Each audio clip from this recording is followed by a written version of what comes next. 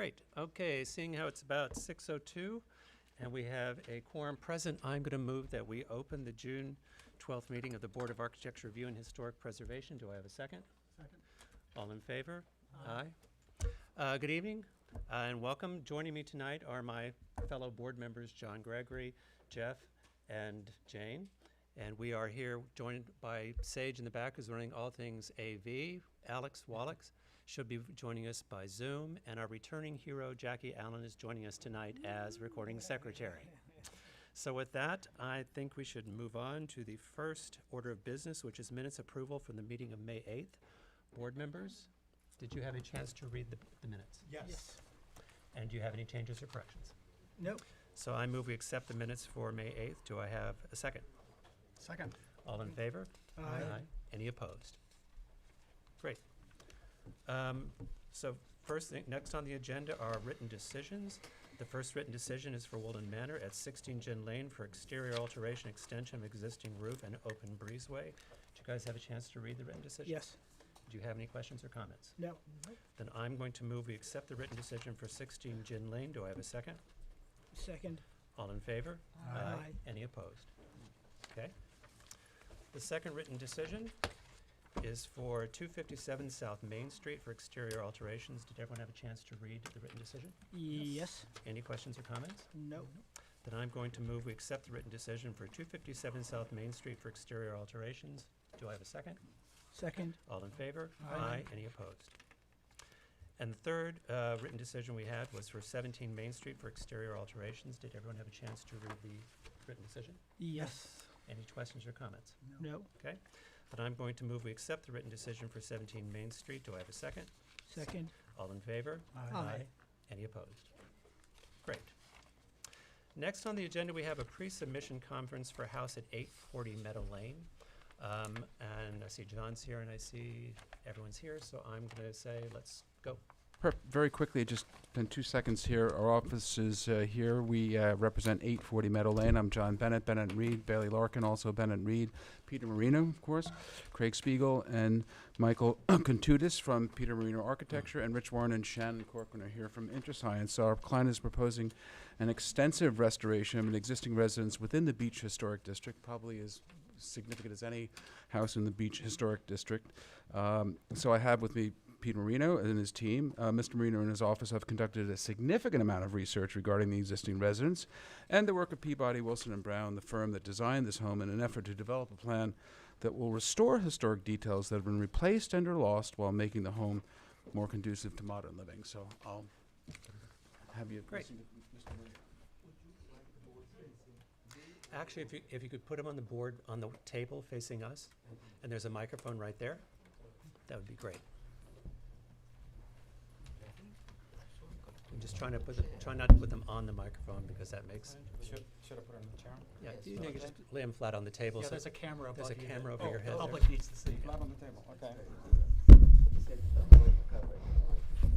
There you Because go. if we do that, we kill Yeah. we kill Sage at the back. So we'll try to avoid that. Good evening.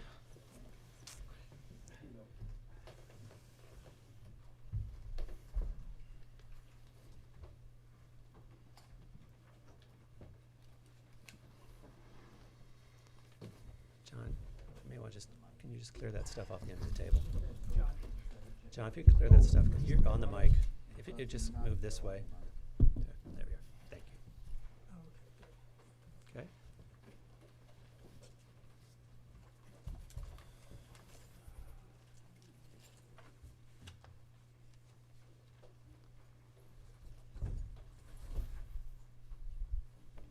Sorry, none of you get much of a view. They're not voting. So. Those gonna have a big show here. And we have two more here. You guys gave us extensive information about the history of the house. Yes. So I think if we could start with since it's a pre-conference, if we can just start with your present plans. I think the board took a lot of time to read the materials, and we've had, Okay. for public notice, we've had 1 or 2 private meetings and about this ahead of time with one board member or two so we have a lot of background on this house going into it. It's an extremely important property on Meadow with extensive history in the village, and we're actually very excited to have it be brought back because its current condition is not what it could be. And now we'll talk about what the plans can be. So with that, Peter, I'm going to turn it over to you. So the house was built in the 1920s. Peter, I'm sorry, can you in the middle, that's where the mic is. So So the they're pub. going to get the back view of me, which is not the best.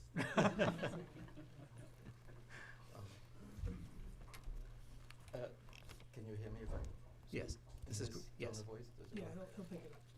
Okay, so the house was Peabody Wilson Brown, and it was built for a Mr. Ladd in the late 1920s. Interestingly enough, this architect built a house in Cedarhurst, New York, for the same Mr. Ladd 2 years before, and in a very rushed decision decided to build a house in Southampton in the Dunes. So it was built in 2 years, which I have to say I would not be able to do today. It's because it's a big house. Unfortunately, Mr. Ladd and his wife had early demises, and in the mid 1930s there was the really big hurricane which removed the entire dunes and the south facade of the house. When I say removed it, entire wings were just blown into the ocean. So the north side, fortunately, because the hurricane didn't completely destroy it, seems to be the closest to the original. We think it's about 85% there. So my philosophy was restore the north side of the house to 100% the way it was, because it already is there. And on the south side, let's try to adjust it to give the feeling of what had been there. And you might say, well, why, Peter, don't you restore it totally like the 1929 house that it was? And the answer is, you would have to remove thousands of yards of dunes. It's just a different landscape on the south. I can't do it. So we need a south elevation that is really in keeping with the design of the original architect. Is that better? Is the sound good? Is that enough? Is that another sound mic? Yes, Say yes, that's yes. better. That's fine. Okay, if it sounds better. So that's basically the philosophy. Keep the north as it was, even restoring it. There was a gorgeous oval driveway, which today is a rather undignified round one. Even the landscaping will be restored. So from Meadow Lane, the view should be pretty close, which I'm excited about. Then on the south side, as I said, we have to do some adjustments. It is a very, very long facade on the south. So let's start with what changes we're doing to make the house habitable. One of the things that I'm doing for basically fire and safety reasons is the two lower wings, which are here and over there, the two wings on the extreme west and east, are actually below the water table. And we're proposing that the entire things go up to the water table by raising them 4 feet. I don't feel safe having bedrooms below the water tower. I don't want to be there when somebody drowns. It's down a terrible flight of stairs. So we're proposing the two wings at the end be raised by 4 feet. All of the windows in the house, every single one, must be replaced. They were unfortunately on the south side put in the 1960s, horrible aluminum sliding doors, so you could increase the view. And they're pretty dreadful. We have wooden decks that were added in the 60s, 70s, 80s, and 90s on the south, which are really battered and bruised and unaesthetic, and may I say unsafe. I personally put my foot through the deck of one of them, and we're proposing on the south side to replace those decks with stone decks that would resemble in material, shape, form, height to the huge existing stone deck on the north side, the entry. So we're putting that in stone on the south. So we have window replacements, stone deck on the south, and the last thing, which is something that I discussed with some of you members because the south facade was so terribly flat, having blown away the beautiful shapes that used to be there. Why don't you show the shot that had the shapes instead of what you've got? Yeah. These all jutted out and made it very lively. They're all gone now. So I proposed putting one reminder, as it were, in the round, which resembled the original bedroom of Mr. and Mrs. Ladd, just to break the long flatness of the facade. The windows we're proposing, I think in your brochure, blackened bronze windows, which will be thermochrome and have a very, very high E rating against the sun. And so the new mullions are slightly larger than ones that had been there before because the windows are extremely thick. That's about it on our changes. We have engaged Peter Wirtz, one of the leading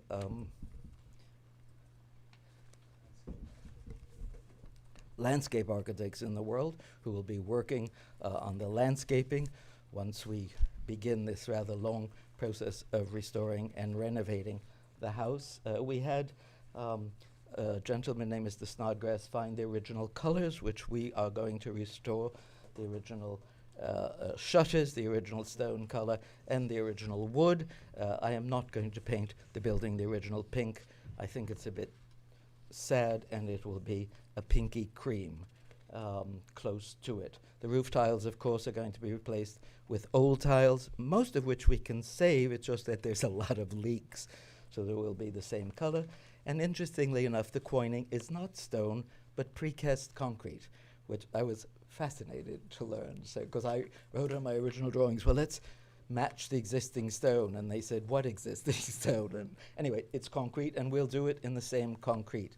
I don't know whether that's something to do with the speed or just whatever, but it's interesting to me.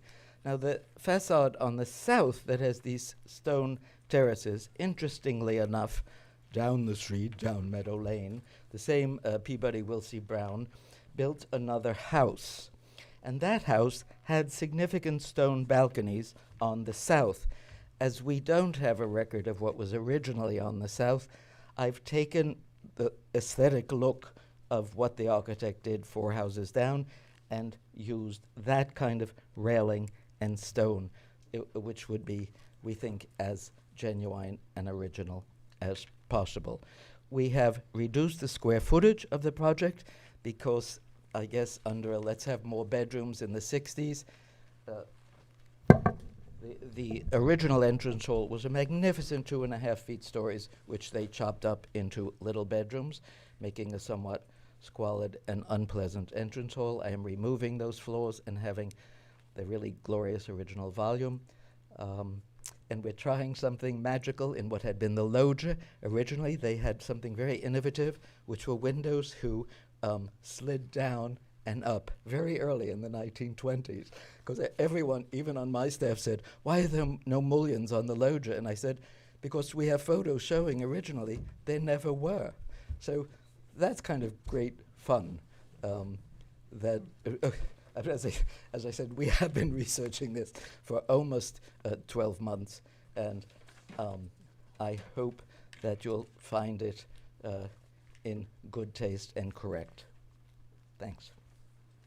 Great, thank you. Again, this is a pre-submission conference, so the purpose is to get any feedback at this stage from the board before they go further and get ready for a full submission. So I'm going to turn to the board members for any comments they would like to make and any feedback they would like to give. Well, considering you're restoring the property to its essentially its original state with some of the additions as you've stated, I think it looks very good at this point. I have no issues with the plan at this point.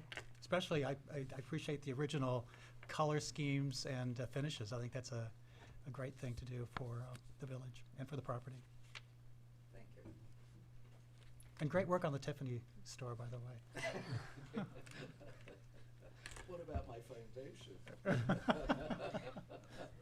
Jane? And the walk-in fireplace is still there? Yes, ma'am, in the living room. I used to attend slumber parties at this house. No comment on the press, on the parties, on those wild shebangs. Magazine stories on this house. No, but this is, I was a juvenile, yes. Anyway, it's a fabulous house, so it's wonderful that you're restoring it to its, Will remain Yes. as it is. It's To its- huge yes, fireplace. full glory. It's wonderful. Okay. I'm echoing what everybody else has said, and Peter's commitment to this particular property and the village, as he's done with the library, speak for themselves. So this is yet another example of the commitment to historic preservation. So it's to be applauded and welcomed. Okay, I have a few specific questions. On the north elevation, there, I guess it's east of the front door, there are two small dormers in the original, and one of them appears to have moved. Yeah. Here? Yes, the one on your proposed seems to have moved west a little bit from the original. Is that correct? No, It's not No. supposed to have. No. so Okay. perhaps no. Because it was angled, so when you elevate it straight, you should have, Okay. Mark, if it's like this in elevation and you flatten it, it may Or appear. just on your They're not supposed to be yeah. changed Okay. from the original. These But two you on your existing versus your proposed, that's why I'm asking on the drawing, on your line drawing of existing. Oh, So this that, one here. yeah, so that's actually, you're not moving, that's where it was. No, you see, It's he not- says this is Yeah, yes, here. no, it's not moving. Okay, It's because they not don't moving. appear to be quite in the same It's not place. moving. No. Okay. Well, so Um, you're saying this drawing is wrong? Well, this window is supposed to be here. So Okay, well, you're Okay, gonna 'cause take that- black 'cause- magic marker, Because so it's, you cannot what get I'm it paying wrong. attention is what faces the street. I think the decision to raise the portions of the house because they're underwater is a good one. While still, the thing that's important about this house is it was built in 2 years, and the way it was built on the dunes were built up, and the house was designed to actually tumble down to almost resemble a village. So when you look at the way the house now, when you look to the front, it falls way down when I'm looking to the west side of the house, and a little bit down when you look to the east side. So by rescuing and raising the roof lines, we've still maintained that sense of tumble without taking away the original intent of the architect, but a way that it's probably how we need to live in that house today. So I respect that, and thank you. You're being a little We actually modest. built an 8-foot plywood thing, and we all went there and realized it didn't tumble and it wouldn't work, because I was worried, and we just kept lowering it until the view from the loggia towards the Still wanna- pond remained the same. When you stand in the lodge of this house, when you look out the roof line we're Unbe- discussing, you can see unbelievable. across it, you can see across it into the pond, and it's Yeah. fantastic. Yeah. So you maintain that. You're being, can you just tell us a little bit, there was a conversation we were on site about the timbering that's on the east side of the front door that you're bringing back. Yeah, that doesn't exist now, it's stuccoed over, but it is. and Mhm. we don't intend to just scratch the stucco off, because the wood seemed, the reason they stuccoed over, it seems rotted and bad, and we intend to replace it Okay. with the original wood according to the original drawing. Again, I'm fanatic about the north looking as good as it can. Thank you. And that's really the feeling. Without it, it's just a flat stucco, and it's not as charming. And yes, and then when we found it, I think the amount of detail you went through to pull that back to what the original intent is to be applauded. That's why I'm bringing that And up. I think if once we scratch all the stucco off, we'll get exactly the right side, and see Okay. exactly. Right now, we can't do it. But Okay, and the only other question I have is when I look at the original fenestration of the house, so I have two questions about it. The windows had considerably more panes in the fenestration pattern, and you've reduced those considerably. So I would just ask that you think about that, just because I think that's the one thing that may contemporize the house a little bit. And then you removed the window that was over the front door because that was not original, correct? correct, you see, here's the original. And when they added bedrooms by dividing that, They put that window I- up there. I guess they were an early Airbnb.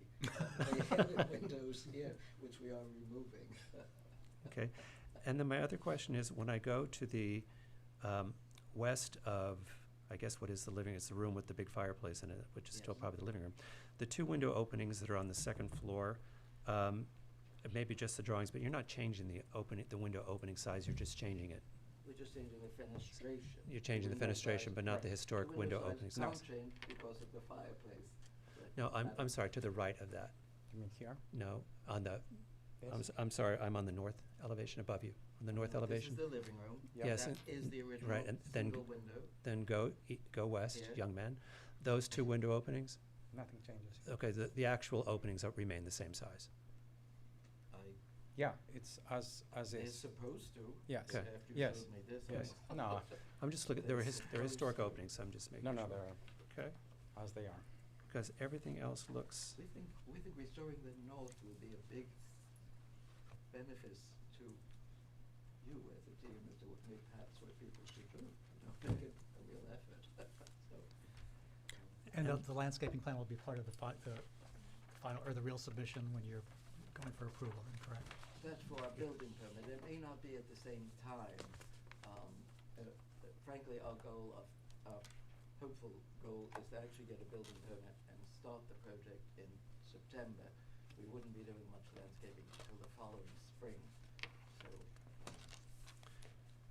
And just so I'm clear, now let's go to the south elevation, yes. where the patio is.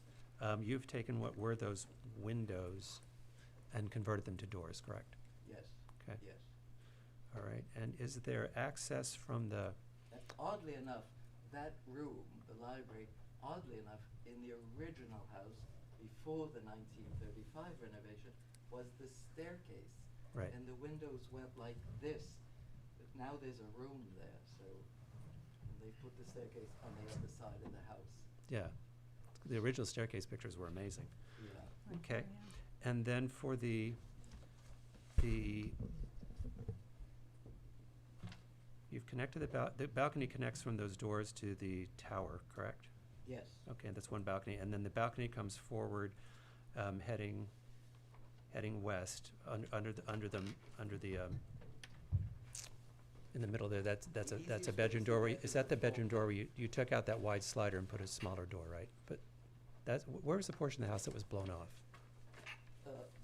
Here, this was a huge extension. Right, Which had a half round at the end, and there was a big square extension here. okay, And it is not our goal to add touring. I think that's kind of okay, too much. And as I said, it wouldn't be late. We would have to raise the dune 12 feet. It's, okay. I mean, I don't think that's the right way to go. All right, those are all my questions. So I think what you're hearing is that you're going in the right direction. The work looks magnificent. We understand, normally when we have historic houses changing and moving when roof lines and stuff, it's not something we generally encourage. However, in this particular case, given when we were walking around site, actually, as you can see here under the south elevation, that structure is now almost under sand. The windows Yes. level are actually under sand. Yes. And actually, the topography change is so dramatic in the back of this house where it is now versus where it was when it was built that it makes sense. And I think what you're hearing is that you've maintained the character. You also put the timbering back on the west side of the south elevation, correct? 'Cause Yeah, we that's did. missing currently to I balance it out. Yeah, because part of the problem was the overall flatness of the old stucco, which we discussed, and it really, that's why this little projection got there, which I think you had a hint of its origin, and I think it helped. We had overly flat, this stucco. I think the only thing I would just ask you to think about is the front facade fenestration, because it seems to be a little more contemporary than the original. Not a deal breaker, but just think about that. But I think what you're hearing from the board is we think the work that you're doing is spectacular, and we look forward to seeing a full submission. Thank you. Thank you. Thank you for taking the time. Thank you.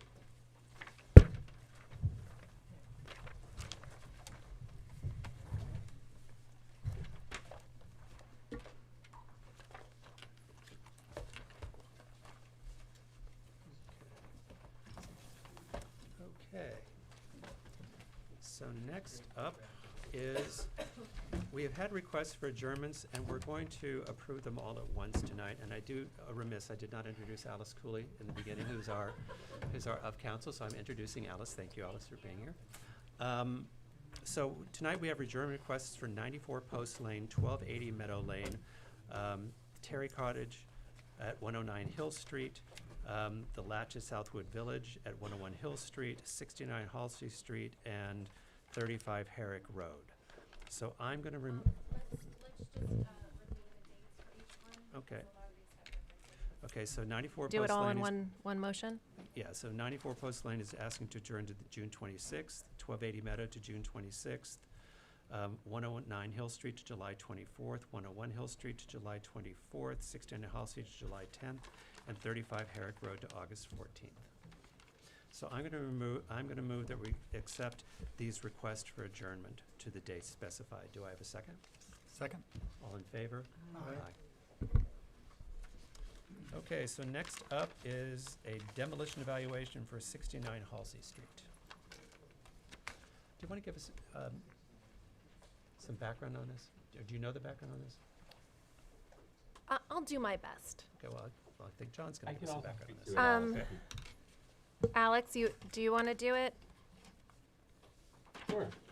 Okay. I think you're gonna have to speak up because we can hardly hear you. It's a little loud in here. Okay, sorry about that. Is that better? Yep. That's better, thank you. Okay, great. This is a demolition evaluation request that's on the board. You're going to have to board lean sent. in, Alex. All right.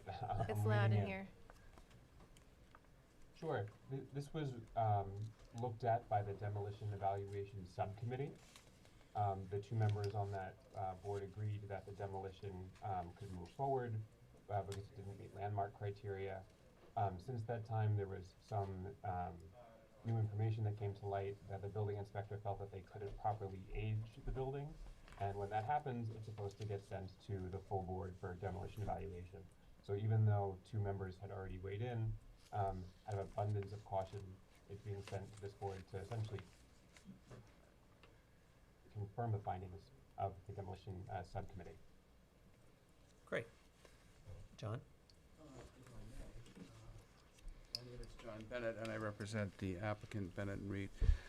In reviewing the agenda for this evening, it was noted that the board was considering evaluation of a demo permit filed by our client.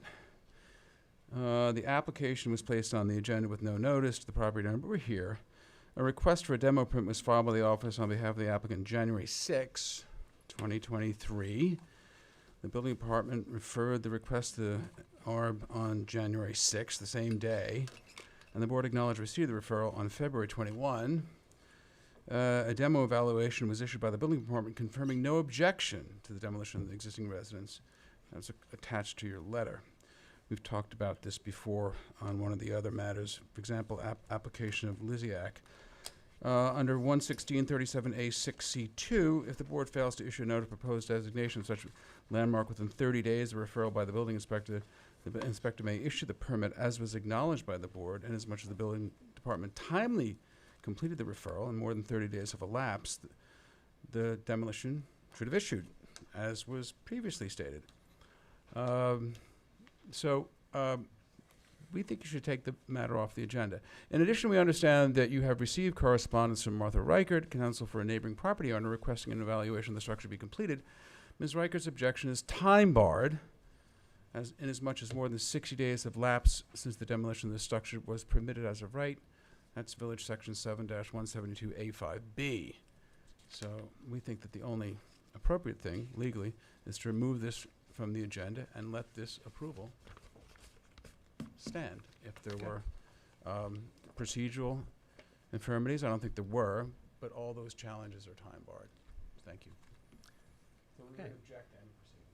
Do I have comments from board members? My comments are on the merits of the demolition application, not on the legalities of it, not the well taken. But looking at the house, I have no objections to its demolition. You should probably let Miss Reichert speak. Oh, I'm sorry. Well, just so the board knows, this is not a public hearing, but of course the board can listen to. She's people as here. part of Let's the let her process. speak. Go ahead, sorry. Sure. Thank you. Members of the board, my name is Martha Reichert, Toomey Latham Shea, Kelly Dubin Corderaro, 33 West 2nd Street, Riverhead, New York. I'm here on behalf of the adjacent neighbor, Paul and Rosemary Hunt. We brought to the attention of the building department that, in fact, the structure is more than 70 years old. And so since we're discussing sort of procedural irregularities, one of the things that I note is that the applicant did not submit the demolition application form the village has. Now, there's no date on it, so I don't know if that form was in effect in January when the application was made, but it It wasn't. requires, all right, so it didn't apply. But at the same time, there was no information provided whatsoever by the applicant regarding the age of the structure or its history. More germane to this issue and why I'm here in objection to this evaluation is that village code is quite clear that when a referral is made by the building inspector, and I'll quote, it's the building inspector shall refer such application to the BAR HP for review and public hearing to consider whether such building meets one or more of the criteria for designation as a landmark. This is not a public hearing, as Alice has admitted. The village code requires a public hearing, and we also object to the fact that the referral was made at some point on Friday and is now on the agenda with no notice either to the applicant or any of the adjoining neighbors. And so respectfully, we believe that, it's unfair. The whole point of a public hearing is to solicit input from the public. I told my client that the applicant had requested an adjournment for his other application. I spoke with Ms. Cooley earlier in the week, and she did not know when a public hearing would be held on the demolition evaluation. So in the interest of fairness and equity to all of the neighbors who are following this and are interested, they only had notice of an application. Of an adjournment for the application regarding the proposed new construction. And so we would respectfully request that this evaluation be adjourned and be held pursuant to a public hearing. I would have no objection to it being held at the same time on where the other application has been adjourned to the July date. But we do strongly object. My client couldn't be here today. I only found out just before the meeting, and we haven't had a chance to prepare any of the things that we wanted to put into the record with respect to the public hearing that's required under the village code. Thank you. Okay, board members. I think it's worthwhile to play this through. If from the start it wasn't properly filed, then I think we need to go through the process. Board member. I would have, on the legal aspect, I would have to defer to counsel. It was properly filed. Whether or not it was properly referred, I couldn't tell you. I know it was referred to the subcommittee based on what Tin thought the age of the building was. Right. Now it's referred to the full board.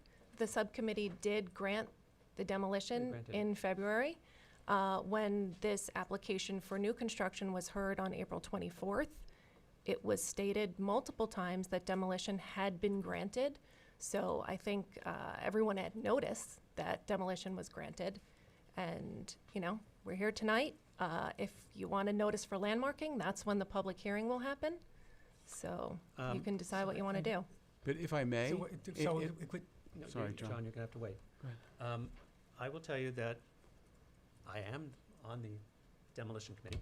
And when it came up, not only did I look at it and we go through it, we also actually invited a historic consultant just to take a look at it. And the response after looking at it was there was nothing significant that would hold up to the criteria we would have to landmark the house, which is why we agreed to demo the house. So from a procedural standpoint, it was completed correctly. That's my question. Yeah. So the answer is yes.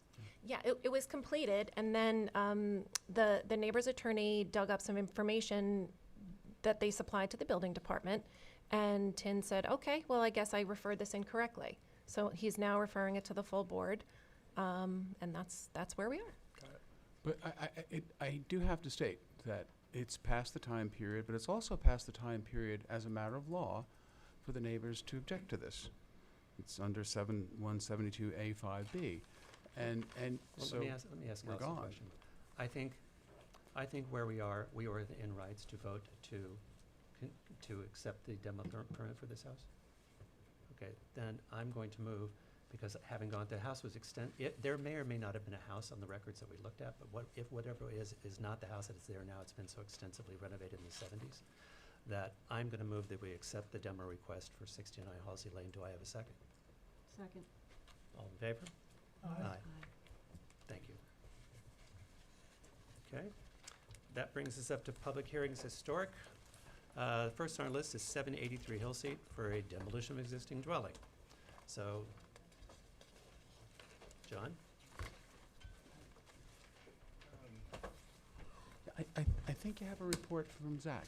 We do, but my question is, when we spoke about this in the beginning, the idea was you're looking to demo what, the barn? Well, the house and 'Cause there's the three barn. structures in the But there's a property. little structure on the front, which I think You're trying to Zach maintain. also, Yeah, we were but trying to you're- maintain that, but but you're Zach trying spoke to to that as maintain well. So a lot of it, the plan is going to depend upon what you guys find. Okay. So- That's not a dodge, it's just I have No, to. I know, yeah. well, it's interesting because when we talked about this in the beginning, that I understood the plan is the structures in the front, the historic structure in the front was to maintain, and the barn and the second structure is what you were looking to demolish. Yep. That's what my understanding is. That is correct. And that's still the case? Or? I believe it's still, and that, I would argue the front house, but not the other two structures, because there's a significant historic history to that, and I think that one we can say. The wee one in the front? The east side yard. You need to come up to the mic, because I'm getting a signal from the back that they can't hear you. Sorry. The smaller one in the front that hugs the easterly side yard? Yes. Okay. Yes, that's one you were looking to That's what I maintain, thought you correct? meant. Yes. Yes, okay. Board members? Which one, which one is being sought to be demolished? There's a The- barn in the back. Yeah, the barn, there's a, well, what Zach describes as the primary structure, the secondary one. dwelling, and the third building. The main house and the garage. Yeah. Well, the main house, you can see, is in very bad shape. It's as a matter of fact, has those placards on it, Yes, don't enter, and, that's the one that's the houses to the west yeah. on the property. Exactly. And the barn in the back is not as problematic, but the Yes. small original house in the front Yep. is what you're still planning to Just this, maintain. it's a rather small house, and again, the only way I can describe it is it really hugs that Yes, it hugs easterly side the, yard. it hugs the drive, like, it's a driveway, correct? Mhm. Yes. It was the antique building. That one? No. No, it's next. Can we show a survey? That would be awesome. No, that's the next, it's adjacent property. Okay, okay. Yeah, there are three like properties in that little area that are Yeah. unfortunately been left to ruin. Yes, and we have surveys on it.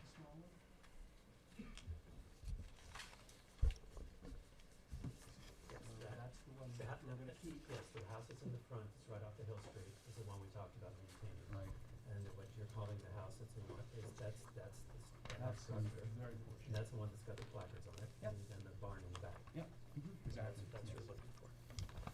So, which one are they asking to demo? Which one? Where is it? Is that, no, we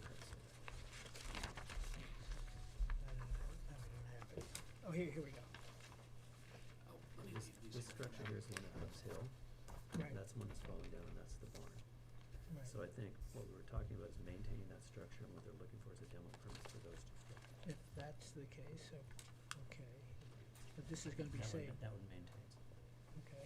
Just, and so you know, for the sake of clarity, and just, we'll probably be back to you asking for help with the zoning board, because this is not It's pre-existing conducive to non-conforming. being a single-family residence, but we obviously want to keep it, so, you've seen that sort of application Right. before. It's actually similar to what was going on with the antique store, which is next door. Right. The antique is next door. Okay, Yeah. okay, Yeah. sorry. That's Yeah. 76 feet. Yeah, it's one over. It's one of, Okay. Okay. So again, John, just point to the one that's being saved. it's being Saved. Oh, yes, on the, Okay, that's the gotcha. southeast Gotcha, I got it. corner. Yep. Yep. On the survey.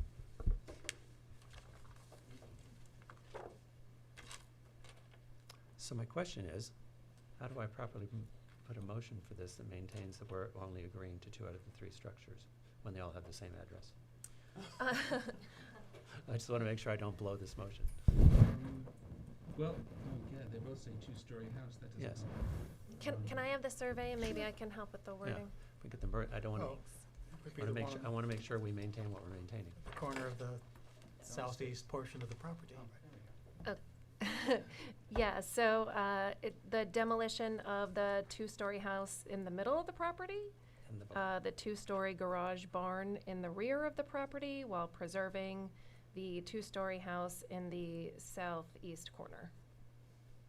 So I'm going to move that we accept the applicant's, we move to written decision, the applicant's request Right. to demolish the 2-story house in the middle of the property, the barn in the back of the property. But we're going to written decision, sorry. Yeah, submit to written decision, and maintain the property at the front in the southwest corner.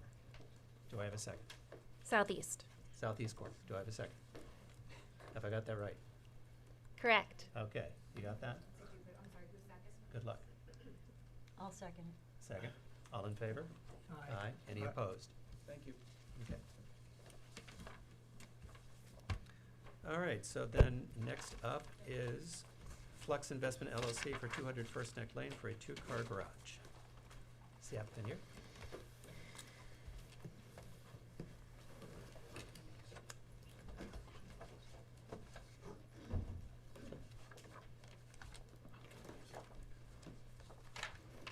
Sage, do we have anybody with a hand up? All right. I didn't have, do you have anything in your file? I think they've been a No. no-show a few times, right?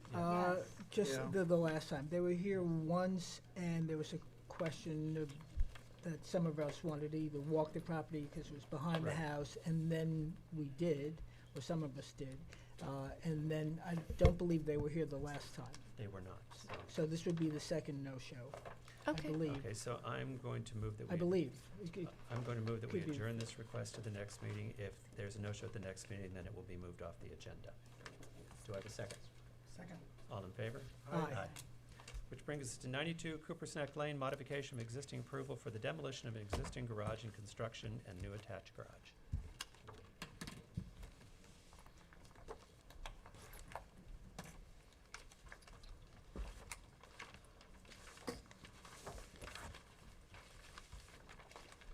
Oh, big board's coming in.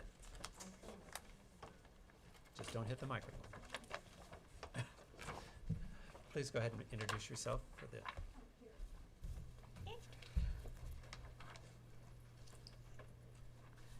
Good evening, Melissa Dedovich, the Conic Environmental Associates. I'm here on behalf of 925, of the applicant, 92 Cooper's Neck Lane. I'm here with Tom Kligerman, who is the architect for the project, as well as Jill Snodgrass. We've been before the board a couple times now. I believe you received our last submission. And what we're going to try to do is break down all of the changes for you and show how they relate to the original building. Okay, and since you sent us substantial paperwork on this that we've reviewed, I'm going to ask that you do this with cliff notes. We are. Okay. Joel Snodgrass, Steward Preservation Services, and I will do my best to keep this short. The reason we're putting up, which is actually is Exhibit 2 of the packet that I submitted to you, is this represents the as-found conditions. And I really wanted to put this up to sort of reinforce all the changes that were made to the house since about 1997. There's a whole variety of things. I'll read these very quickly. So, reconstruction of the porches not to original specifications, removal of all the 6/1 double-hung sash, removal and alteration of the Palladian windows that were there, removal of decorative window hood trim, alteration of the original French casement doors, the installation of modern sliding doors, the installation of inappropriate large modern oval windows, installation of exterior balconies, the replacement of the existing decorative molding in various places, relocation of the historic barn twice, construction of a modern breezeway, the construction of an insensitive modern garage, and relocation of the original driveway. So as you can see, there's a whole variety of things, and they're all represented in there. If you want me, I'll point them out. Otherwise, I think Actually, you've seen no, it. we've gone through hours on this, so I feel Okay. like we have some background on some of that. Great. So Okay. what I think it's best to do now is bring us to where we were at the last meeting and where you are now, based on the comments from that meeting. And What let's- we wanted to do is to start by reinforcing that the 1979 photograph, black and white photograph, which you see in front of you, really was the incentive behind a tremendous amount of things that were done at the house. The historic precedent was really established there. And I wanted to run through these. These are all marked, so I'll start with A. It's top. We're going to go from top left, moving to the right, then down to bottom, moving to the right, as you're looking at it. So item number A, the louvered shutters. These, as you can see in the photograph, when you look up close, and I've actually had this photograph under magnification on a microscope so I could see things, you can see that there's slatting. The shadowing shows the slatting, which would likely be wood for that time period, and therefore operable, meaning that the louvers themselves would be operable. On many of the windows, the iron pintles are still there. The shutter pintles are still there, which means these were operable from opening and closing as a position. And then the windows as found, which were the shutters as found, which were faux, were basically composite materials screwed to the wall, but mimicking what was there. So they even had fake push rods Okay. on them. On the cliff note front? keep Sorry. going. Sorry, Because so. remember, the- a lot of this we went through, this is not the first meeting through this, and we Okay, spent a lot of time. then I'll run through this quickly. So but there is ju- precedent just for the my shutters. edification, so you keep, those, the louvered shutters are what you're proposing? Louvered shutters, not paneled. So that was really a clarification and changing it back Okay. to what was there. Chimneys, same thing. They have step corbelled tops. That's being used on the new chimney. What you can see in this photograph is actually the exhaust vent from the kitchen vent, which is also the flame arrestor. And as found, there were simple flame arrestors on the existing chimneys. That's actually being replicated for the most part to what's going now. It's very simple. It's the screen, and it's not much change at all in design. A continuation of form overall, gambrel roofs, fenestration details, and trying to make things, as we all know, subservient and to reducing mass and scaling. Casement windows were found in many places on the building, both in paired and tri-units, second and third floor, as well as the use of hood or head trim molding in 2 locations. You can see at the front gambrel and also at the cross gambrel of the 45-degree angle. There was a segmental arch which did exist and is being restored and put back. That's there. But the wing scroll top that you see in the distance on the angled wing was removed, so that's not going to be put back. In any case, the precedent is there. Items are being restored where possible or replicated if they're beyond, because there are several surviving trim elements that were really just too deteriorated. They were rotted. Original configurations are being retained, and I know there was a question about a paired casement window on the rear facade. That's one, and Tom will be showing you that. And other units, as we had mentioned before, were converted to casements because of egress requirements. So that had to be, and it was convenient because they were originally casements used in the dormers and such. Dormer windows were originally found on the rear of both the main block and the angled wing, as well as on the front and back of the barn, so that's why they've been referenced, especially in the new facades. And the shingle facades are being continued in kind, basically same exposure, same detailing. Fenestration components, the irony is the 6/1 sash, of which you can see clearly in the lower right of the main facade, the west facade, and really comes out clear when you see the photo in different shades. Those were replaced everywhere. So the only thing that was not replaced were a few discrete and distinct historic windows, which are being restored. The irony is that they took out the original sash and replaced it with thermopane insert units, which fit into the existing frames, which means the windows were all changed with heavier muntins and mullions and so on. But the casings survived in many cases, again, with the original pintles still there. So we have the original casings to refer to for replication purposes. The oval sash, the 2 top of the north and south gambrels, which is above the Palladian window that you see in here on the 2nd floor, those survived. One in decent enough shape to be restored, one in pretty bad shape that completely came apart, so it's going to be replicated. But I want to reference this in particular because these are 2 very small, very narrow oval windows, as opposed to the modern ovals, which were 4 to 6 feet tall, very wide, and completely out of context with the building. Same thing with the Palladian windows that were there. The north trim and unit package with the scroll top and all did survive, but not in great shape. That's being replicated. On the south side, it was completely taken away and replaced by a modern slider unit with a balcony. That's all being removed, and it's going to be put back to the Palladian window again. So those Palladian windows are going back. The front door ensemble and the porte cochere were referenced for many things, including the current existing entry to the connector wing, which has already been approved by the ARB. It's referenced the architectural language of those components, so there'd be a tie-in, as well as the rear dining pedimented entry. So those gabled roofs were actually referenced for the design of that entryway, and I'll talk about that just in a minute more.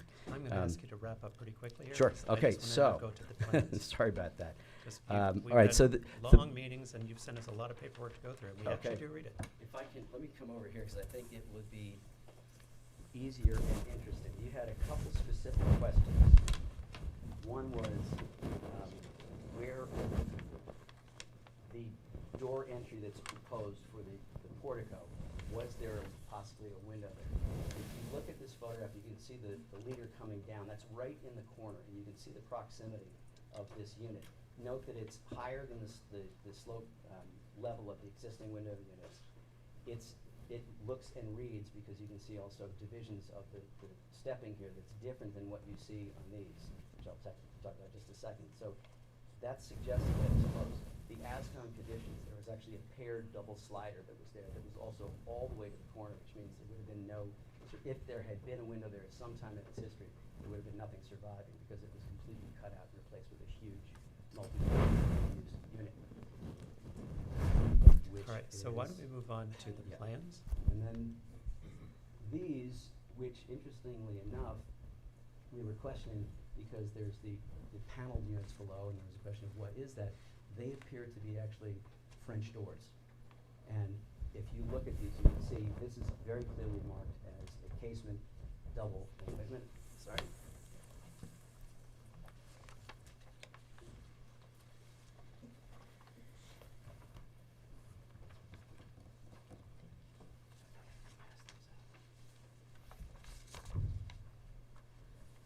This handout was part of my original report in 2021 as one of the exhibits, and it's showing you a close-up of the outline of the porches. And if you'll note, the porches will wrap around.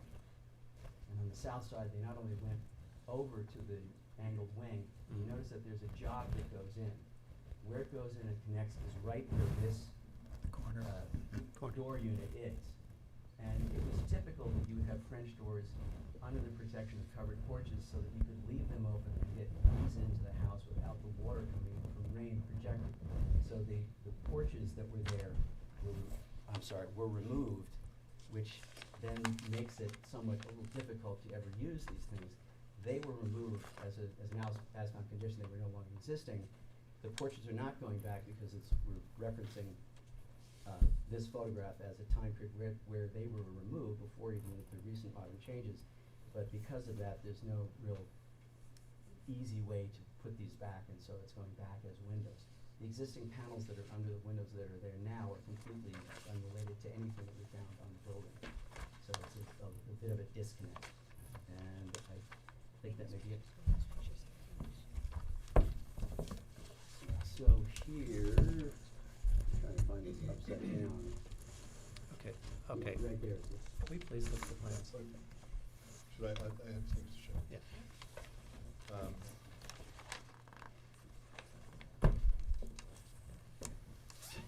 So I'd like to go through everything as quickly as you can. A lot of Ms. Joel has basically touched on the dormers and window cleaning, but I want to address this new connector here. I've taken out the chimney. Yes, thank you. I know that you did not like the skylights. As an agent, I'm here to push for it.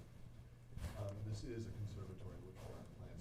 They would like to have enough light in there for the plants to grow. And again, it's not part of the historic structure.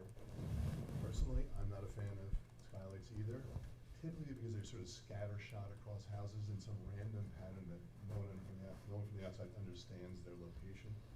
But we have been careful to locate them in a way that they're symmetrically flanking this entrance. The rhythm goes right across, and on the back of the building, they, more clear here, you can see how they are in rhythm with the structure and the windows of that new addition. Mitigating that a little bit is the hedge, which you can't see through. There's a picture it's somewhere, but here. This has been completely trimmed recently. No, And there's a silver- ignore bushes. Let's look at the architecture. Okay. Yeah, because everybody tells us you can't see it for trees, and we're like, wow. So, Okay, well, yeah. We wouldn't be doing this at all if that were the case, right? What's that? Oh, well, yeah. Yeah. In any case, I understand your point. So that is one thing that we would really like you to reconsider your feelings on these skylights. Okay. I can, if you would like, I can take you through all these windows one by one, but in general, I'll do the clip notes. You do the clip notes. In general, we have mimicked the original, not copied, but mimicked the original dormers and asks, which were casements. We've done the same thing. We found double hungs here. I know, Jeffrey, you had questions about them. When we made them back to casements, they had been Pella double hungs. We took them out. We replaced them with casements. So that's true pretty much throughout the whole house. likewise, I'm going as quickly as I can, I promise. There was a question last time about these dormers here, where someone said they'd grown. These are exactly the same size as the original approval. The only thing we changed was going to casements rather than double hung, again, to reference the historic structure. If there's anything else I should point out, that's the broad brush. There was concern on the board's part about the new entrance. Yes. That entrance replaces, as Joel pointed out, a sort of sliding doors, I don't know, a 60s mess, which we have put a more, I think, sympathetic entrance to the rest of the house, as Joel pointed out. There are many instances like the four-crochere, the original pediment over the dining room in the back, as well as the previously approved pediment right there. So it didn't come from nowhere. It's an important entrance for them. We think it's a lot better than the sliding doors. And then the other thing I think you guys were concerned about. On the originally approved, that wasn't there on the original approved house There for the- the ARB. No, Or there what- was, I have it if you'd like to see There was it. no, it was not there. No, but what was there, sorry, is, where's the other, I've skipped ahead of my presentation in the interest of time, so we put French doors, big shutters. And this courtyard in the front of the house is an important secondary entrance and entertainment place, and that's why we wanted something a little more important. Again, that relates to other elements. The thing that's interesting about this house to me is it's a shingle style house, but it has these sort of sprinklings of classical architecture throughout, the areas I just pointed out to you. The last thing, unless there are other questions to the board I want to talk about, is the bike shed, which we changed. Is that the bike shed that became a shower? Yes, well, it's a bike shed and shower. I'm a little lost in where my presentation is. Won't they rust? No, I know, but it's just, I'm upside down and my architectural dyslexia is kicking in. Okay, here. I got it. It was originally one larger appendage. The client wanted okay, sorry. The client wanted a outdoor shower open to the sky, so we flattened that. We reduced the volume of this roof here, and we mirrored that flat piece here with the flat connector to the main house. So the volume of this little building has actually been reduced.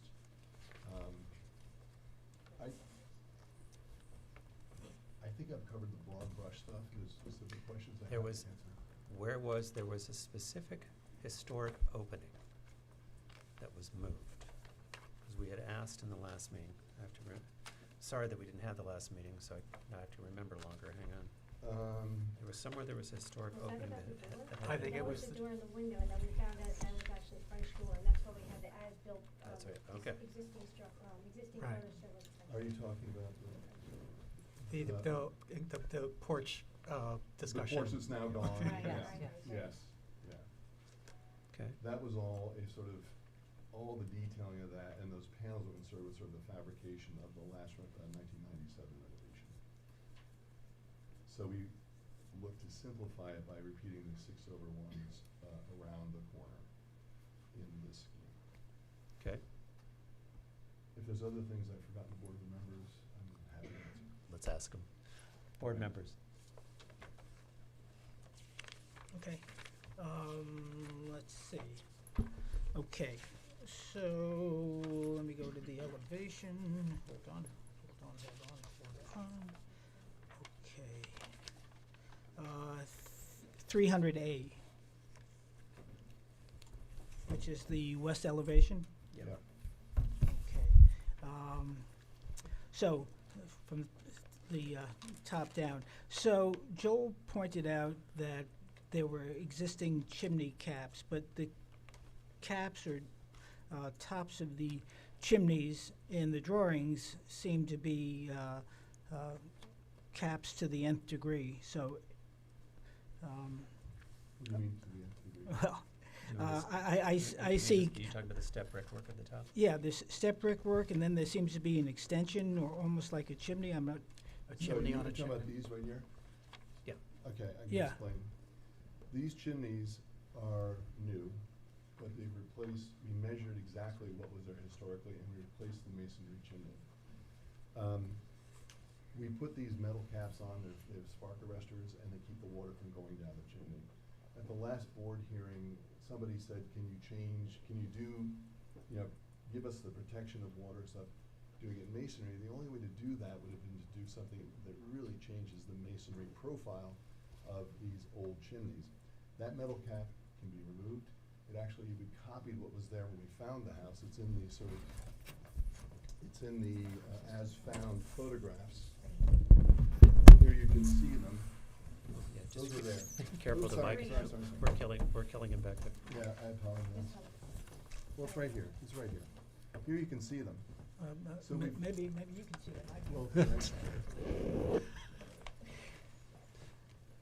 I'm sure it's all where I could reach back. Oh, okay. I'm sure there's a much Well, more important they're word for this one. as-found, but Is they're the, not is the, historic. is the metal spark arrestor that you have, does that actually pull down and lock through a chain inside the chimney like some of them do now? That I know it's a structural question. I don't think they're gonna blow away, but if Yeah. someone wanted to go up there Yeah. and remove them, they could. You know, sometimes from now inside you can pull it down to lock the chimney for efficiency when you're not using it. Oh, well, there's a damper inside. I don't know if there's one. Yeah. All the Mine actually fireplaces has, have dampers. mine actually has both, just a question. Okay. Anyway, I think they take away from the design, so I would ask that they either be removed, and chimneys have been built for years without those things, and so it's a modern contrivance and convenience, and probably maybe, but in any event, architecturally, I think it takes away from the historic nature of the house. Also on that elevation, Tom, your gut, I agree with you that the skylights, as much as you try to mitigate them by distributing them, are nonetheless skylights and nonetheless take away from the historic nature of the house. So I would ask that those not be, I'm sorry to disappoint your client, but architecturally, I don't think they're consistent with the historic nature of the house. And although it can be seen a little bit on this elevation, the portico coming out to the right facing, which would then show up on, I guess, Sorry, which elevator? okay, so I'm still on He's still on 300A, 300A. but I'm pointing to the little extension of the, like we'll call it the sub-portico, which is more obvious when you get to 300C. This here. Not 300C, I'm sorry. What the hell is it? 300D, as in Delta. I personally think that the French doors that were there are soften up that area and provide you the entrance and exit to the courtyard. And I think the addition of the portico adds a level of formality that would not otherwise be part of the house, or at least I think it takes away from the house in terms of the simplicity of the lines. On 300B, same thing on the chimney caps. I'm not 100% sure on the modified bike shed, but I'll leave that to other board members to comment. And then again on 300D, like I said, I think the French doors are a better treatment. John? I agree with the chimney caps and those minor, what I would consider minor details. And as far as the skylights are concerned, you've taken such great care to restore this house. I think that's one element that contemporizes it, and it contradicts what you're trying to do. So on the west side, I would say they need to go. On the east side, I think that's debatable.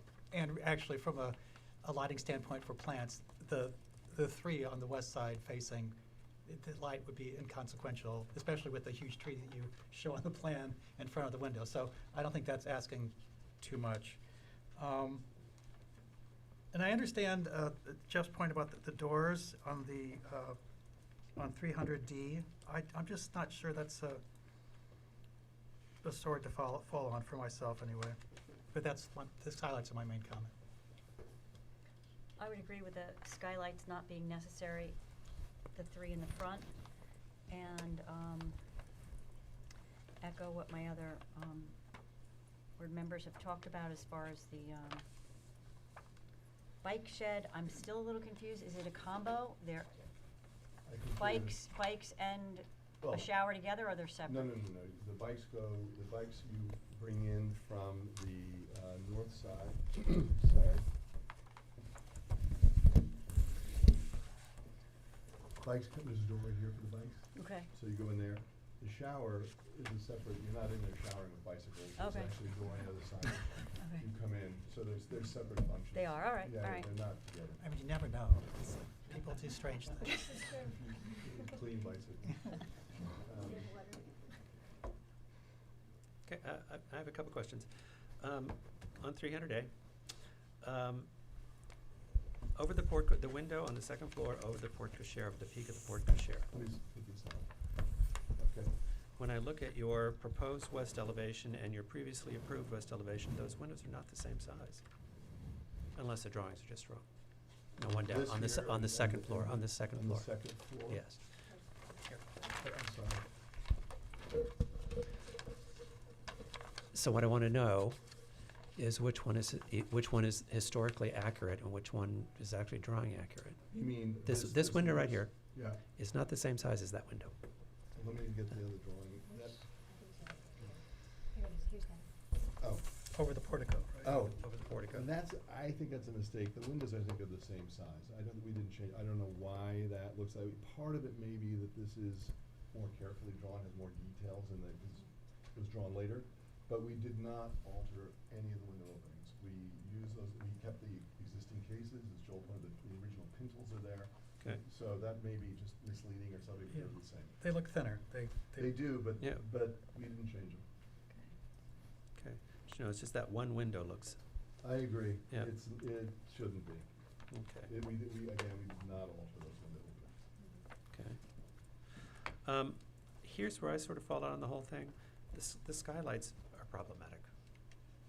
If you want it to be a conservatory, then come back to us and ask for it to be a conservatory. Because that would be more in keeping, a glass You conservatory. mean would- like a whole glass Yes, roof and everything? that would be more in keeping with the style and history of this house than skylights stuck into the roof this way. I agree with Jeff that I think the original intent versus the portico intent for the side entrance is probably a better answer.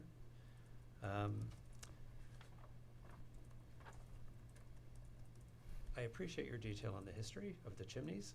So, where's that chimney picture? Because as I'm understanding it, when you looked at your original. This was the as found, these copper caps. So- Is that? Sorry, guys. I think we're, Because they did have steps on it, and it's a 5-rank step, right? No, we copied all. Yeah. So you've just taken off this metal guard at the top, which looks like a wind guard with a spark arrestor, and you've changed it. Well, one of them is, if it's here, one of them is a fan for the old kitchen, right there. But for the most part, they were spark Okay. arresters. It is true that in the old days, they didn't have caps on chimneys, but it is I can just tell you as an architect, it is a maintenance issue not to get that. These are. It's an historic house, Tom. That's what you buy. I believe we've been allowed to do it on other historic houses. I mean, okay, But but please, maintenance on a multi-million-dollar house, please.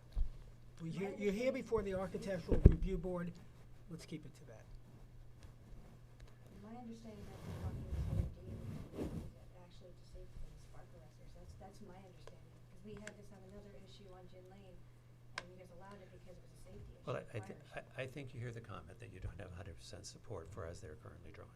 How do we deal with the spark issue?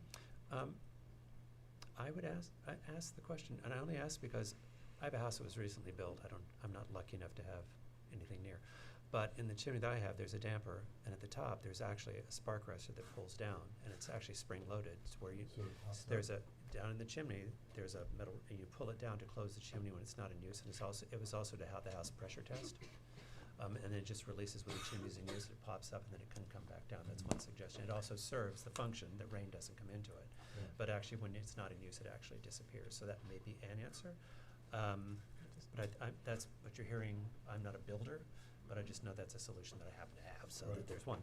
But my only other two comments, because I agree, is the skylights, the now non-bicycle bicycle room that's a shower thing. Because it's all new construction, I'm not as concerned with that. You've satisfied the question that I have about some of the historic openings. You have taken out the chimney, which I appreciate. The skylights, to me, and the skylights and the second pediment entrance are the two things that I think you're not getting support for. I've heard, and maybe I misheard, but that the board seems to possibly be entertaining having allowing the skylights in the rear of the house on the I That would was just entertain my them on comment. neither. on either. I would not. If the purpose is to make it a conservatory, then make it a conservatory. But those kinds of openings in a house is just so incongruous to everything else about the house that I just think they look wrong. Even though you can't see them from the public way and you can't see them. They look wrong. Because people talk to us about screening all the time, but leaves fall off of trees fall down, people No, but see we're saying houses. from the backyard. If we I'm- move the ones in the front, you I'm- don't see them from the backyard. I'm telling you how I'm feeling about the skylights, so that's how I feel about the skylights. So I think the petticoat entrance, the skylights are the biggest issue, and I think if you can think of a solution for your chimney caps, I think we've come much farther than we were. I really appreciate it. I appreciate, you came in from New York for this meeting? Yes, thank you, I appreciate you being here. I actually, believe it or not, enjoy our conversation. No. I know you It's always do. been fun, No. but I learned something every That's time. good. No, good. I guess I would just like to, I hear everything you're saying, I'd like to make, one last plea for the pediment entrance on that side. I agree about, I understand about formality, but there are formal parts of this house, again, the porte cochere, the dining room, and this is one more in that, so it's, sort of the one to the others. It is something that's sprinkled throughout the house. I would ask for that. I hear you loud and clear. I heard you loud and clear about the skylights. I would love to push for, I've never heard of those dampers on the chimneys. But I'd like to push for that side entrance if the board would indulge. Okay. One element that I had pointed out is that the French doors are typically under the protection of the overhanging roof, which doesn't exist, so you won't have that. This provides a modest amount of protection, but it is a bit more protection than just a flat opening for any of those areas. It seems fairly deep. When I look at it, it looks like it's about 3 feet. This deep. It's about 3 to 3.5 feet, yeah. It's partly protection. It's more about having a party. This is a sort of important entrance point into that room, which goes to the living room and into the entrance hall. I know that, aren't really used to happening inside, but that's how it came about. Okay. Well, you've heard how we feel. I think next we'll go to public comment. Okay. Do I have any comments from the public? All right. So you've heard how we feel. You're asking for an adjournment because you're going to have to come back. You're going to have to come back Will to you come back and represent it with the changes you asked for? in the next meeting. Okay. Look, you're a long drive. You can present by Zoom because we're down to the point. And I think, I will remind that a lot of what you put on the table, probably had all of that been considered ahead of time, we wouldn't be where we are. But I think we're going to need to see the update to your solution to the skylights and the update to your solution to the pediment. I think those are the two issues that we're up to right now. Just to be clear, not to beat the chimney drum again, what about the chimneys? I think, and find a solution to this, see if there's another solution for that. Yeah. Because the actual brickwork matches the original. I just think it's the metal at the top. Now, I do have, from my personal, not representative, more my feeling is because they're removable, they don't really take away from the historic aspect, but I think they're visual, and I think it's bothering some of the board members. So just see if there's another option. Okay. And I have your number, so if I could get the name of those, or I'll tell you. I would, you have my number? Yeah, because you wrote me letters. Yes. You wrote us a very passionate letter after the Oh, first I did? went through Yeah, this, and I I appreciate remember that letter. appreciate your very It was a passionate darker letter. time. So yeah, so I'll see if we can. Yeah, if you could, if you could send. it, I'll that call would my be builder great. and ask, and be happy Okay, to tell you. I would love that. That'd be Okay. great. Thank you. All right. So you're asking for an adjournment. Please. Okay. So I'm going to move that we accept the applicant's request for adjournment for 92 Hooper's Neck Lane to June 26th. Do I have a second? Second. All in favor? Aye. Thank you, sir. Thank you. And look, I appreciate you taking all the time to come here and be with us. Yeah. I appreciate all your. Thanks, Tom. All right, see you. See you. All right. Organized. Okay, so that brings up the next, which is 385 South Main Street for the modification of an existing dormer and add a balcony. Is the applicant here? The applicant is here, Hello, David applicant. Gilmartin Jr. Howard, All right, please introduce yourself. David Gilmartin Jr., Greenberg Troy, Montauk Highway, Bridgehampton, and we have Stephen Chrisman with us tonight, who is the architect. At the last board meeting, the board looked for, or thought that the white color that we picked was too bright, so we've chosen a duller color. We have a material board. And Stephen can take you through colors that we've chosen.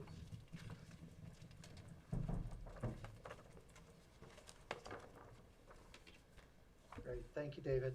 Can you hear me okay? We can, thank you. Yes. Good. So we had two issues we wanted to bring back to the table. The first is the west dormer revision, and the second is the client's interest in a white painted house. So I thought I'd start with, to see if the board had any questions on this west elevation. We presented this once before. Yes, you did. And we just wanted to get clarification if there are any comments or questions on the design intent here. Board members? This is which, the west elevator? And It's the west up, it's here. Oh, I can summarize it. Essentially, it's what the existing design on the left shows a single shed dormer with 3 windows, and our proposal on the right is showing essentially making the single dormer into 2 smaller dormers and a small balcony between the 2. And this is on the west elevation. Okay, let's break that down. Board members, any comment, question?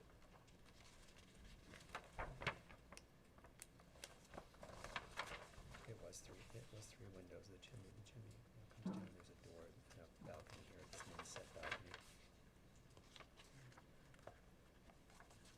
John? No, not regarding that issue, no. Jane? Jeff? no. Okay. I think you have support for the balcony. Okay, fantastic. Thank you very much. Let's move to the second issue. So we're coming back to speak again about the white painted house, which is a request of our client. In our view, a white painted house in the Southampton Historic District is compatible with other houses within the district. We have done some research. Please do not take me through a pictorial please do not take me through a pictorial history of all the white houses on the street. Because Okay. we drive the streets, we know the streets, we actually go by all the houses. The question in front of the board is, this house in its location on the street, do we think the color is appropriate? It's not about our white house is appropriate in the village. We are all aware that there are lots of white houses in the village. So let's not go through those pictures, if you would. Okay, very good. Just to simply point out that within the South Main Street, our immediate neighborhood, about 67% of the houses are white between Gin and Town Okay. on the north end. So we wanted to just simply point that out. We could skip if you'd like us to pass through the historic white houses that we Yes, noted please. in and around the area. Okay. Could we point out a house that was on this site historically? To Just be make a honest with point. you, to be honest with you, and in the interest of time, we are aware of what was there. We are aware of where white houses are. Again, this comes down to this house in its location as a new building. Do we feel the color is appropriate for its location and for its architecture, regardless of what was there before and regardless of what other houses are up and down the street? Okay, I understand. Okay, well then we'll jump ahead to a digital rendering from Gin Lane, which shows we have 2 views. The first one shows the existing condition, just to give context. And the second view is showing our digital rendering positioned within the site. And in our view, this, from the street level, from the view, you would actually see mostly the natural shingle roof and not much of the white painted house from this view from the street, Jen. Okay. And then our last presentation is, we agree with you in the last presentation that the white board that we had presented had a little bit of a strong white tone. We've taken this back. We've restudied it as a warmer, muted white, and this color is a Benjamin Moore. It's called Lancaster Whitewash, a historic color, 174. We think it's a little nicer of a white color, and hopefully you can see that in the board that I think is on the table there before you. Okay, before I turn it to the board members, I do have this to say. You've done a great job. This is a beautiful house. The question just comes down to color, because you did show it to us originally in natural, and which natural cedar shingles, which everybody really liked. So I'm going to turn to the board members and get their feeling. I know that white is what you're looking for, but now let's turn to the board. But just, I did want to say that the overall architecture of the house is extremely well done. So now let's talk about, and we have support for you on the balcony, so now let's talk about color. Board members. Go ahead, Jeff. Okay. Yeah, as Mark said, it's about this house at this location at this time. Within the village, yes, there are historic houses that were white at their time, and they may have been of different shapes, forms, scale, and so on. There's a house across the street that is white. But this is a new house, and this is a new house during a time during which there's been a proliferation of white houses with dark window frames and the like. And perhaps that's a style of a time, but this is in one of the most historic parts of the village, where you make a turn around a corner. So in my judgment, the natural shingle, which was originally approved, and also this property, if board members recall, it was part of two parcels, and there's a whole issue with that.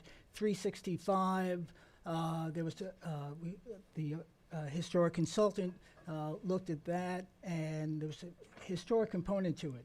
So in the context of that, and the context of this house, that neighborhood, I think it's consistent, more compatible with the shingle house.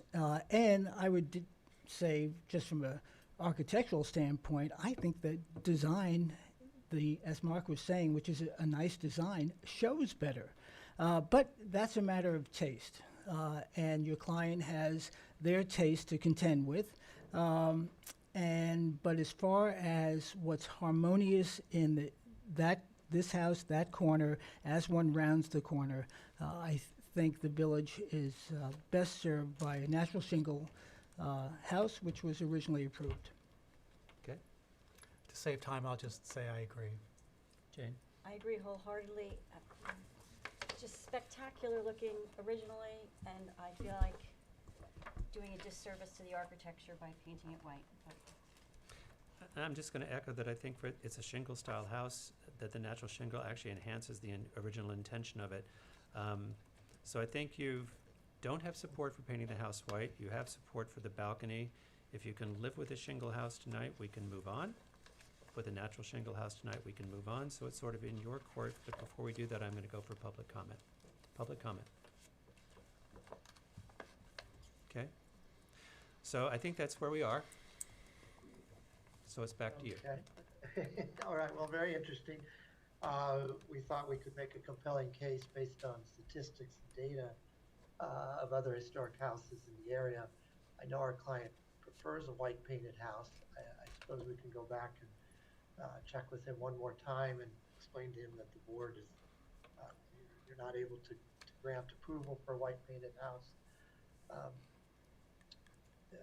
So it's interesting from our point of view to try to understand the logic behind it, but we respect your point of view on this. Okay. So you're asking for an adjournment to talk to your client? Yes, I believe we are. David, are you, David Gilmartin? I Yes, don't know if he has we'll a ask for an comment adjournment to to the next add? meeting. Okay. And I'm going to Thank move we you. accept the client's request for adjournment for 92 Cooper, I'm sorry, for, where are we up to? 385. 385 South Main Street, sorry. 385 South Main Street. Do I have a second? Second? All in favor? Aye. Okay, we will see you on June 26th. Okay, all right, thank you. Okay, we've already moved. So next up is application for 288 was removed. So next up is 104 Post Crossing.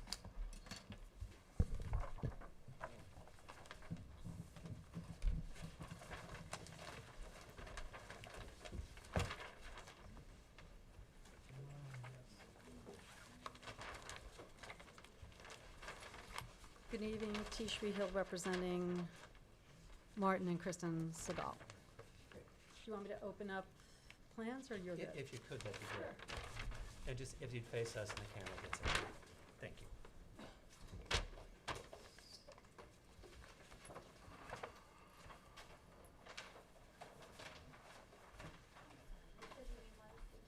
Sorry, your name? Tish, T-I-S-H, Rehill, R-E-H-I-L-L.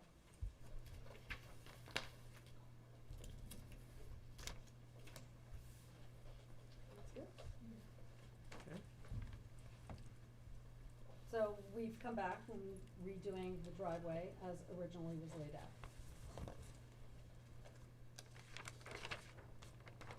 That was the request of the board from last time. Yes, it was. Can you take us through, so you put back the front face, and then you put a plant bed that's to the left of the There's- porte cochere? This is just Like- boxwoods that are in Okay. here. Sorry, I have to put my That's okay. glasses down. And hydrangea lime lights, little limes that are here. Okay, and south of the porte cochere is that's a planting bed, correct? This is a planting bed, boxwood hydrangeas in Okay. here. We put a horn beam here Okay, in this corner to just sort of block out cellar entrance and the garbage area here. Again, this was just bluestone walkway here to get to the car space that we've removed here and put here. And then osmanthus was to be planted now along the privet on the back and side yard. okay. And can you take us to the gates and what they look like? Gates and fences and what they look like? Gates and fences, which is in here.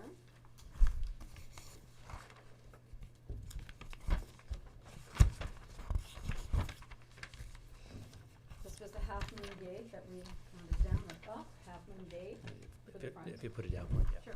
Thank you. So it's a half moon gate, which would be here Mhm. on 104 Post Crossing Okay. as the entrance. And the gate that's going into the pool And yard? that would just be a typical 4-foot gate. Okay, I mean, a similar picket, okay. but just not half moon, obviously. And is there a stockade fence somewhere going in here? Stockade fence is going in the privet along here with privet on the interior side, 4 foot. You would like to put stockade? We would like to put 4 foot. Okay, that's not something I could support, but we'll get to the board on that. Stockade fence along Post Crossing on that historic street is completely inconsistent with the street. Well, it is at the end of 104 Post Crossing, Brian But- Brady has it. Yes, he does, but that's down next to the hospital. That, for this important corner, I would never support that. Are there posts and lights anywhere? No, the only thing we were asking for was, and actually, I don't know if I saw that, my son, I don't think put that in there, was that for, posts on either columns on either side of the driveway entrances, Mhm. which would be brick with bluestone caps. And lights? No lights. Okay. All right, board members. Can you pass up the, gate? Thank you. Oops, sorry, Joe.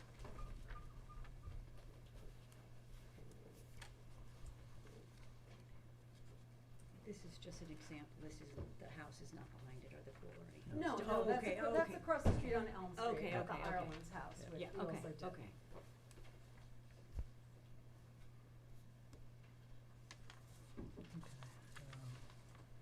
Do we have the dimensions on this?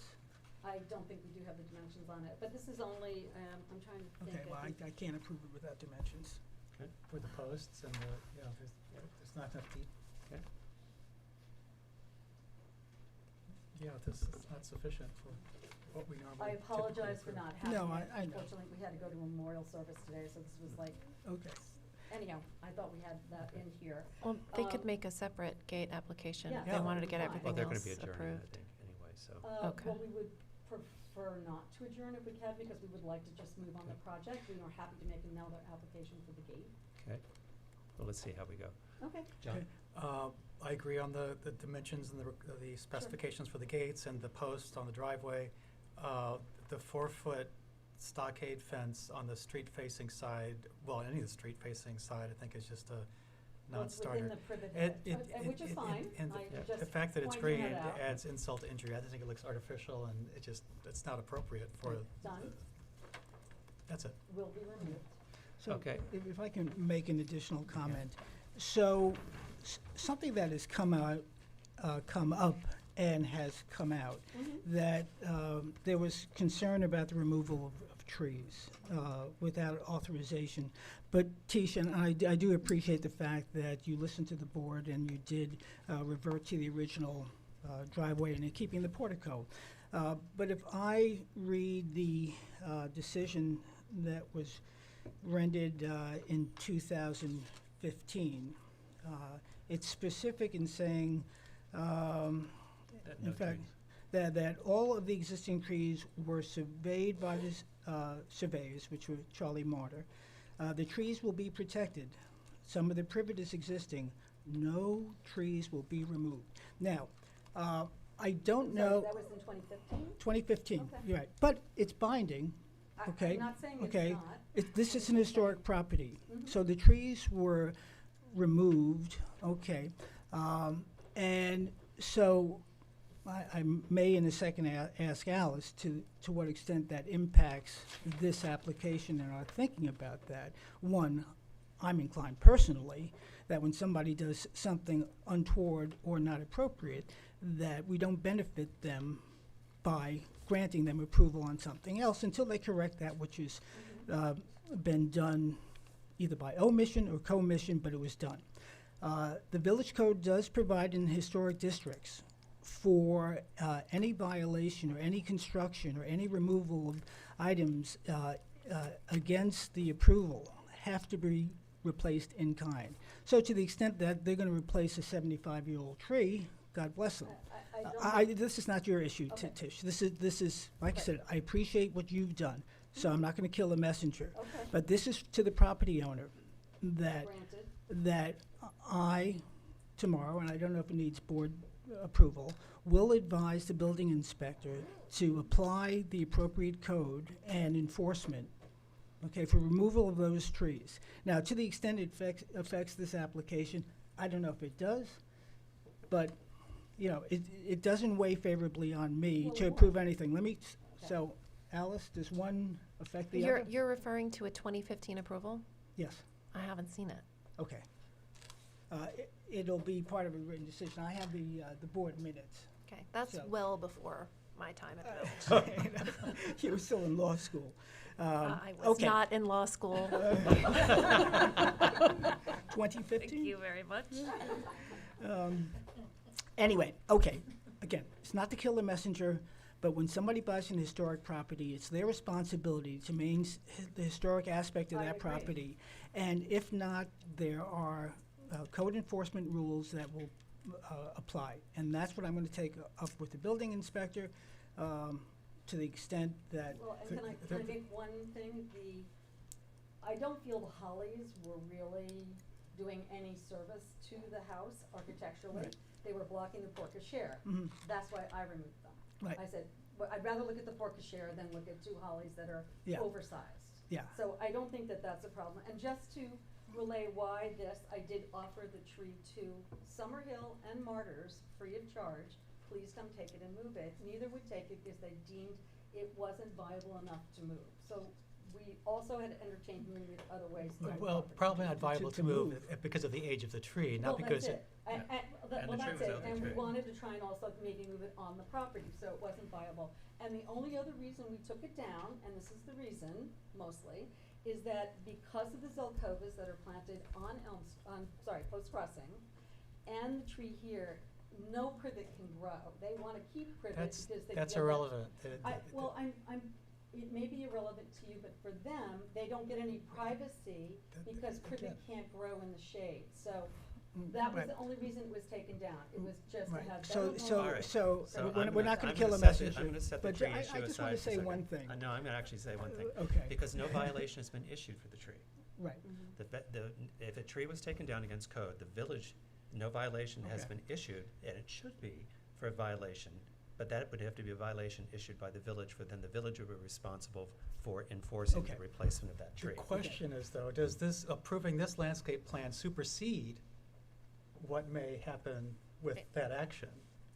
Again, I haven't seen it, but Okay. it doesn't sound like this is a modification of that, but I have to see it. Okay, we'll pull the written decision, okay. Okay. Jane? I would agree with the stockade fence is not appropriate in the heart of the village.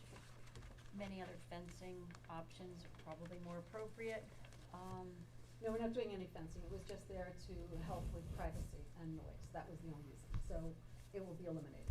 Right, okay. Well, I didn't know if you needed, because of the pool, if you Okay. needed. No, that's enclosed with the privet here and on the other side, so that will be pool code That ha- here. Yeah, there has to be a separate enclosure. Mm-hmm. Okay, just, Yeah, no, No. just letting you know, Okay, that's yeah. where Just- the enclosure for the pool will go. I have just one question about Mhm. the existing driveway. Can you see what I drew here? Yep. Yeah. Are they taking away and adding to it? Because I don't remember if that was like that or not. I don't know. If you look at, I think there's a slight modification just here. Yeah, that's exactly where I drew it. By the car? No, No? no. There used to be a parking area here, which was removed, and this is where the parking area was added. actually, I think we have a survey. Okay.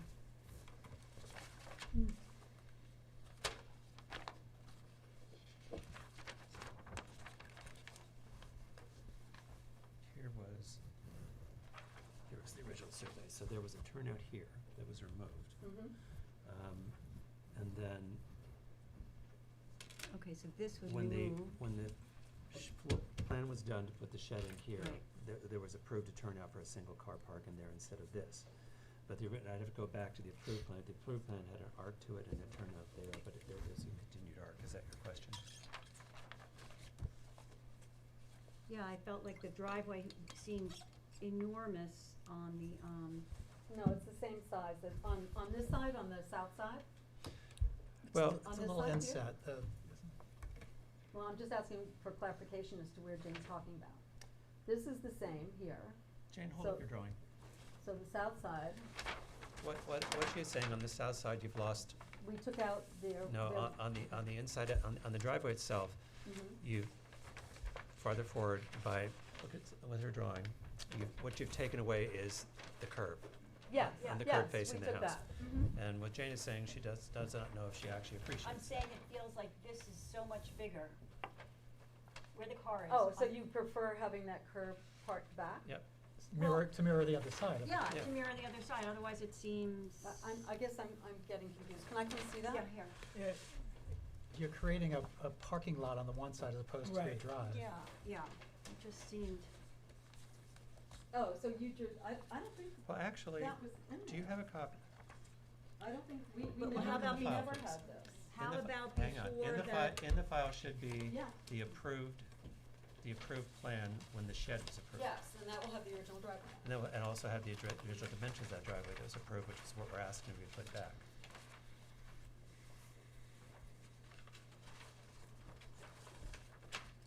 And the No, two there things, was- the two there was- things this that is- the two things that, from my standpoint, stockade Sure. fence is definitely no, and I'm not Yeah. I'm not favor of the posts at the end of the driveway either, As brick columns? as brick or- colors or as anything, because and they anything. weren't, So they no- weren't there. no columns Yep. at all? Okay. Yep. Those are the ones.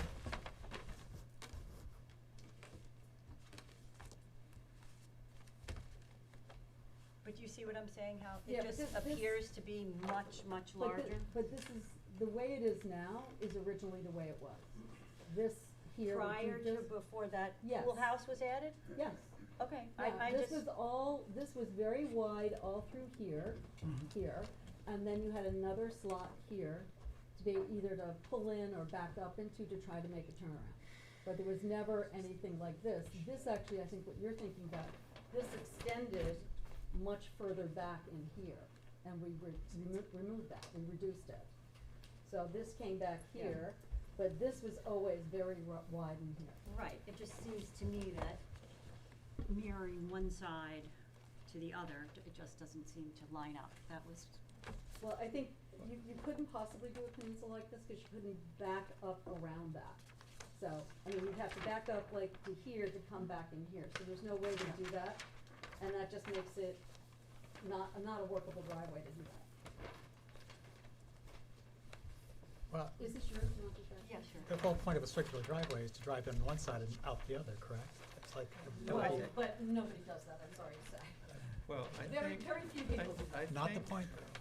Well, This is I not a, understand this it's isn't a the way, debate, so let's just but like, we're okay. trying to just I think what we need, please the board and get this do you have passed. anywhere on your, self, when we approved the shed, we approved a driveway plan.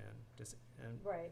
unfortunately, because it's now a new application, this file doesn't carry forward the approved plan. Well, I can tell you what was approved. I mean, Nothing do you personal. want me to look at, I might Nothing have it on personal, my phone. I'm gonna want to see it, because where we are with Do this you want house me to right look on now. my phone and then you can see it? No, Because I do I have a no, copy of it. I don't. I Okay. actually want to, I'm going to have to see it. It's gonna be on that table, and everyone out in the audience is gonna have to see it. Okay, but for right now, the good news is, we have that area of the driveway to contend with. We're not sure of. You're gonna have to take out and we're gonna wanna see a plan that shows that you're not putting any stockade fence. I wanna see a plan, and we need to see the dimensions of the gate, Okay. which you can make a separate application.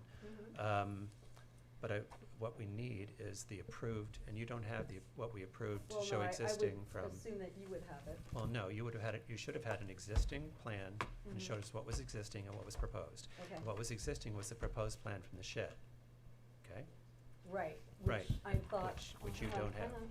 I'm just trying to think if there's anywhere else. No, I just have 2 copies of this. Right. No? Okay, It's from November of 2022.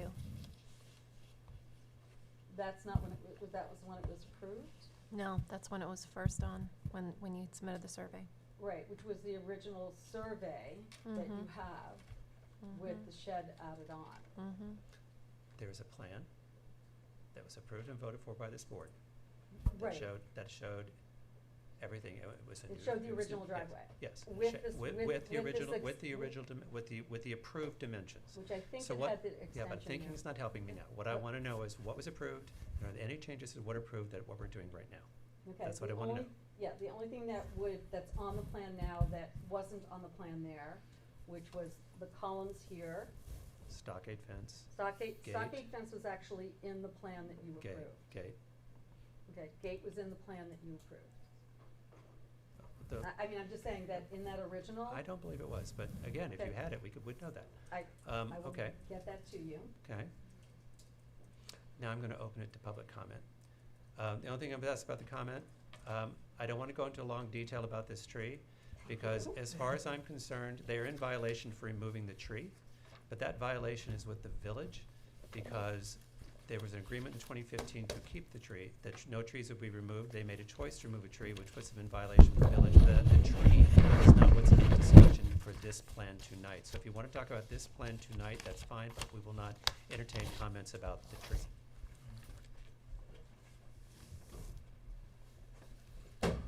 Hi, my name is Susan Hovdesvin. I live at 95 Post Crossing across the street. What this plan shows is they took the hedge that was in front of the swimming pool and they've made it perpendicular to the street. And so now when you look at the house, you don't see the full facade of that beautiful quintessential Queen Anne home. In addition, while it's the setbacks are correct for the swimming pool, the pool is in front of a portion of the house.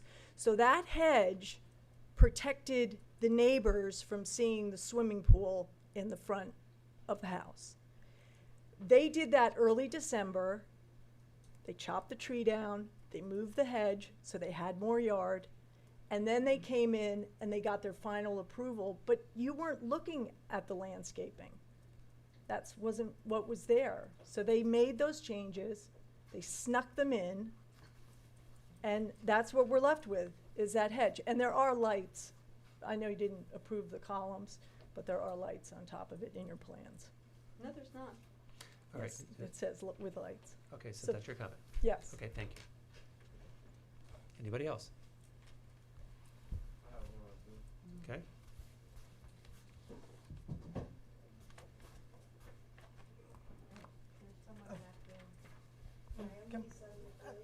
go up to the podium.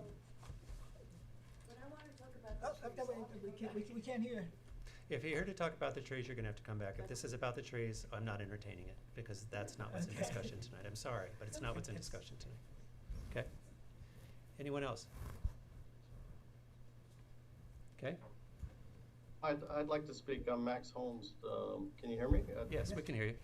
92 Post Crossing, the immediate neighbor.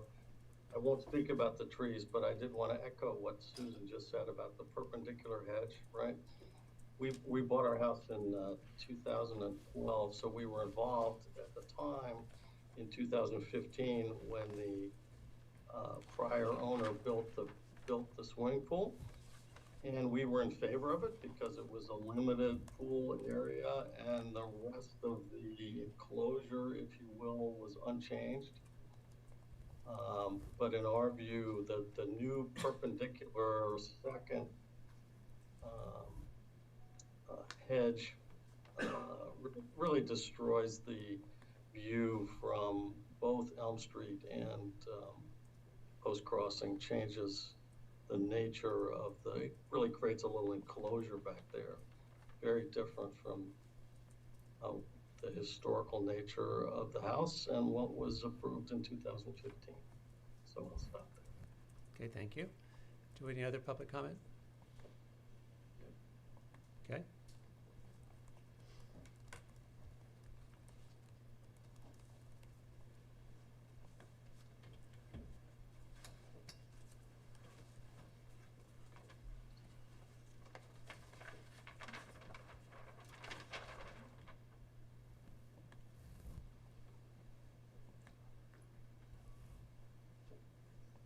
Hello? Hello? Yeah, oh, can you hear me? Yes, please introduce yourself. Okay, yeah, hi, I'm Martin Siegel, the owner, of the house. Welcome. Hello? Yes, we can hear you. I don't know if he has a good connection. Yeah, hi, how you doing? Sorry this is taking a long time. I just want to say, we're happy to, work with you, have this resolved. No columns, no posts. Just to clarify on the tree, I rely on professionals. I wasn't aware of, some of these other things. Getting rid of the fence in between the privet, totally fine with us. The columns, we're just looking to resolve this and, move on and get this property cleaned up. Okay. Thank you. We appreciate that. It's a beautiful house. And I think one of the reasons we're paying so much attention to it is it's one of the more important historic houses in the village. So we feel like we're partial custodians to that house. Yeah, I know, and we made some, mistakes with the process, and I would have done it differently. But I was aware of these things, and I know that's not an excuse. So. Okay. Well, thank you. Okay. I just want to clarify the perpendicular hedge versus the, originally, when the pool was put in, there was a hedge running parallel to post on the far side of the pool, correct? Right, it Yeah. ran behind the. Right. And Jane, so- you gotta get closer to your mic, please. Sorry. Once again, I'll just reiterate. Originally, when the pool was put in, there was a hedge running perpendicular to Post Crossing, the back of the pool. Parallel, right. And now that's been taken out, and now it's running parallel with Elm Street. Running perpendicular now. So it opens up the view of the pool from the street. Right. Well, So really what it's trying to do is just give a little bit more space to the pool. Pool is I understand what you're trying to do, but it does actually open up. Your one comment is you can't grow the privet. So if you can't grow the privet, it means I can see the pool. Well, That's what they're trying to tell you. The privet on this side is 4 foot, and the privet on the street is taller. Right, So- but that's where you took the tree down because they couldn't grow it, which means you can see through it. No, I mean, well, if you're standing on the street, you're not really seeing in, All because right. the privet on the street is taller than Okay. this privet that's on the side. So The here's- side is only for 4 feet. In the interest of time, and it's a long meeting tonight, here's what I'm going to suggest we do. We need to see, I'd like to see the approved plan from when the That's shed fine. was there, so we can compare what the driveway shape looks like to what we approved. I would like to Can I see. clarify something on that? No, you can let me finish talking. Okay. I'd like to do that, and then I would like to see the stockade fence removed, and without and if you want to do the gates as a separate application, that's fine. And I think we're going to go back and look at the 2015 to make sure that the pool fence wasn't part of the approval for the pool. I mean, the parallel hedge wasn't part of the Right. approval for the pool. Right. So I think those are probably the next steps. Okay, could I get a copy from the village then of that Sure. 2015? Yeah, sure. Yeah, just sure. Village Hall. Sure, it's all on file. public. No, I record. just, we Yeah. don't know anything about it. Yeah. I'm not the owner Well, of the house. yeah. It wouldn't be No, in that- my purview. no, I get So that. I'd like to get that. Unfortunately, and a message to all, and to Mr. Siegel, that when you buy an historic house, there are responsibilities. And those responsibilities, it's a balancing act between public responsibility and private ownership. And the issue here is that decisions were made in the past in the public interest. And that's why some of the neighbors on the street are objecting to the changes you made into otherwise approved plans. So we'll all go back I and. understand that. okay. Yeah, so I'll go back and pull the bell. So what I hear you asking for is adjournment. Uh, We're not would- going to approve it tonight. I understand Yeah. I'm not gonna get it approved. Yeah. I would like to know, is it possible that we would be able to start, at least work on the driveway, putting it back to the way it is? Just because in the interest of time, we're trying to get in for at least them to use the house for the summer. So would we be able to put it back? It doesn't have to have any hard surface. We can backfill and put the driveway back to the original specifications. That would set a precedent I think we would not like to see, correct? Isn't there a stop work order? There is a stop There's a work stop order. Yeah, that's not our call. Yeah, it's That's not the our call. building We can't department's do call. Well, the stop work order is from the building department, Right. from the ARB. No, the ARB doesn't issue stop work Well, no, orders, but only the building department does. Right, but the ARB, the building department did it because the ARB complained that No, this no, was no. done. The ARB did it because you started digging up a yard without approval. Granted, Right. but I The also. ARB may have made the I- building department aware of that, but the ARB I had did not, approved- the well, ARB is not, right. yes. Okay, but I did have approval from. Okay, we're the- not I know, going, but we've I'm been just through, no, we're not saying. going through this anymore. So the answer to I your d- que, I the don't- answer to your question Yes, is, is no, I no. would suggest you don't start We're gonna working until it, adjourn until we till get the done. next meeting, All right, but so I'm going to we're accept the gonna do applicant's that. request for an adjournment to June 26th for 104 Second. Post Crossing. All in favor? Aye. Thank you. All right, so that brings us to new matters. Next up is 10 Windmill Lane for exterior alterations.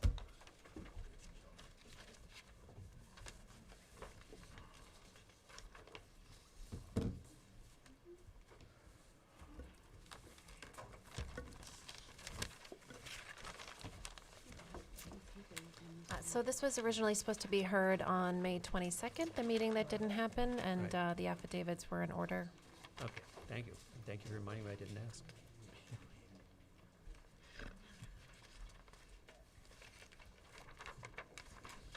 Okay, please state your name. Sean Leonard, the architect. Hello, Sean Leonard, the architect. How are you? We're well, thank you. So what I'm here for is, the building is 10 Windmill, but the discussion is 99-101 Job's Lane. And on 99-101 Job's Lane, which is the eastern portion of the building there is this, mostly what we're talking about is the pediment that is above the doors. Okay. And it is not original. I'm not sure what time that was put on, but my research and looking into the kind of what is left of the building as we're making some changes, some of what the original part of the building is still there. So we like to remove the pediment, and what was there is you can see even in this picture here, there's a pilaster that runs down, it comes down and it's painted blue. And there's another pilaster at the other end, which is still there. So what we're looking to do is remove the pediment, put the pilaster back. The top of the pilaster is there right now, it's still there. So we wanna just get that back. Remove the light that is there, get rid of the paneling. And the other part is to remove the door that no longer serves a purpose to the building. Okay, The color of the building will remain the same. it's the same, in your samples, it was the same blue, Yeah, correct? That's exactly, there not changing, currently. I actually double checked it. Okay. Same blue and it's the same cream color. Board members? I think it's a nice improvement from the current look of the property. And that light fixture, I'm so glad that's going to be going. And the lights you are putting over the doors are down. Just a downlight, very small, indiscreet, that would just shine up so when someone walks out, they at least have a little bit of light at the door. I think that's fine. The only question I have is the above the window to the west, you have like a boxed-in area. I guess that's for like a sign? You mean where it says the awnings? No, above the awnings. Oh, that is actually, when I did the rendering, there was a sign there. It's no longer there. Oh, okay. So you can ignore that All right. because somebody would have to come back to you for that. Got it. Okay. I think it's fine. I'm fine with it. Yeah, I think it cleans up the place. And it removes a little bit of sense of faux That's history a that's poor in there use of with words, that. but it Yeah. simplifies it. Yeah. It makes it a little bit more elegant. Well, I think it less- makes the building a little more harmonious with that Yeah. part of the street. Yeah. I think the pediment is actually incongruous with the building, especially the Chippendale top on it.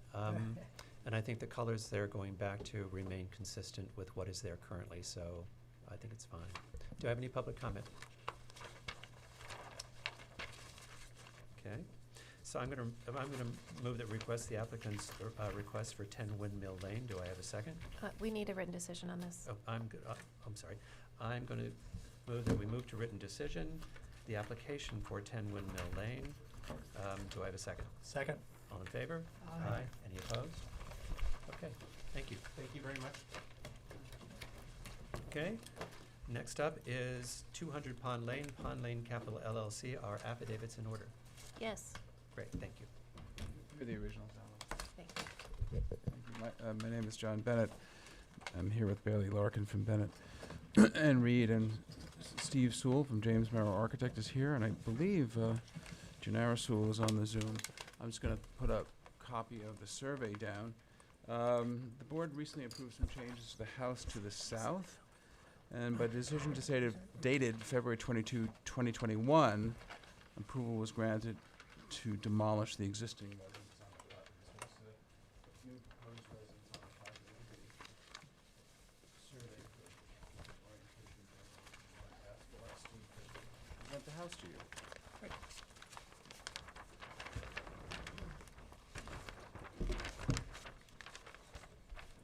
Hi, Steve Soul, James Merrill Architects, here to present 200 Pond Lane, which is a new residence.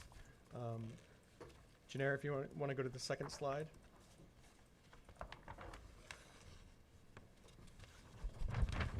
Just to give you some immediate context for the house, we're directly south of the village.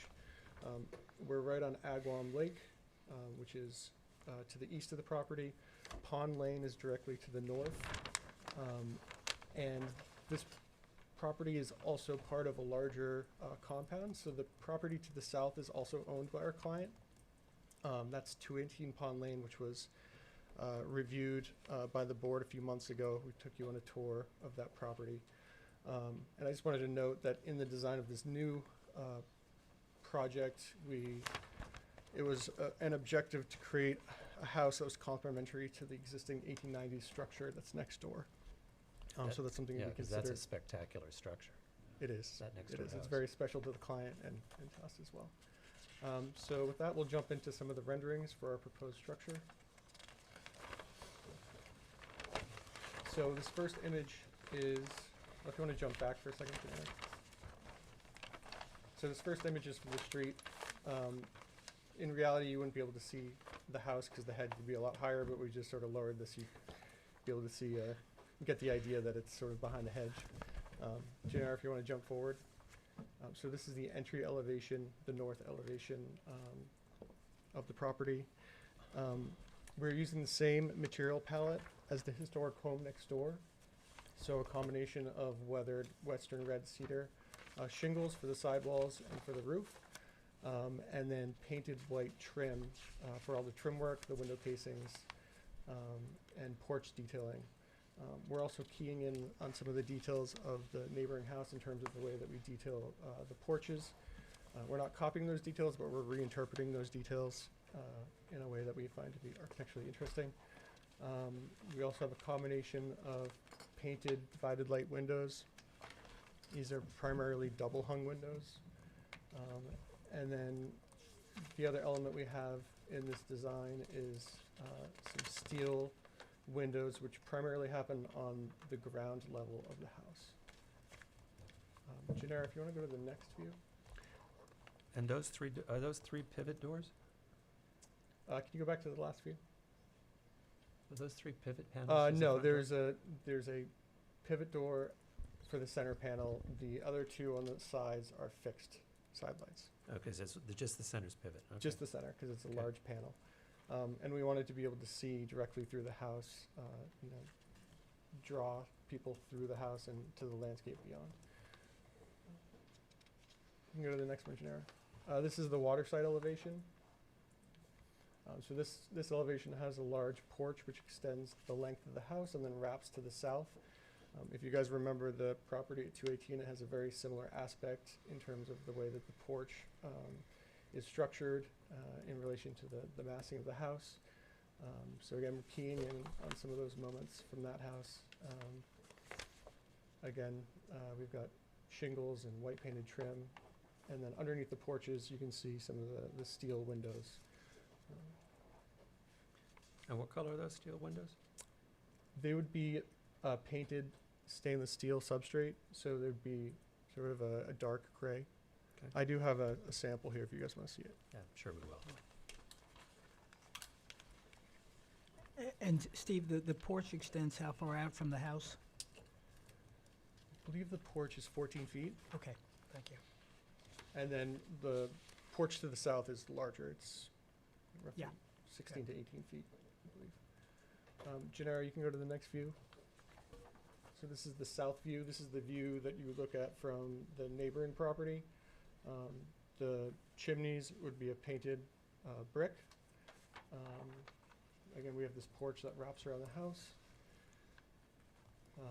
There is a tree on site, which is very important, which we tried to, which we planned around. It was very important to the client to keep that tree and retain that in the design. So the tree creates sort of the return of this courtyard space to the south. This is the west-facing view. And I think this is our last rendering in the series.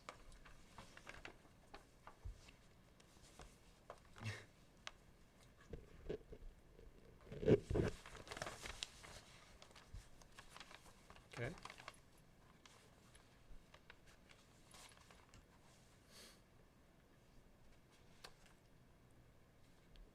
You done? Yes. Okay. Board members. I can start. Actually, looking at the north elevation, when I first saw this, at the front door I thought was a revolving door. That's how commercial the building looks to me. I think this could be a very stately, handsome home if what you've done with the second floor were more or less replicated in the first floor. The windows, the type of fenestration, or the type of windows, a more traditional front entrance, which this is a historic district of the village, and it should be, I think, complementary to the surrounding homes. And the roof-to-floor windows on the front and the other elevation, there's no way I could, I mean, with all that people have heard with this board over the last several years, it shocks me that something like this would even be, I mean, you're essentially delaying your own process. But that aside, yeah, the floor-to-ceiling windows will never get my approval. The front entrance needs to be more residential in nature as opposed to the commercial look it has right now. And I question the steel, framed doors on the other sides. Again, it's in keeping with the historic nature of the area and the surrounding homes. I just don't think it fits. Okay. Okay, so comments on my part, and I'll build off of what John was saying. In terms of the historic location, this is one of the oldest areas of the village. There's a landmark site just around the corner, and so the the image, the vision, the approach from the street is very important. And so a few concerns. In terms of the north elevation, you've created on the site plan a large parking area for, I think it's a half a dozen cars. And I would wish that there might be some, given all the property you have and owning the adjoining properties, I don't know how you do it, that there could be less of an impact to Pond Lane in terms of the parking in front. On that elevation, the north elevation, let's go to the building plan. And so, along with John, yes, the front doors are dramatic, but they do have a bit of a commercial element to them. I think they could be softened up. Again, I look to you, Steve, for your creativity in doing that. But when you add that to the ground to roof window treatment on three sides, on the north, the west, and the south, those windows are disharmonious to many of the houses in that area. In fact, I can't think of any all along First Neck, let alone on Pond Lane as you round the corner. So I would ask that you relook at a different way of treating that, because those windows are disharmonious in my judgment. The treatment, which that's the bronze treatment, is that in the plan? There's a reference to a bronze on the frames. They would actually be painted okay. steel windows, but they would have a bronze sort of look. Yeah, I mean, They're different. to the extent that they're subtle as opposed to dark and brown and from seemingly black, Yeah. I think that would be more in keeping with the general look. Let's see. Yeah, I would say that, I mean, Oh. we love the bronze windows. The trick with clients is often they don't like to see the windows patina and change color over Yeah. time, so Yeah. they would be painted a color that would appear to be a bronze tone, but they wouldn't change over time. Looking for a color that appears to have patinaed? What's that? Are you looking for a color that appears to have already have patinaed? No, there's some really beautiful finishes that some of these manufacturers do. These are really, really beautiful windows. I know they render kind of industrial, but the detailing is very delicate. They're very beautifully crafted. Okay. They're, again, you can't really capture that in a rendering, materiality and the level of detail that goes into these windows. We really like them because, you know, when you put a window wall together, you get these very delicate, thin sight lines, whereas if you did some of these window walls with wood windows, you get these very fat divisions. It would really change the look of the building, and would also, you know, when you're sitting inside the house and looking out towards the pond, these steel windows really maximize your view of that. Yeah, that would be helpful. Thank you, John, you read my mind.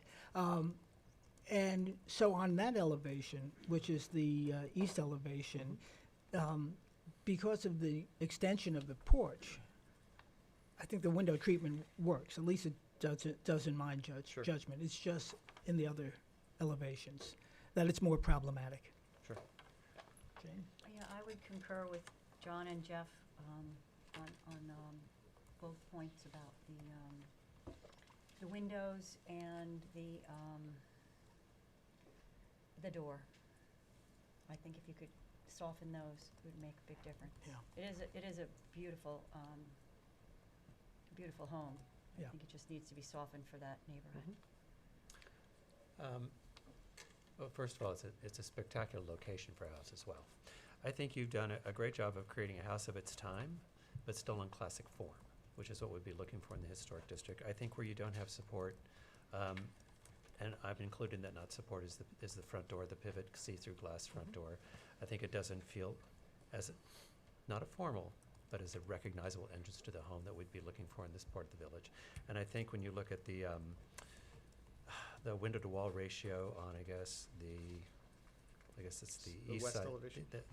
the large light box. Well, over there. it's actually on all three. All It's three. on- Well, no, the one in the house we've got, it's almost a light box, because you turn the corner of those windows, do double duty on all three sides. Yeah.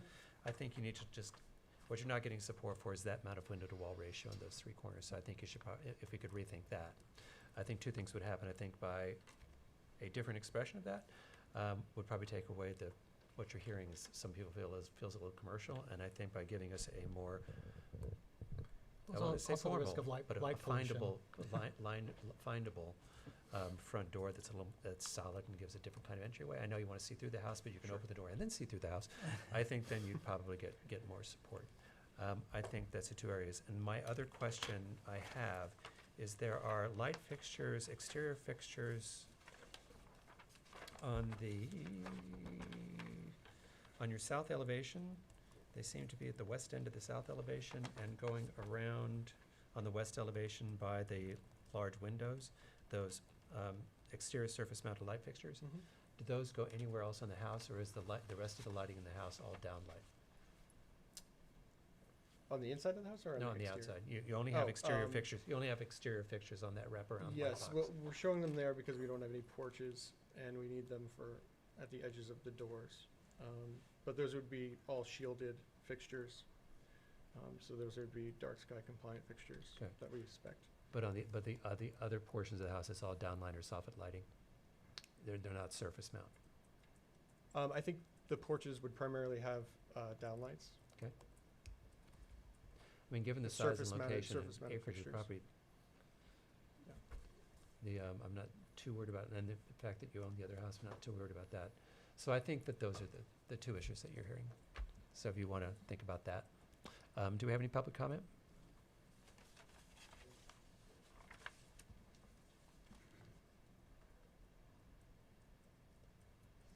Okay.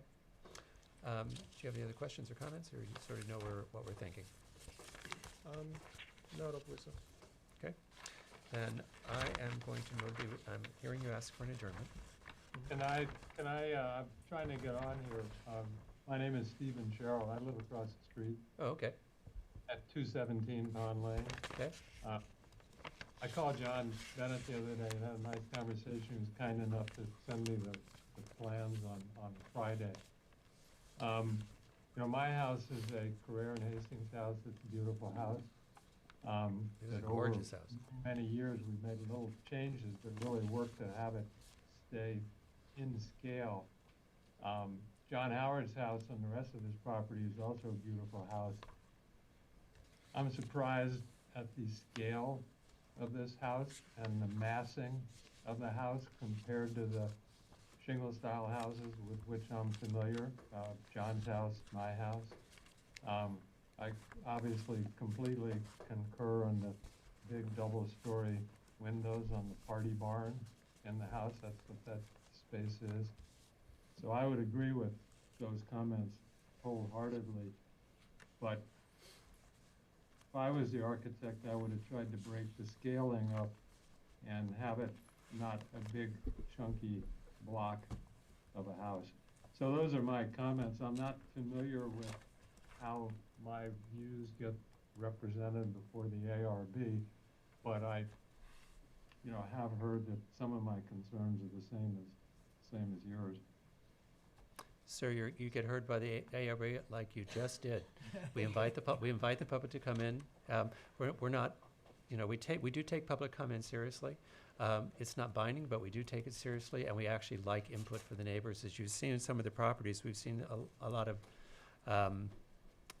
public input makes an impact at times. So we appreciate it. So I appreciate you coming. I'm entirely supportive Yeah. of John, tearing down the house that was there and building a nice new little cottage. I was thinking it would be a cottage rather than a very large, it's almost, 5,000 plus square foot footprint on 2 stories and a big square block with double hung metal windows. I just was surprised to see it. Well, I appreciate it. Thank you for your comments. Thank you for hearing me. Of course. Is there any way, should I do anything more here? Should I Nope. just let you guys figure out what you want to do? Yes, that would be great. Okay. Okay. All right. Thank you all. So I think you've heard the comments. I think I hear you asking for an adjournment. Yes. Okay, so I'm going to move to accept the applicant's request for adjournment at 200 Pond Lane. Do I have a second? Second. To All in June favor? 26th. Till June 26th, all in favor? Aye. Any opposed? There you go. Thank you very much. Thank you. Bye, Steve. Hi to Janelle. Okay, next up we have Elizabeth McFadden at 292 First Neck Lane to construct a first and second floor addition. For the applicant, John Bennett, and both Bailey John, Larkin and I'm I gonna are ask here you- from my Can I firm, ask you Bennett. for 30 seconds? Oh, yeah. No, you can stand there. I'm trying to move the meeting along, but I'm making myself unorganized in the process, and I'm going to regret that tomorrow.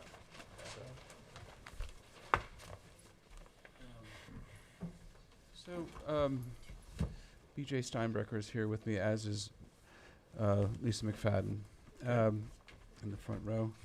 I think the affidavits of mailing post were submitted today, correct, B.J.? They're in order. The existing residence is not considered a historic structure. However, the property is located within a historic district. Just to make sure that there's no confusion, there is a blue sheet for 292 First Neck Lane, but it's not this house. The property referenced on the blue sheet is an adjacent property to the east, which is the Waller House, which is a historic structure, and that's known as 300 First Neck Lane. A couple of just things I wanted to quote to make the board aware of. The house really hugs, the existing house really hugs the northerly property line. There's really not a conforming area to add on to in any significant way. So the proposed addition will be located on the west side of the existing residence. It's 400 feet from First Neck Lane. And critically, the existing house only has 3 bedrooms, a master and 2 small bedrooms. While the existing residence is non-conforming, the proposed addition will conform in all respects. And again, it's not, well, again, I will say I think it's from an objective point of view, this is not an aggressive ask. It's the total permitted for the property is 13,123 square feet. I think we're at 9,984. And before I ask BJ to present, I did want to note for the record that we are in receipt of a letter from the owner of both 300 and 310 First Neck Lane, which I'm going to give to you because even though we were told that it was submitted, and we didn't find it in the Dropbox, so I want to make sure everybody has that. So I have multiple copies. That's just so you know. Just let me point it out, and then I'll hand them up. That's the owner of the property to the east, and also happens to own, as a relatively recently, the property to the south. So you have the owner wrapping it to the east and the south in support. Again, this was submitted, it was in, we just couldn't find it in the Dropbox, so if you have a copy.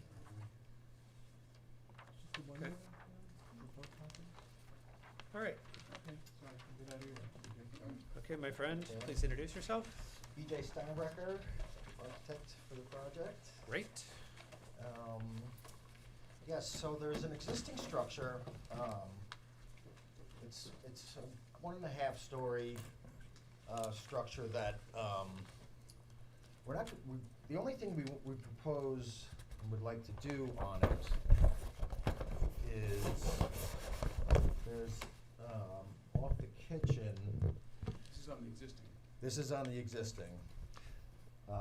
We're proposing to expand. Just so you're aware, we have no purview over the interior of this house. We only have purview over the exterior. Yeah. So, okay. Yeah. So I just No, to note I that we are- appreciate it. I just want you to know. We are, nothing's being touched except we'd like to expand this dining room and then connect to the new addition through a breezeway.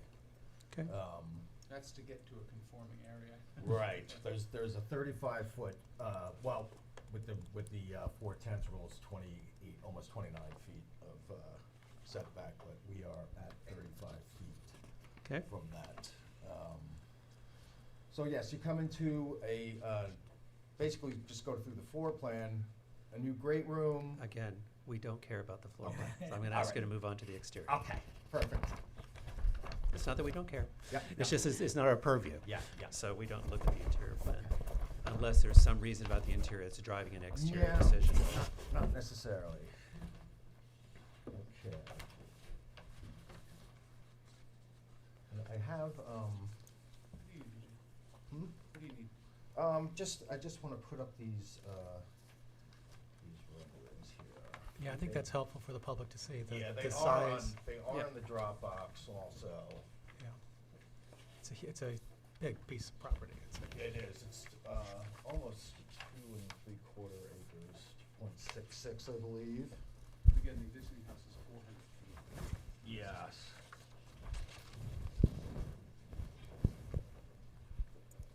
So I just want to make sure I got all these here. Okay, so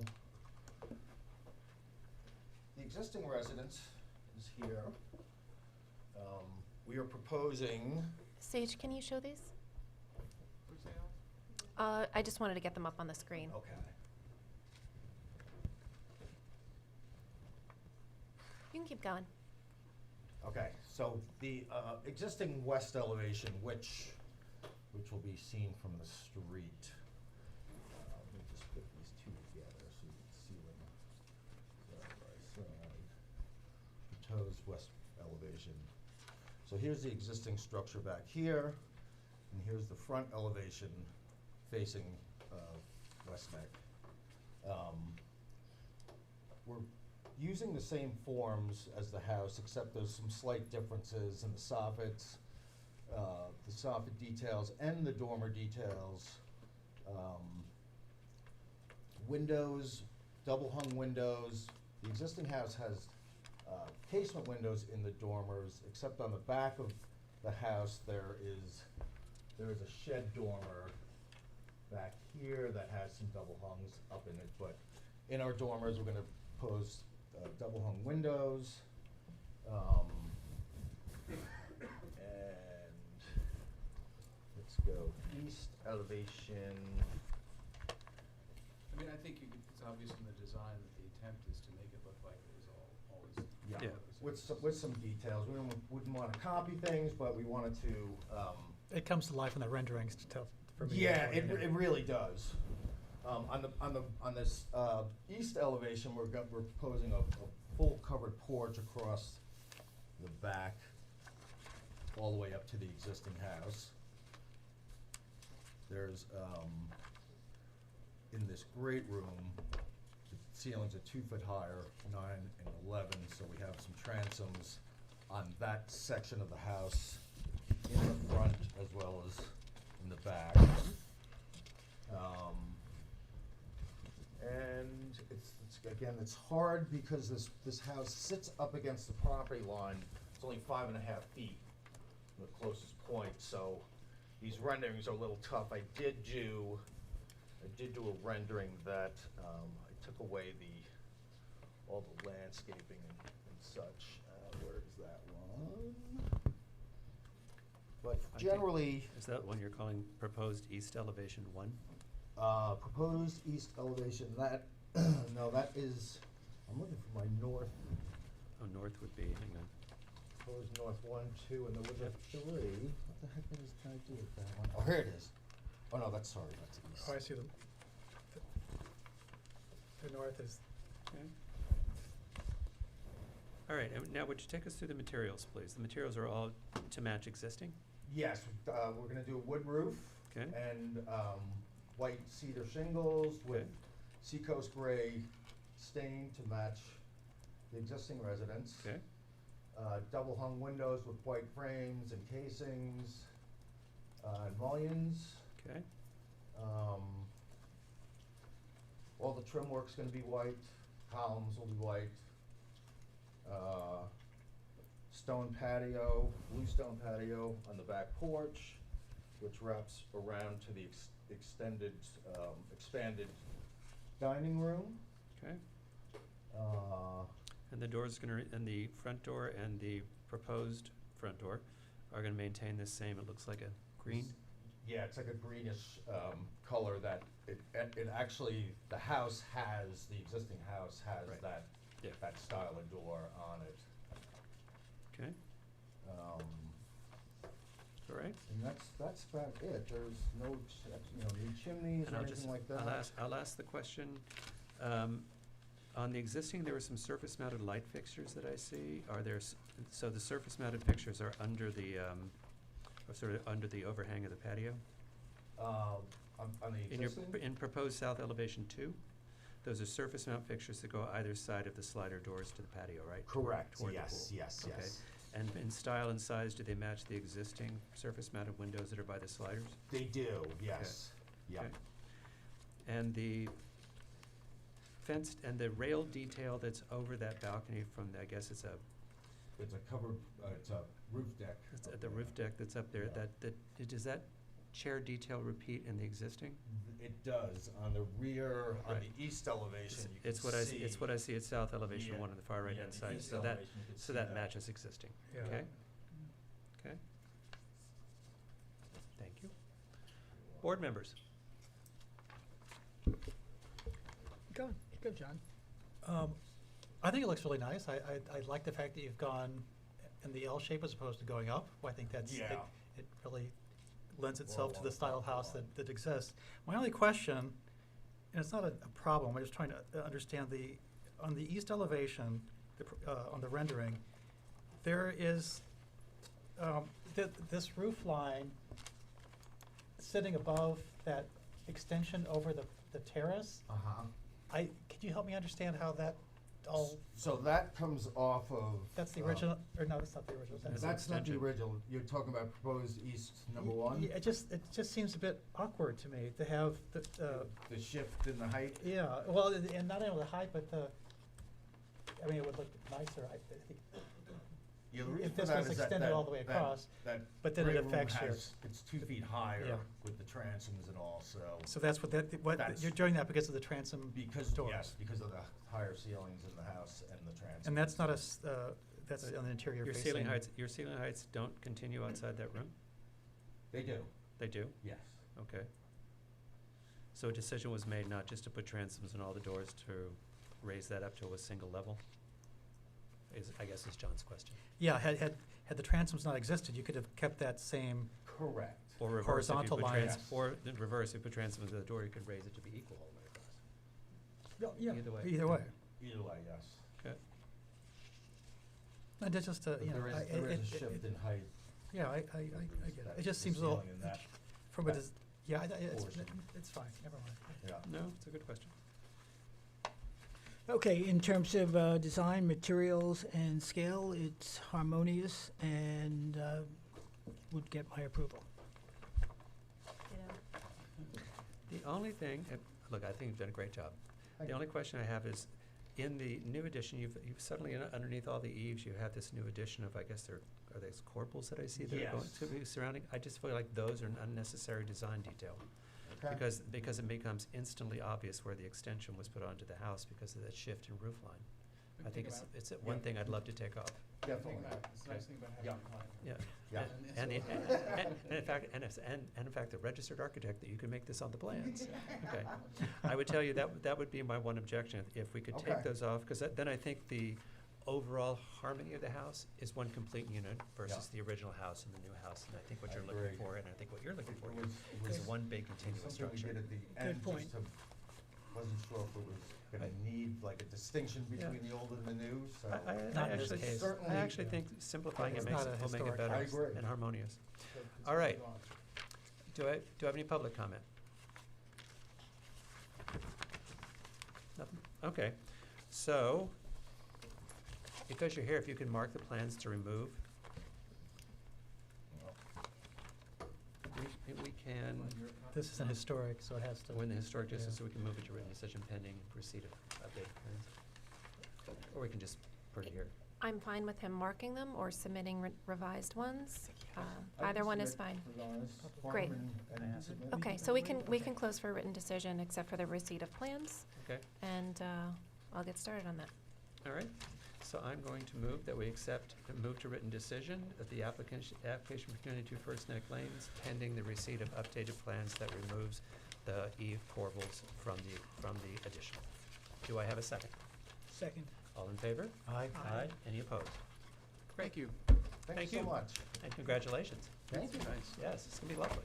Yeah, it's gonna be Yeah, it's such a exciting. beautiful piece of land. It is. Yeah, it's It really really lovely. is. Really lovely. All right, I appreciate it. All right. I'll get those in,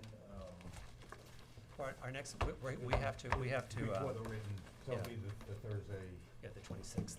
Okay. But I think the plans will need to be, it's only by then, because you'll be. Okay. That assumes that, okay. Thank you. Someone send me a copy. Okay, so that moves us to non-historic, and the first up is 495 Ox Pasture Road, construction of a single-family dwelling.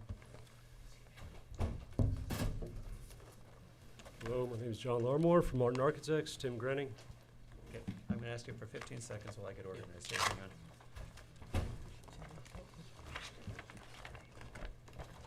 Let's see. Okay. Maybe I have it here. Thank you for your patience.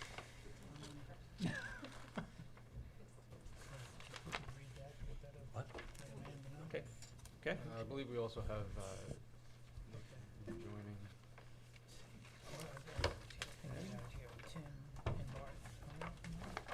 Why do I have it? Okay. All right.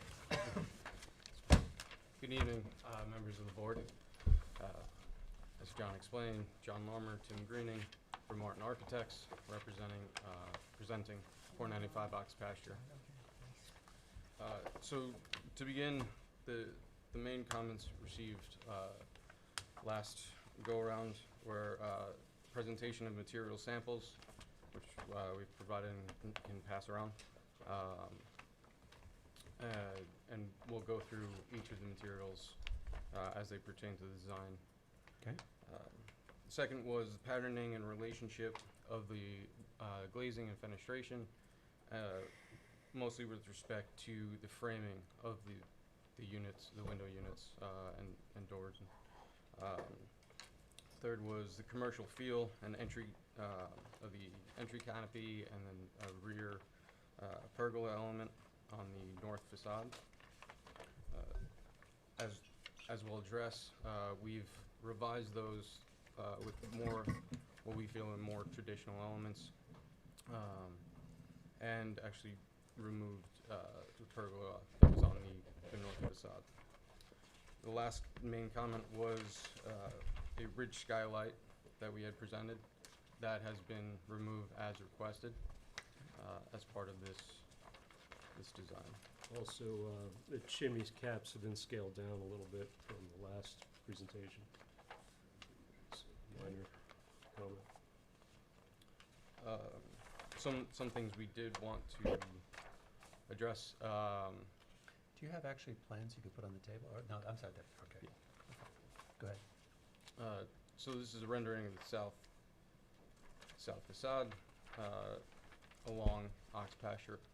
As mentioned, we've introduced a entry portico that we feel is more in keeping with a portico that might be seen on the street, with a sort of entablature and then a base, and the introduction of solid post columns, pillars.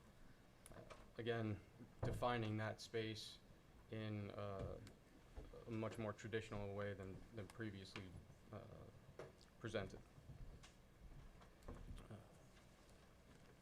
Okay.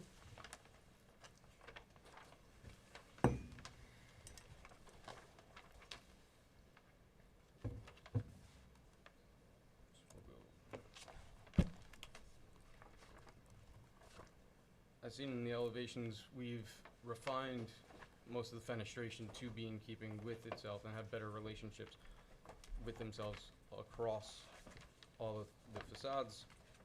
We've refined the side lights and any clerestory and transom style panes in those units, Again, one of the major comments was the fact that the horizontal banding of all of the window units was more dominant and taking over than the horizontal element. So we've now refined that and brought in better balance and patterning to all of the fenestration as seen across the composition of north-south facades. As seen here, and one thing we did want to bring up is there's an integration of what are existing skylights along the north facade. Again, based on the programming internally, we felt it was necessary to keep those existing units to allow light into the north spaces programming. Those areas are sort of recessed and tucked back between the sort of major gable structure here and the sort of lesser gable structure here. So this is actually the most recessed portion of the facade on the north. So Which we can see here. unfortunately, these trees are sort of blocking some of it, but you can see the skylight here is kind of back behind a lot of the prouder moments of the architecture. And then the two skylights which are existing, which is in the interest of light, are kept, are right here and right here. It's more explicit in the flat elevations. Where are those, Let's go back to the I see the yeah. one, I see the one on the roof. Where are the others?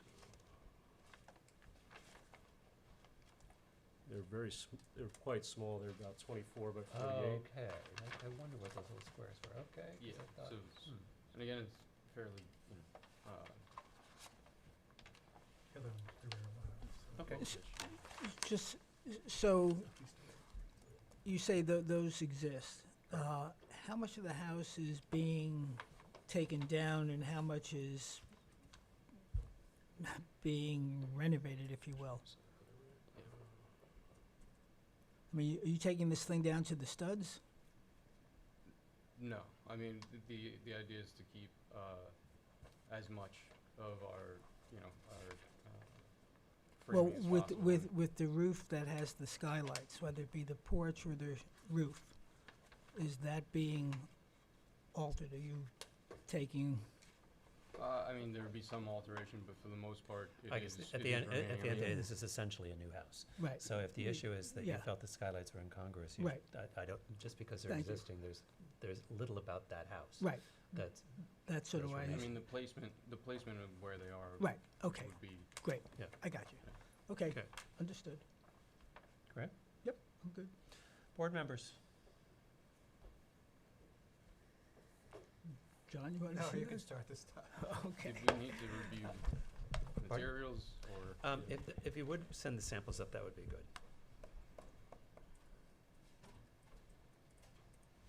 And do you have samples of the window frames that? Yeah, so this is a sample for the coloring of the frames. This is the plaster finish, and then this would be the siding. So that's the pre-weathered eastern white. So that's, okay, so those are the shingles and. Shingles, windows, and plaster, I guess. So this is the window framing. Correct. That's the window material against the proposed So shingle color. from here, it reads very, very Dark, yeah, dark. okay. Jane? Thank you. Okay. Okay, well, if you want me to start, John, I will. So I think, gentlemen, Tim and John, we've seen far too much of each other. People are going to start talking. But anyway, from where we began to where you are, I think a lot of progress has been made. Now, not everybody, judging by some of the submissions, will be in agreement with us, but that's subject to public comment. But I think you've brought in some contemporary elements, but still have maintained a somewhat traditional look, and surely is an improvement against what's there. So I think that's all in your favor. Let me get to the elevation. Elevation A 2.0, the south elevation, while and this is in the addition portion, the 3 stacked windows, while they appear dramatic on the rendering, I think from a street view that they would be a bit much. So I would ask that you perhaps consider, I realize it breaks up some of the symmetries, what you're trying to do, but I'm also concerned, having seen floor-to-roof stacked windows, that the execution oftentimes is discordant or disharmonious with the neighborhood. And then I think to John's point, well, at least to what he was alluding, is a softer, more subtle shade of the trim on the windows. I think would tone down the contemporary nature of. See, on the rendering, they look like a charcoal gray. On the samples you gave me, they look like dark brown or a charcoal black. So anyway, those are my limited comments. I agree with Jeffrey's comments. At this point, my biggest concern is the coloring of the frames. I think doing a mid-tone, I understand what you're trying to achieve here, but it's just too dramatic compared to what's seen in that neighborhood, and I think it's just a stark contrast. So if that could be brought down to a more mid-tone type of metallic color that you're looking for. And I agree with the second-story window over the entrance just seems a bit big. Maybe if that transom-like window was removed, it might make a difference. But my biggest concern, and to me it really is evident in the dusk rendered view on the south elevation, is the size of those big windows on each side of the first floor main entrance. They read like just big picture windows, and not like what I would consider a residential structure, or what is consistent with homes in the neighborhood. And I think that needs to be resolved somehow. It needs to be broken up somehow. Yeah, those are 9 feet wide. Okay. I mean, well, and that's, FYI. and that is actually the width of the existing units. So You're building a new house, so. Are they the height of the existing units? The height of those existing, I believe, were 6. Okay, so you've taken them from 6 to 8? They're just So therefore you're changing the window opening. That's it. Okay. Just actually, Jane, did you want to go? I think Nick was trying to join the meeting. Okay, yeah, I would like to just comment that I would totally agree with John on the windows seem very large next to the front door, both picture windows. And I would agree with Jeff that the 3 stacked windows is doing absolutely nothing to help the facade. And I would certainly hope you could lighten the bronze to more subtle, softer shade.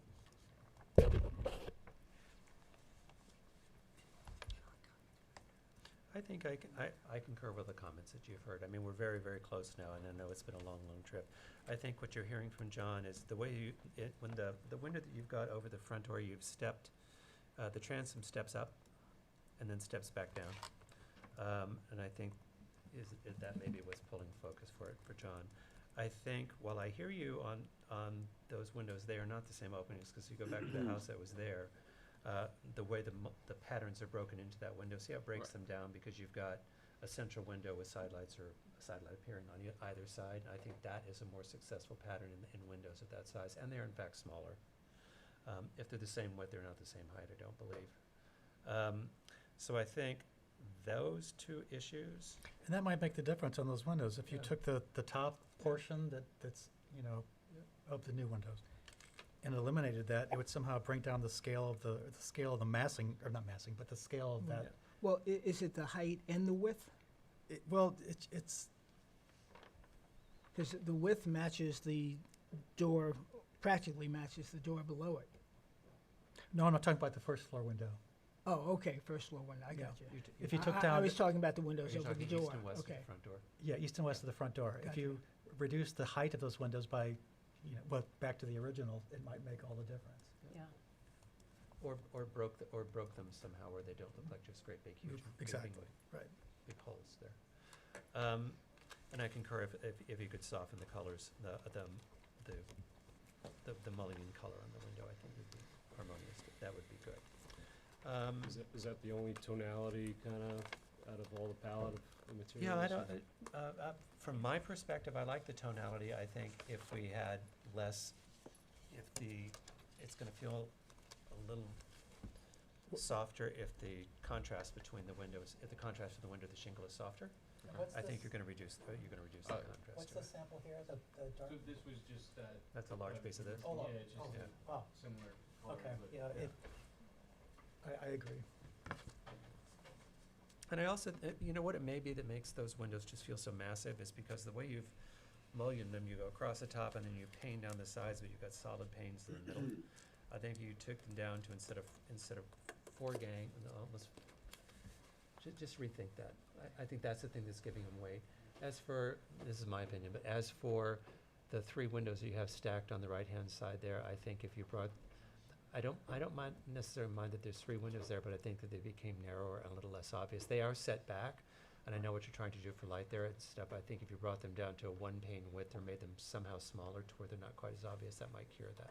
Yeah, there is a break even in the material Yeah. of the shingle. Yeah. So Yeah, there's I don't- kind of a little, it's a stairwell kind That's- of area. Yeah, I know. For me personally, that doesn't bother me much because it's tucked in the corners. The way you put the materials in there, it recesses it. But I think you're hearing from several board members that if we can just bring those windows down, probably in width a little bit, I think it will disappear just a little bit more. Public comment. I'm sorry, if I may speak as well? Oh, yes. Is it possible?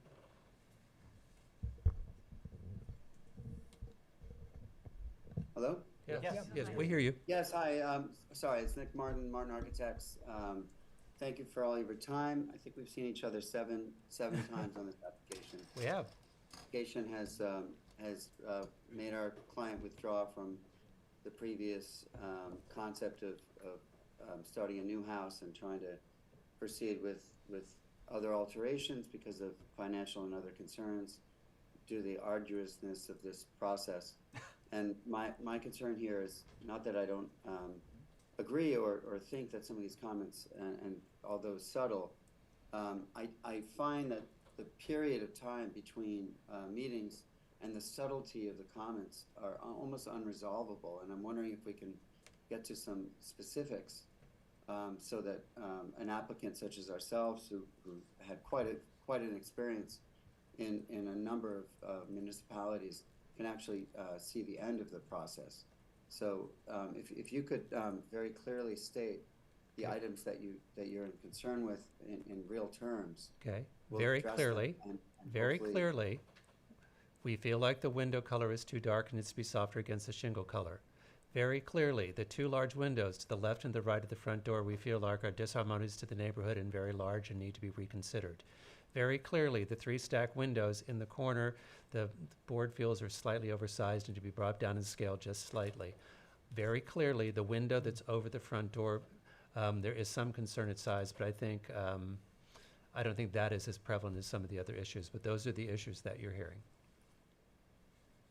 I guess my concern is, at what point do personal opinion Well, versus... this is not personal opinion. This is actually, according to the code, this is the response of the board to get a house to the point that we feel it's harmonious and architecturally harmonious to the neighborhood. And that is what we are doing. It's not about personal opinions. Do we feel that the design elements, do we feel the color, do we feel the scale are appropriate? And when we get there, we'll approve the house, but we're not there yet. I do understand that.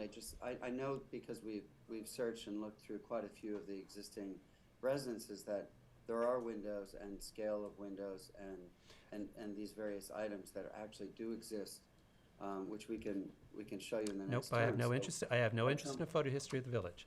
We're 7 meetings in because in the beginning, you were not actually hearing that the designs you were putting up, the board felt were disharmonious or too commercial, and we were trying to move toward it, and then the neighbors had very strong opinions as well, and that's where we are. I think we're close to the end, and I know it's been an arduous process for you, but I think this one started out a little, I believe my first comment of the first house that you brought first was that it was a nice house from Montecito. So we've gone from a house that was extremely contemporary in a neighborhood, this is not in the historic district, but it's across in the historic district, that the board felt was extremely disharmonious to the neighborhood, to a place where we're very close now.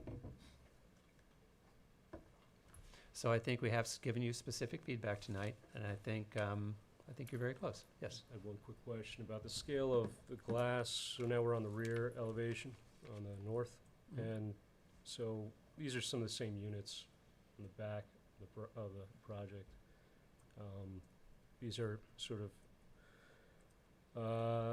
egress units as well. Is the same sort of comment apply to these units, namely sort of this unit here, this unit off the kitchen, and then this one? Well, on the what I would far tell you west? is, I think the comments that you heard about the big windows in the front and the way the mullion pattern is working on them, when you figured that out, and you'd want them to be consistent to the front and the back for your own house. But I think what we need to figure them out is for the front, because I think that's, because there's more Exposure. moving and exposure moving in the back. I think the way they are exposed in the front is, that's the part where I think they become more obvious and don't work as well. But I think once you figure out the front, you'll just match them to the back properly. So that would be my comment on that. It's a fair comment. All right, do you have any comments from the public? Sir, please come forward. I just ask the people in public comments limit their comments to 3 minutes, but go ahead.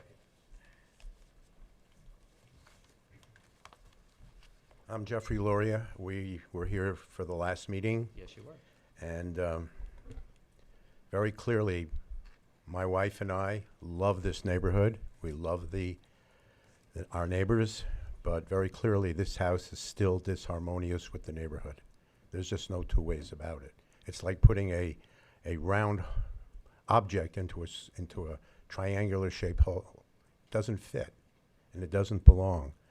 We were treated earlier to comments from a terrific architect, Mr. Marino, and he talked about taste, and he talked about sensitivity, and this has none of that. You never saw me or my wife here when two houses were built next to us, because they worked. This house doesn't work in the neighborhood, and I'm hoping that they'll go back to the drawing board and maybe walk across the street and look at 500 Ox Pasture and see what we're talking about. Nobody has. Thank you. Thank you. Do we have other public comments? Yes, we do. Joan McGivern, Toomey Latham for 500 Ox Pasture, which is the house across the street, on behalf of Tori Birch.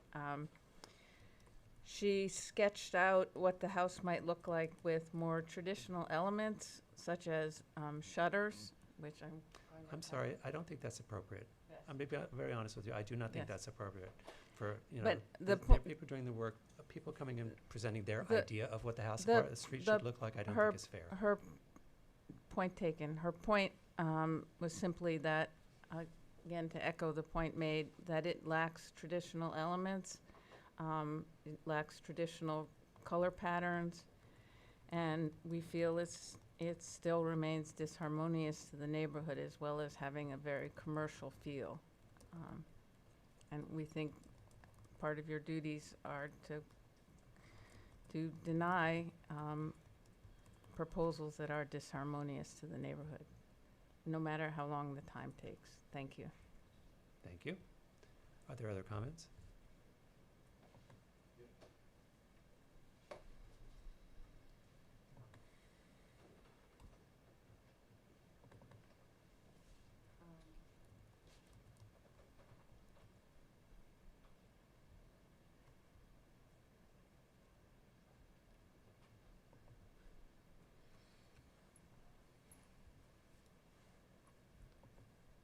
Sage, is there someone else coming in?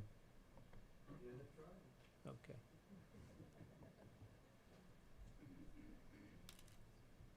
Hello, can you hear me? We can. Oh, sorry. My name is Chris Casciato. I'm the owner of 471 Ox Pasture, which is the house immediately to the east of 495 Ox Pasture.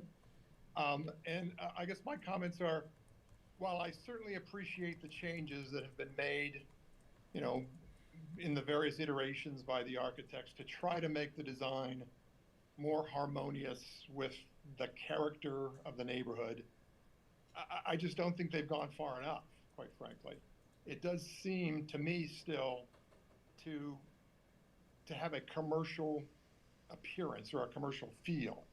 I agree that the window ratio just seems excessive and just seems too commercial.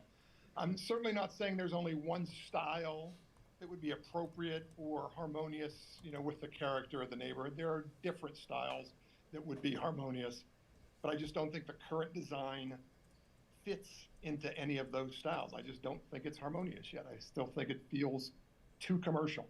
So I would encourage you to ask the architects to continue to make, you know, changes to make it more consistent with the character of the neighborhood. Thank you. Thank you.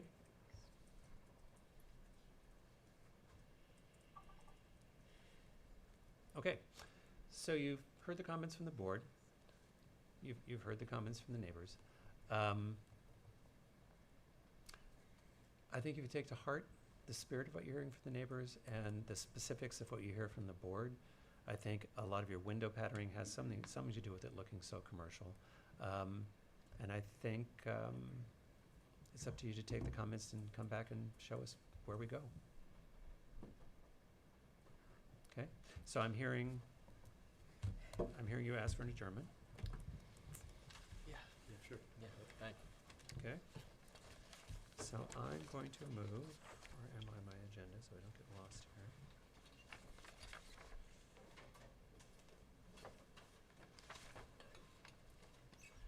Four 95 Ox Yeah, Pasture. 495. I'm going to move that we accept the applicant's request for an adjournment to June 26th or 495 Ox Pasture. Do I have a second?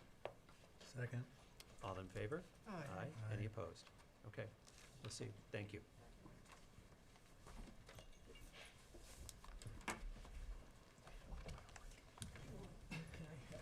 Maybe right behind. As a matter of fact, I'm going to ask your patience with us. We're going to take a 4-minute break up here. We have a couple of bio break needs up here, so just give us 4 minutes because we don't get to leave the room.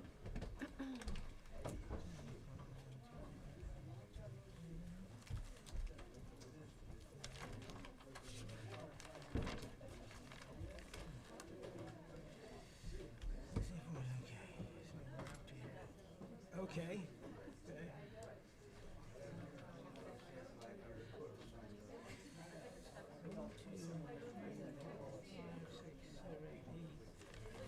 What's that? Am I what?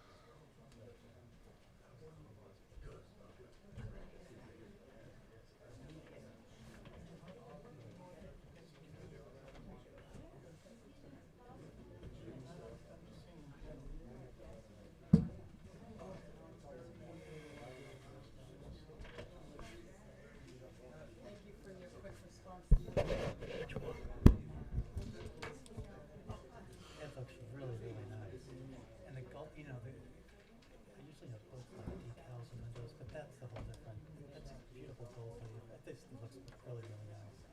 I can't wait to see when they open sometime soon.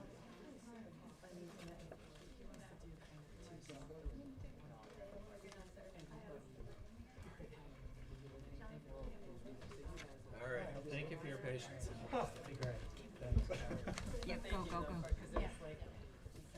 All right, so next up is 248 Little Plains, demo evaluation of existing dwelling construction. Is Mr. Laffey here?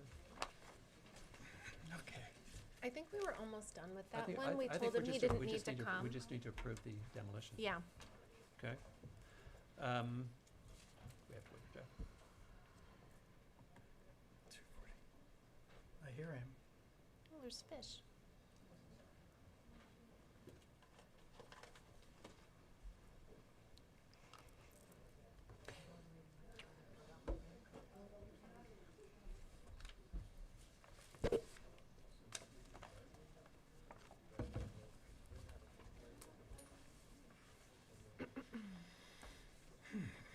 So we're like halfway, maybe? Yeah, I actually think we are. Because we're through like the harder things. Yeah, I guess. Based on my organization, we go, it's not good.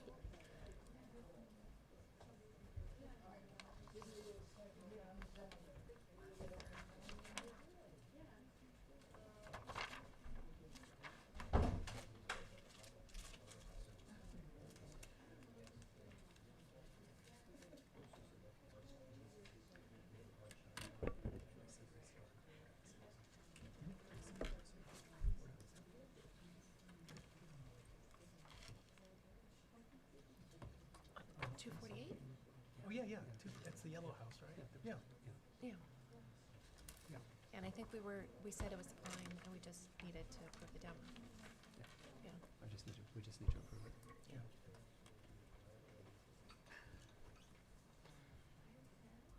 Counselor, do I have to take public comment? What? Do I have to take public comment on a demolition? I'm sorry, I can't hear you. Take public comment on that one, since we Just ask for it, yeah. No, it's fine. famous last words, right?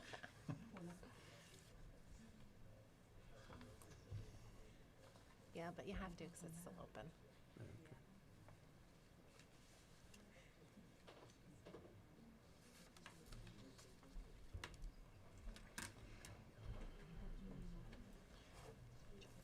Okay. These meetings always make me cry. The what? Yeah.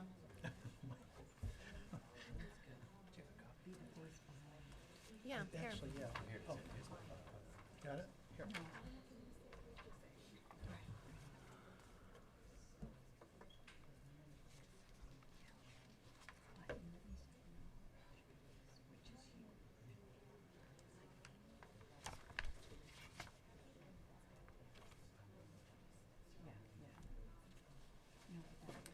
You know what's funny?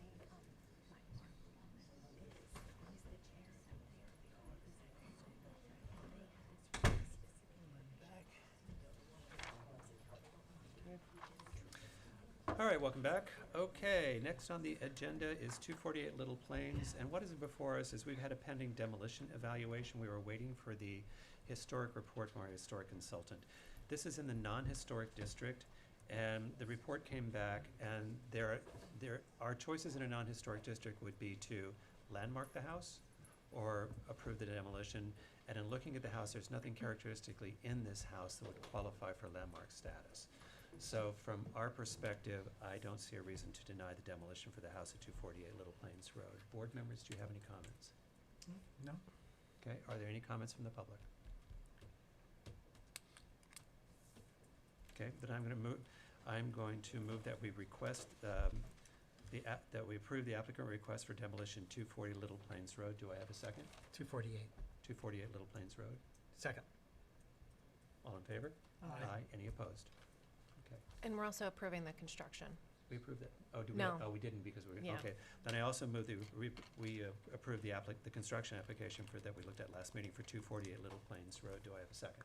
Second. All in favor? Is that where we were? Yes. Okay, Yeah. okay, We couldn't approve it because we had to have this, right, okay. had to approve in the same motion. Okay. Great, we got one approved, yay.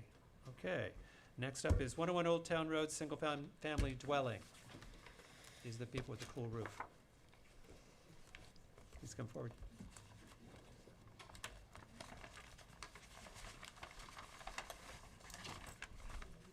Oh, yeah, Yep. just put that right there. Oh, great, thank you. Could you just introduce yourself? Oh, sure. Hi, I'm Maria D'Angelo, and I'm the owner, and my husband is here as well, Richard Webb. Fantastic. Thank you for coming. We don't always get the owners. Good. Thank you. That's all we were Okay. waiting for, wasn't it? I think so.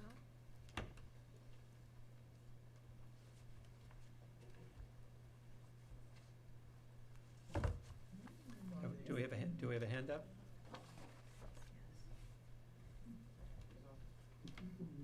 Hello. Hello, how are you? We're great. Introduce yourself, please. Ryan Kesner, architect. Yep.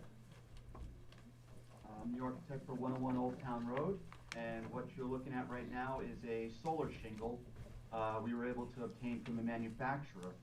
As you can see, it doesn't look industrial at all. It's quite nice, and I think it's a wonderful resolution to the ugly solar panels that you can see on the house.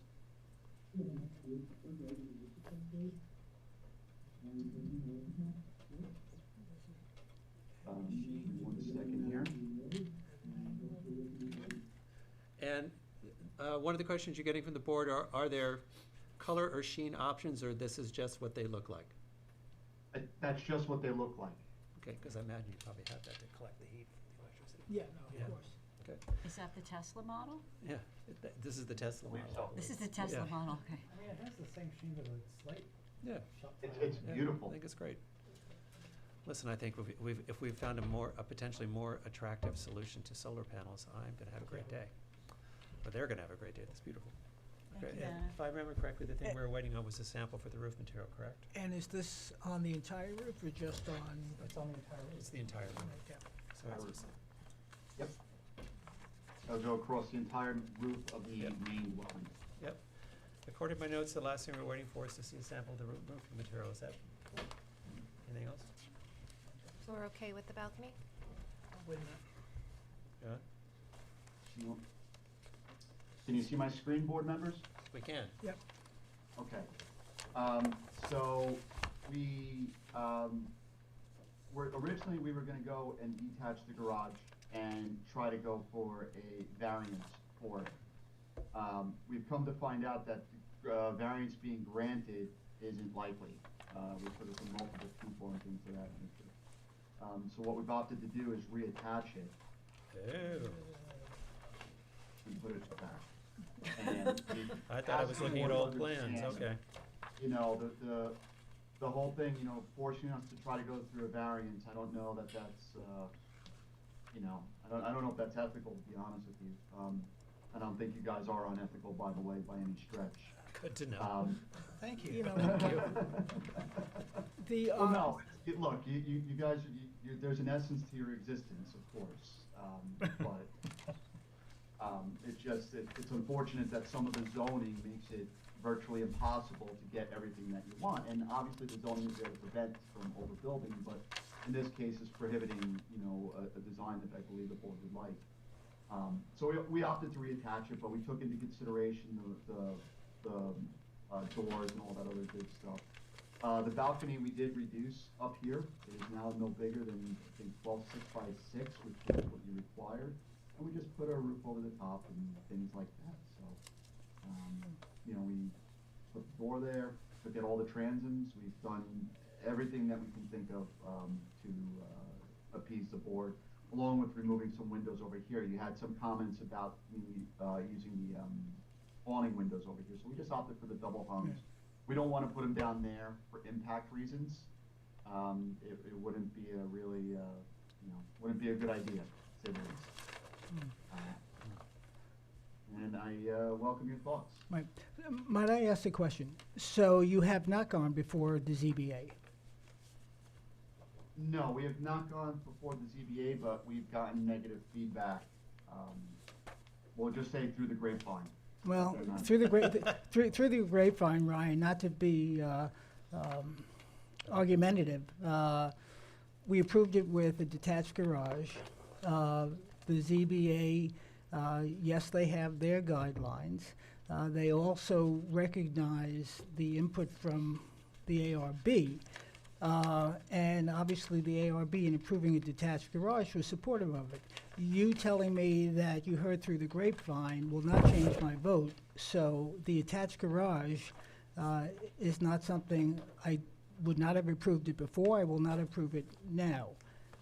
I hope my other board members will concur with me, but that's their decision. No, actually, I hope they do concur with me. And if it's a matter of addressing the ZBA, go before the ZBA and ask them, and we're, I think by our approval, we supported it. So, I don't know how great a variance you're looking for. Well, the Ryan, code. can I ask you to clarify what variance? Alex, can you weigh in here? Yeah, I was gonna ask Ryan, could you explain which variance you're referring to? I know on an older version of the plans, there were some accessory setbacks shown, but it looked like you were in compliance. No, in your code, you can't be within the principal envelope with an accessory structure. You can't be within the principal side yard. I don't believe you'd be within the principal rear yard. I have to look it up which portion of it is. We would prefer a detached garage. Okay. Very much. But, we don't want to wind up having to go through a process where we know we're, going uphill where we're not going to get it. Right. I'm not sure that I follow, because a detached garage can be in the side yard and rear yard. Those are the places where Yeah. you can't be in a front yard. And of course, there's certain setbacks that have to be met from property lines. I thought in your earlier drawing, it was shown at the correct setback. Yeah, let me just see if I could find it in here. Bear with me, just 1 second here. I mean, to Jeff's point, it's such a better looking house with the detached garage, but I don't think you'd have to go in front of the building department, or ask the zoning board, but I don't think this is a non-conforming location for your garage. The question may be your side yard setback, which requires, I believe, 15 feet. Well, yeah, it does require 15 feet. And then, 1 second, let me just see if I can find it. It does talk about that we can't be within the principal structure envelope. Just bear with me a second. You're not in the principal structure envelope because your principal structure setbacks would be wider than that. No, the principal structure envelope is right here, the accessories over here. You're saying an accessory structure can't be within the building envelope? Okay, so here it is. 116.9 A3. Accessory buildings and structures, including private garages, shall not be placed within the front yard or required yard, nor the total required yards for a principal building. Except that case of a waterfront lot, an accessory structure may be placed within the front yard, provided such accessory building structure complies with the street setback. That's your code. And it's unfortunate that it hurts this house. But, it does, unfortunately. Alex? I'll have to review that with the building inspector. I don't know if that, I want to make sure that that's the right interpretation of that code. Well, Tim did call me about it, so. Okay, well aware of it. I wasn't aware that he had spoken to him. So it was the right grapevine at least. That's not a grapevine, that's the building inspector. Well, but I'll It's a add very direct grapevine. another point. The ZBA exists by its title to grant variances. Here's a case where the Architectural Review Board and the owners of the property and the architect favored a particular design. And I don't think it's unreasonable to approach the ZBA and ask for a variance. So is there any possibility of getting this approved without a detached or without an attached garage at the moment? Because we will go through the process. We don't approve, no. Okay. We wouldn't approve a house, though you could go see if you get it approved another way. That wouldn't make any There's sense. no other place to put the garage if that's No, it. I actually think, I think you should go back in with Alex and talk to the building inspector one more time, because this is such a better house with a detached garage, and it's more harmonious to that street and the neighborhood. And I think everyone prefers it that way. And I actually am not 100% convinced that, I'm not 100% convinced, unless it's a side yard setback, I don't know. Because you've got 5 feet between the properties you've got. So anyway, I guess that's what you're hearing. I guess what you're hearing is it's a great house with a detached garage. I think that's what you really want. I think that's what we really want for you. And I feel like that's the best answer and the most harmonious for the neighborhood. I think it's at least worth asking the question and taking one round more with the building inspector, with Alex, to see if it actually does require a variance. And if it does, I think we could maybe help you, or at least make a recommendation to the zoning board on your behalf. So this is, so you know, 116.9A, all districts? Yep, Great. I got the code section. Thank you for sharing that. Okay. So, yeah, it's so unfortunate, you know. Okay, well, I can't really, for tonight's purposes, I think that's where we are. So what I think you should do, because I think the roof material is great. It sounds like you should take the swing with Alex and the building inspector to figure out if indeed this garage as proposed on this size lot with its width would require a variance, and if it does, I think you should take a swing at getting it, because I think it's a better house at the end of the day. I think the applicant's gonna be happier. And I agree with you. It would be a better house. Yeah. It absolutely, I Yeah. can't say that enough. Okay. However, you know, we have some parking issues here, of course, so Yep. would we be able to come back to the ARB, because we have time issues here? Yep. Would we be able to come back and show you the house without the garage, or would you rather see it with the detached garage and? Actually, what we can do, if you want to come back and show us the house with the detached garage as you want to build it, we can approve a house based on ZBA approval, pending ZBA approval. Okay. We can do that. Can we talk about the balcony for a second? Yes, now we can talk about the balcony. Okay. Well, I appreciate the desire for having that balcony. I think we need to be consistent with the rulings we've made in other cases with such small lots, with the proximity of homes on all 3 sides. I think it should be eliminated. Okay. Okay, I was just gonna, I just read the code, and I think it has to do with the way you place, where the comma is placed and how you interpret that, whether it's viewed as a descriptive. But we'll let our legal, We can leave that with the legal other folks, people. but I think it's a misreading of the code. Okay. Tim loves when I tell him what the code says. Yes. Any other Nope. question about, how do you feel about the balcony? The balcony. Talking about things of substance.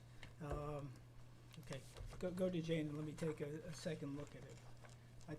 The issue there was it's in the rear of the house. Yes. Yeah, it's a small lot, Small lot. close to houses on all 3 sides surrounding it. I think it's a privacy issue, and we've consistently ruled against balconies on similar lot sizes, dimensions. The balcony itself is, what, about 4 feet, by 6 6 feet? by, it's 6 feet by 12.5. 6 feet by 12.5. I'd have to go back and walk the property. I know consistency would have us looking at it with jaundiced eyes. Just not 100% sure. I mean, you guys did ask us to reduce it, and we've Right. reduced it tremendously. Yeah. Yeah. You know, we hate to lose it, and I don't know that that's. Yep. Yeah, I understand. Tell you know, what. I mean, we could plant privets up here. We could Yeah, green no. dot- We never all listen to that, sorts of because like, stuff, you know, winter they'll comes, never the see leaves fall off anybody over trees. there. All right, so I think let's do this. I think you should adjourn. I think we should, I think it's a good idea, and I will join Jeff and walk the property to understand what any sightline issues and what they are for the balcony. And you'll meet with Alex in the building department and see if there's a way we can do this house with a detached garage, because I think that's how everybody wants, that makes everybody the happiest, including the owner, which is most Are important. there any other comments that you guys have? Nope, I think the balcony and the location of the garage are the two. And I'll walk the property as well? Yeah, and well, you'll go separate. Oh, that's right. We can't be three together. Or I'll go with you and you'll go Yeah, separate. We'll figure that Oh, out. I don't mind. All right, so I hear you asking for an adjournment, and let me know when you're going in the building department, and if I can help in any way, I will. Yeah, we'll go in there either Wednesday or Friday. Great. But Okay. I just want to ask, does Ms. Danzillo want to say anything to the board? Yeah, just one more thing. And I asked for public comments too, so. If you walk the property and you want to go inside the house, it does currently have an upstairs deck, and I can make arrangements for you to see that. The house, of course, will be moved in a different location, but you can still get a sense of that, if that's helpful. Okay. I'm happy Right. to arrange that. Thank you. I'm trying to think in my mind about you, there's a house that the back faces you. Okay, all right. Are there any public comments? All right. Then I am going to move that we accept the applicant's request for an adjournment for 101 Old Town Road. Do I have a second? Second. All in favor? Aye. To Any June opposed? 26th. To June 26th. Thank you. Bye. Thank you. Thanks, Ryan. Thank you. Did you get your sample? We'll see if we can help you with that garage. Yeah, they have And you- Okay. And your roof sample's great. Thank you for bringing it. And thank you for finding it. I know it wasn't easy. Yes. Yes, we appreciate it. Okay. All right, so next up we have 57 Halsey Street for renovation expansion of an existing dwelling and construction of a pool.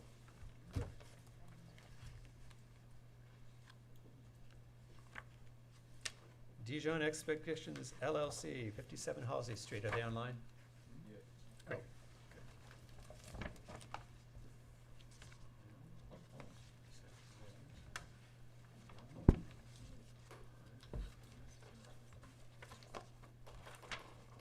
Good evening. I'm Jim McChesney. I'm the architect for this project. And if I could share my screen. Please.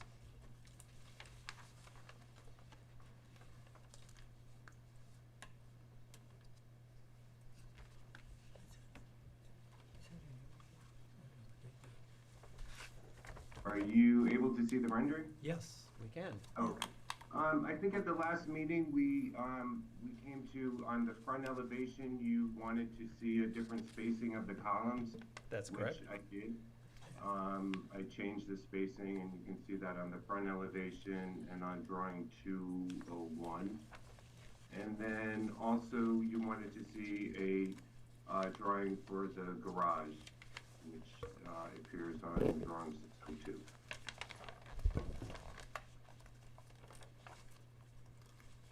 And it's the idea for the garage is just it's going to match the little pool pavilion. It's going to be a vertical clear cedar and a standing seam roof and just garage doors facing the garden, or excuse me, French doors facing the garden.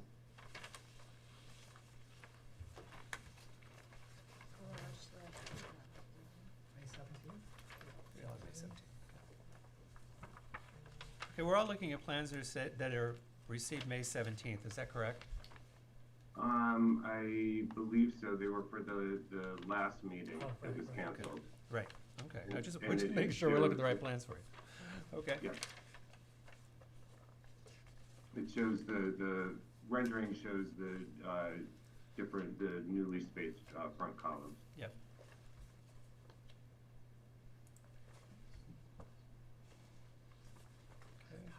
How are you getting into the new garage? There's a driveway that runs the entire length of the property to get to that garage? No, it stops at kind of at the back of the patio, and they're not going to use the garage so often, so it's mainly just to keep a car in the winter, and so they'll just drive over the grass to get to the backyard or to the garage. It's mostly for storage. Okay. That's their choice. Okay. Board members. I like what you've done with the front porch. I think it looks much more traditional, how it might have been originally constructed. I'm fine with the plan. Okay. Jane, Jeff? Yeah, I think it's a beautiful looking house. Thank you. Yeah, same here. And I think it just may be just the drawing on the east elevation and the sconces opposite on either side of the door. In the rendering, they look small. On the black and white drawing, they look large. To be honest, they're not selected yet. No, I figured as much. Okay. Yeah. And are you actually picking up the house and straightening it on the lot itself? Yes. We're going to pick it up, put a new foundation in, and it's slightly at an angle to the street, so we're going to slightly make it so that it's parallel with the street. Got it. It's off by like 3 degrees, I think. Okay. Do you have any comments from the public? Okay. Then I'm going to move that we accept the applicant's request at 57 Halsey Street. Do I have a second? I just have one more question. No, then I'm not going to. Lieutenant Colombo. When you're moving the house, it's obviously moving in a different footprint. Can you tell me how many feet it's moving forward to the street? It's not. Let me just see. It shows on the survey. Right now, I believe it's still within the front yard setback, which is 40 feet. Okay, that's fine. That's all I needed to know. Because all the houses on that street are like 40 feet back. It actually becomes more conforming. Yeah. It's like No, 40 and 41. 40, okay. Yeah. All good. Yeah. Thank you. Okay. Thank you. Okay. Then I'm going to move we accept the application for 57 Halsey Street. Do I have a second? Second. All in favor? Aye. Aye. Any opposed? Great. Thank you. Thank you very much. Next up, 599 Ox Pasture Road. Good evening, members of the board. John Bennett and Bailey Larkin from Bennett and Reed, Roger Ferris and Petra Navratilova, and Jake Watkins from Roger Ferris's office, and Steve Naroda is here this evening as well. As requested by the board at the May 8 public hearing, a site visit was held on Thursday, May 18th. In addition, on May 18th, 2023, we submitted additional information, including a revised landscape plan prepared by Areas Design, and as well as night renderings of the proposed residence prepared by Roger's office. We are in receipt of a correspondence from Samuel Schwab dated June 2nd, 2023. Mr. Schwab's counsel, Linda Riley, appeared at the last public hearing. I don't know, sometimes, it's sketchy sometimes, the stuff that's in the Dropbox, the stuff that gets submitted. I've had a couple of examples recently of letters of support that didn't make it into the file, so I have copies of the letter for everybody, but I do want to read Mr. Schwab's letter into the record. I'll do it quickly, and then I'll have Roger and his team. I prefer you just let us read it. You don't need to read it in the record. I just wanted to, let me read the last sentence. At this point, we have no objection to the siting of the proposed house or its design, and we agree that its design, including the proposed landscaping, is harmonious with the neighborhood. Okay. I just don't understand how a June 2nd letter didn't get here on the 12th, but okay. All right. There are worse examples. Okay. All right, let's go. Good evening, I'm Roger Ferris. I'm here with Jake Watkins and Petra Navratilova, architects in my office who've all been working on this project since the last time we met. One of the requests was, what does this house look like as it's facing west onto Hetty Creek and across to the reservation?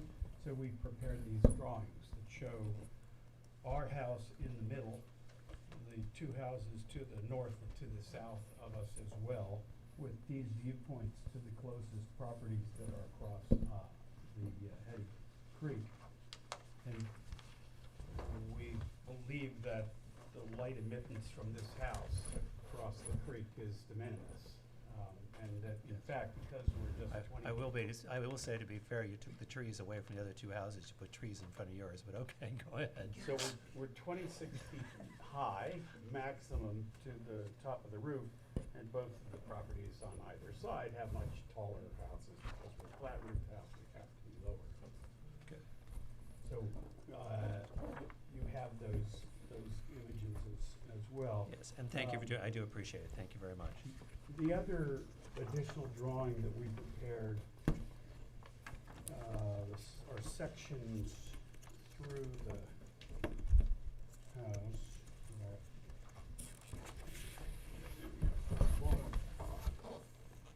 So these are sections through the house. Then the reason we prepared them is to show that the glass is set back 8 feet on the front, both top and bottom, and 10 feet on the back. So when we talk about the aperture and your concern about light and having white light come out of contemporary houses, we didn't do this to shield that, but the reality is this architectural gesture does that. It creates an aperture and narrows down the light.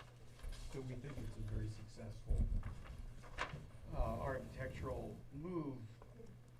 And also you have, scale-wise, but also. And you also have no external fixture. You only have No, we soffit don't. lighting. We All the don't lighting have is any- down. You have any- no forward-facing lighting, if I'm No wrong. sconces. Yeah. Yeah, no external, but, so we are not in the historic district. While we're on one of the most important streets in the village, we think we're an outlier. Our property is at the end. We're landscaping on the entire edge. I know several of you have been to the site. It's really not seen from anywhere, and I know we would be very happy if it was seen from everywhere, but the reality is the owner is very happy landscaping all along the street, right? So there's a cul-de-sac at the end, so he doesn't want to see that. We've kept, as some of you may have noted, when you walk the site, the historical landscape is really what's primary. It was primary to the owner from the beginning.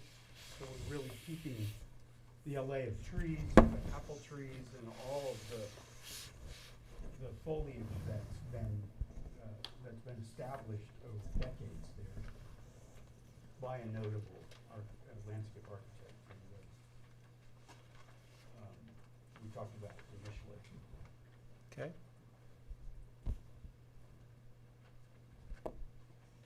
That's what you asked us to. That is what we asked you to We do. brought our material palette back. Thank We'd you. like to revisit. No, let me just, let's go to the board and see what questions board members have. Board members. It's gorgeous property. I think the modern house fits in down there, and I think you've just done a terrific job on it. Yeah, I'll concur with Jane. The fact that you've kept the historical landscaping is a plus. The location of the property, the location of the house on the property, I think will, one, it sits well, and two, issues that we sometimes have with contemporary houses being a lot of glass.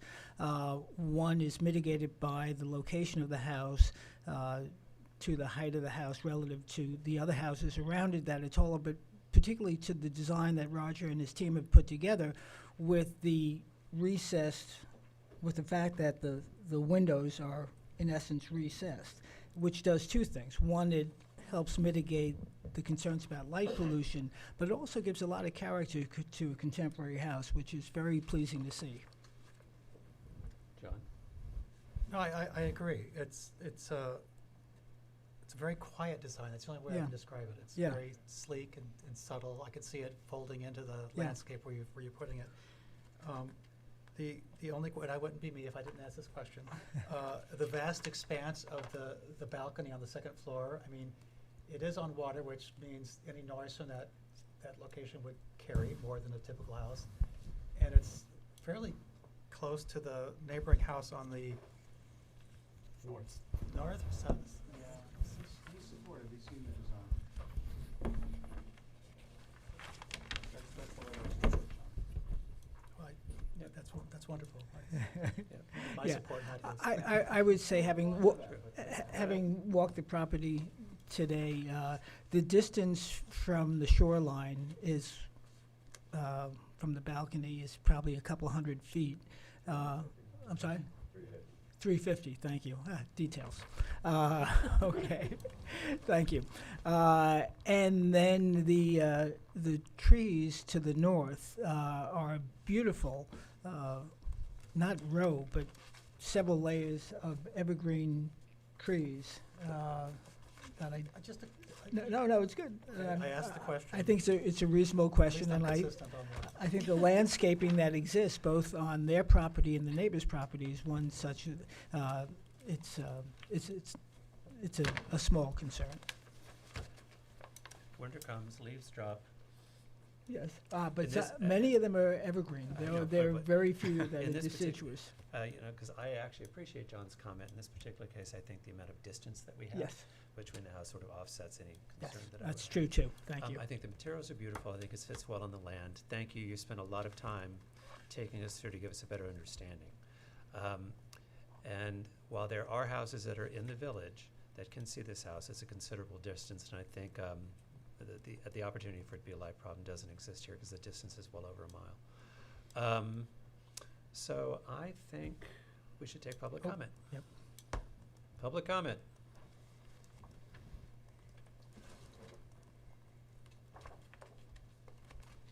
Anyone? All right.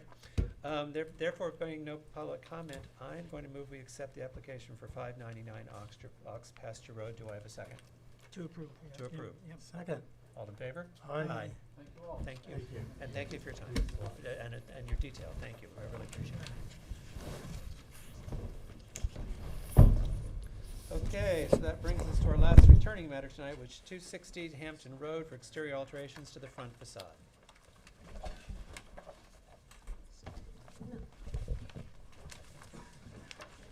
We'll let you know if it's not okay. Okay. Hello.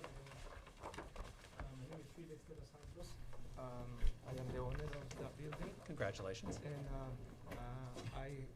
my agent was here on a couple weeks ago. Yeah. And we make it all the changes that I was supposed to do. And Okay. Also she sent a letter too. Okay. And Do you have drawings? drawings, yes. That's existing. If you can just show us the drawings of your proposed. Yeah. Okay, what we propose. Yeah. The renderings. Yep. And just aim them all facing us because that's how the camera Oh, can see them. okay. Thank you.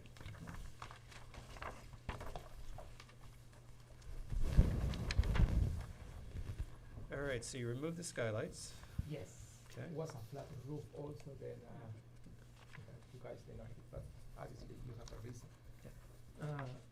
One of the reasons that we want to do is because of this, and it's almost like a little bit less than 8 feet, and the truck hit all the time and being repaired many times, all right? And that one of the posts fall off, but either way, it's nothing collapse, just fall off. But it's one of the reasons that we try to raise it up. That is my Because original. trucks are backing into it?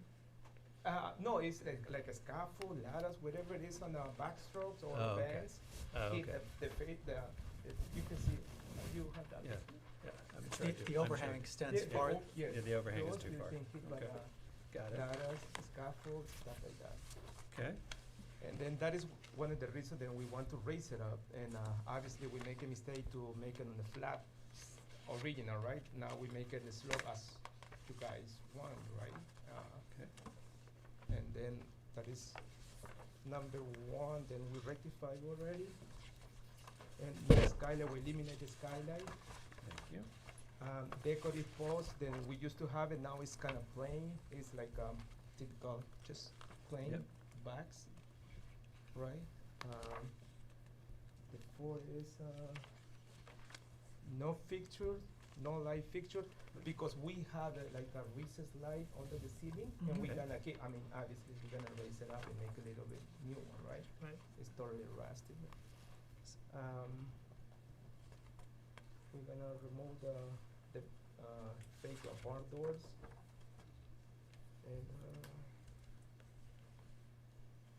And also, the color is, as you can see, one of the photos, to see match. We're gonna keep the same color that it has on the front, which is called Shadow Gray. we're gonna keep the same color and What- always been in there. What color are the current windows? White. The current windows are white. We're gonna make it black. Yeah. I mean, not on the glass. You were just, almost the there. trim. No. You're going great, Okay, Felix. going good. Okay. Oh, and obviously, I don't know what else to say. Okay. Board members. I think it looks fine, except for the black windows. I like to see everything changed out to the original white windows, both second story and first story.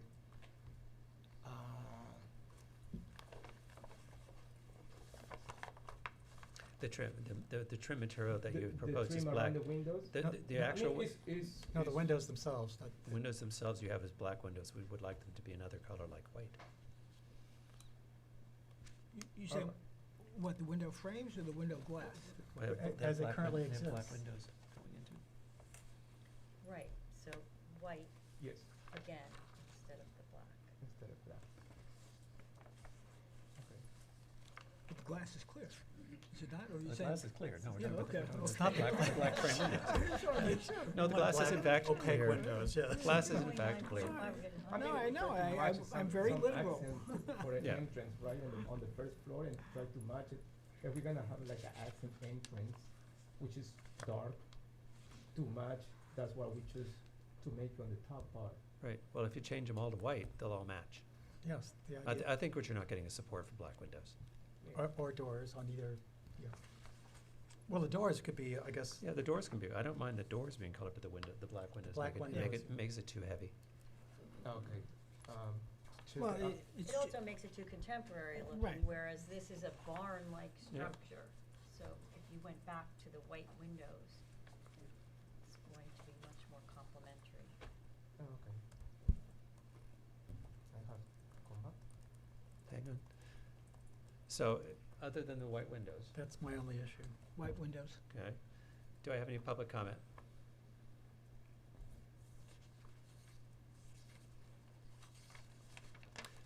Counselor, Yes, you can. can the owner mark his plans? He can submit revised plans, and we can approve it subject to his submission of revised plans showing white windows, Great, there you go. So, if that's okay with you. Oh, yeah. Okay. Thank you. Oh, yeah, I was. this Otherwise, format- we can yes. adjourn. I know. Something. I know.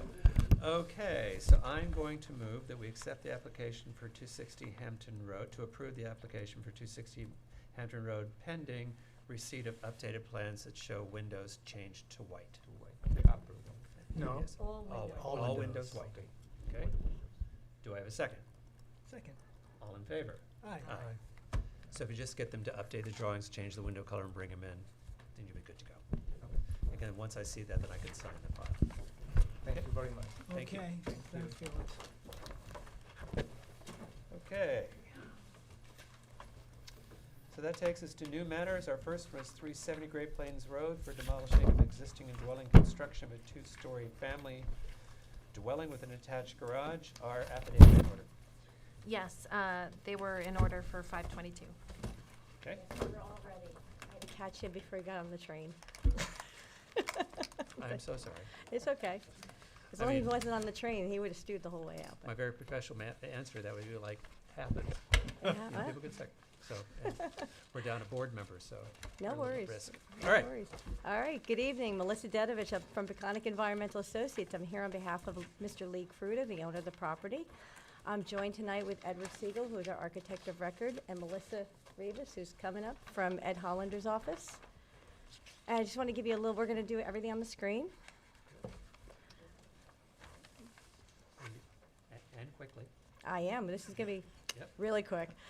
Okay, so it's an existing 1.6 acre property that has a man-made pond on it. As you can see, the house was built in 1978.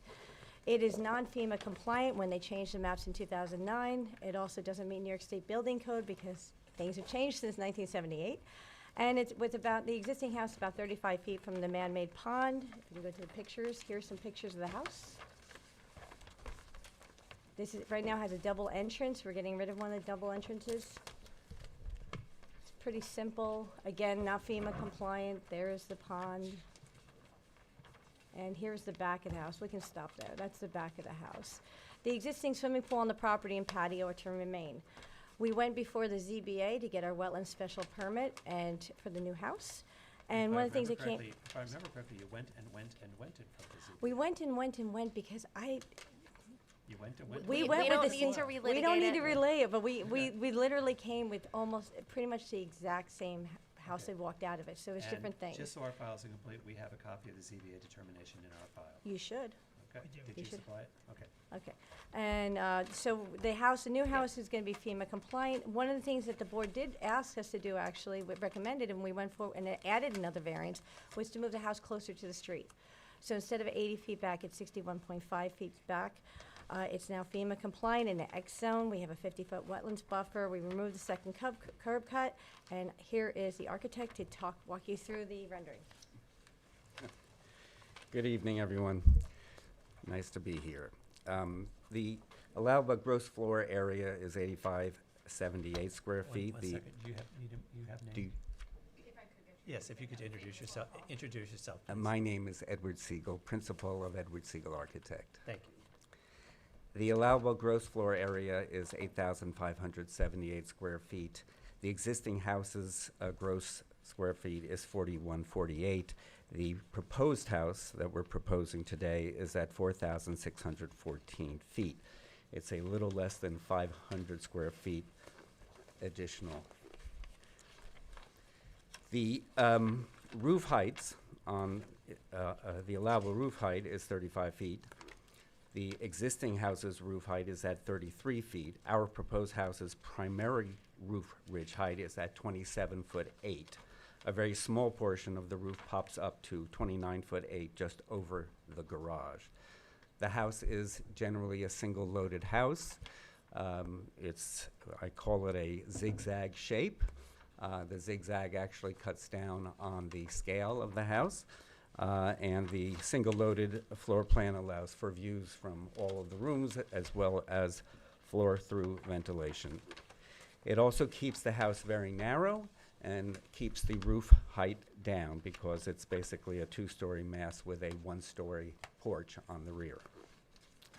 If we go directly to the rendering, the house has been designed in a traditional shingle style, which includes typical shingle style elements such as natural weathered roof and wall cedar shingles, divided light double hung windows, lattice windows with diamond shaped lights, painted wood window shutters, painted wood horizontal beam sill and eave trim, flared shingles at the second floor, decorative brackets supporting bay windows, and gabled roof conditions, and simple Tuscan single round and square columns at the porches. All of these elements contribute to the breaking down of the house's mass to a domestic scale. The materials for the roof and the walls are weathered cedar shingles. The chimney caps, gutters, and downspouts are lead-coated copper.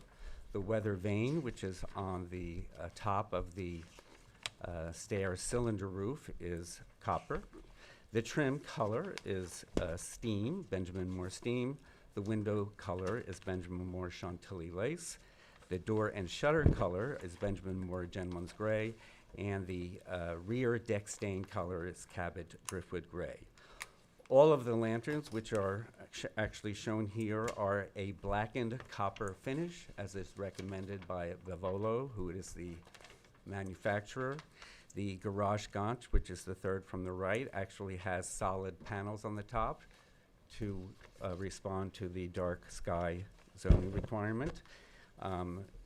The porch ceiling pendants are in the porches. The outdoor kitchen warehouse district gooseneck bracket lantern is on the outdoor kitchen in the back, and all the porch sconces are the first lantern. The entire house sits on a red brick base, which is a very small one since the house only is about 1'6" above general grade. And bluestone paving is in the front porch only to coordinate with the landscape paving that's in the front as well. Any questions for me? Probably. Board members. Let me ask Melissa Rivas to present the landscape. Hello, my name is Melissa Rivas. I'm from Hollander Design, and I am the landscape architect for the applicant. I will give you the briefest of garden tours in the interest of time. All of the circles that Full you're stop, seeing. I think a lot of us watched a lot of your garden planning for some of those ZBA meetings. But go Yes, exactly. So this will be very brief. All of the circles you're seeing on the plan are the existing trees. They'll all remain through the project. We have quite a lot of native plantings here through the 50-foot wetland buffer, and then another 50-foot of native planting along the eastern property line. A lot of the existing material along the front and western sides are all remaining. There are very few formal gardens here, so it's really just at the front of the house where we have a green entry court, some ornamental trees, and then some ornamental shrubs at the front entry.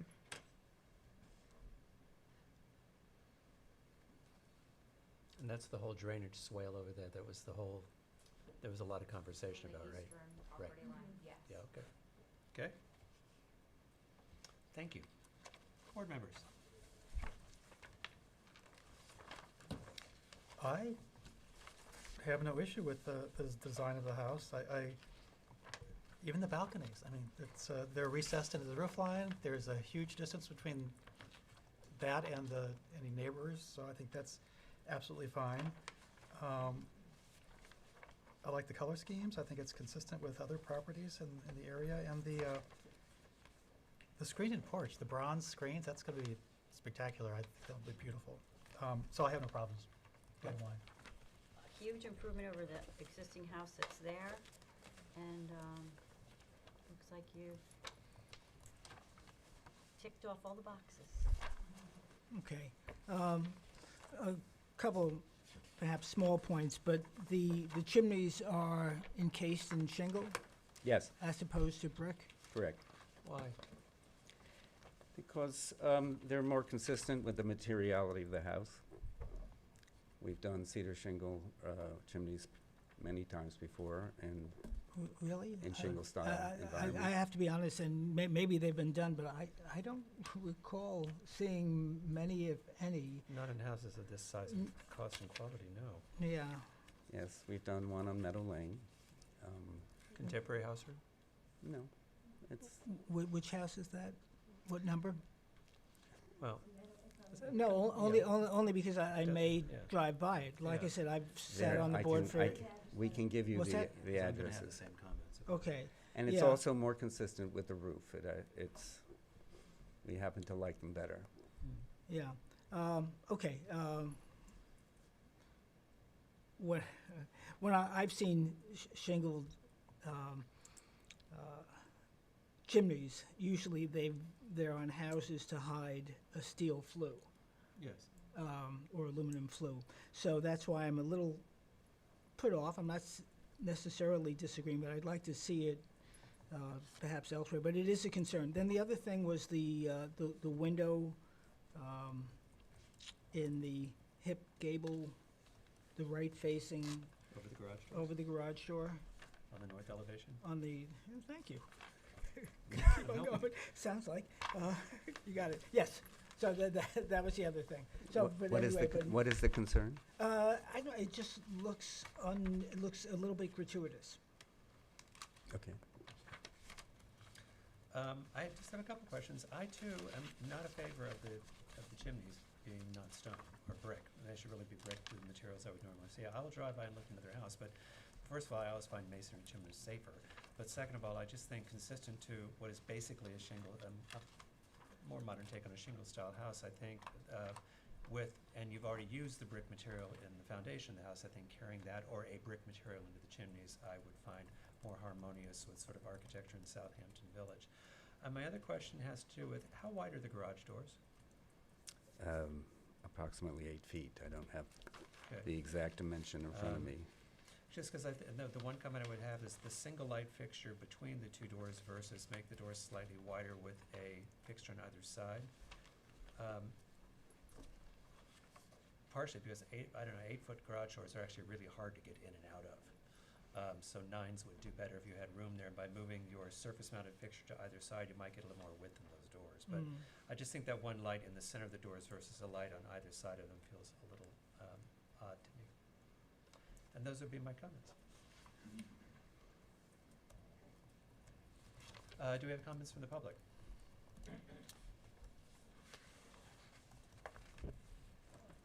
No? All right. You, sir, any thoughts? How do you feel? I'm just. You've heard our comments about. Yes, I've done numerous shingle style houses in and around East and Southampton over the last 25 years. And we've done numerous shingled chimneys. They are both safe, they've never caught on fire, and they're very consistent with shingle style design. Well, I think what you're hearing from someone who's approved a lot of houses in Southampton, that at least 2 of the 4 of us have concern about those materials, the material as they appear in this house to houses that they normally appear in Southampton. So I think what we're going to want to do, we'll go by and look at them, but I would think you might consider thinking about that because it's a sticking point. You're going to need votes up here in order to get a house built. And I think that's a sticking point. And I think you hear us, I would urge you to make the garage doors wider. I'm a car person.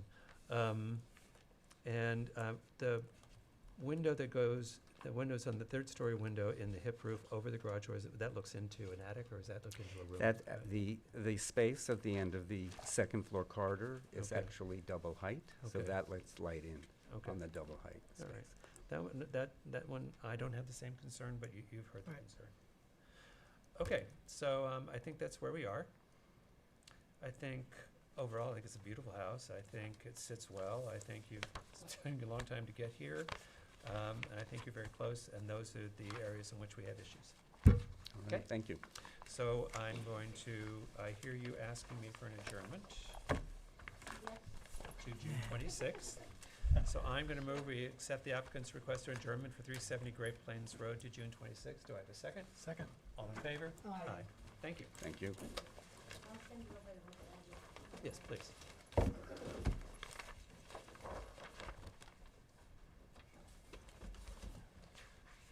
Okay, so next up we have, catch up with my notes so I don't hate myself tomorrow.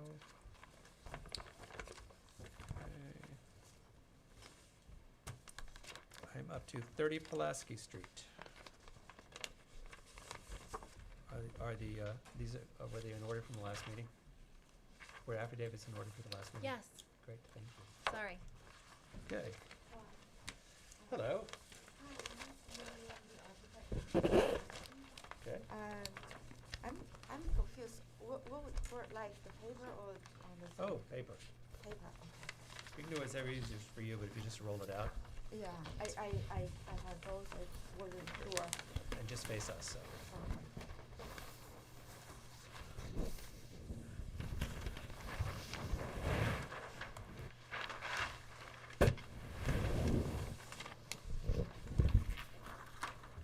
Well, Mr. Bennett, just a reminder that this application also involves a demolition evaluation. I'm sorry, what? There's Just a reminder demo. that this application involves a demo evaluation. Okay.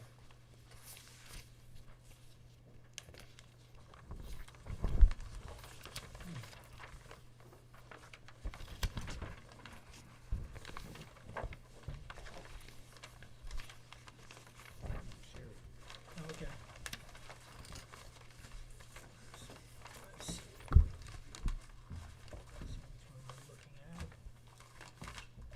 I believe all these are in a packet. So 30 Pulaski, And these are the plans dated June 7th, correct?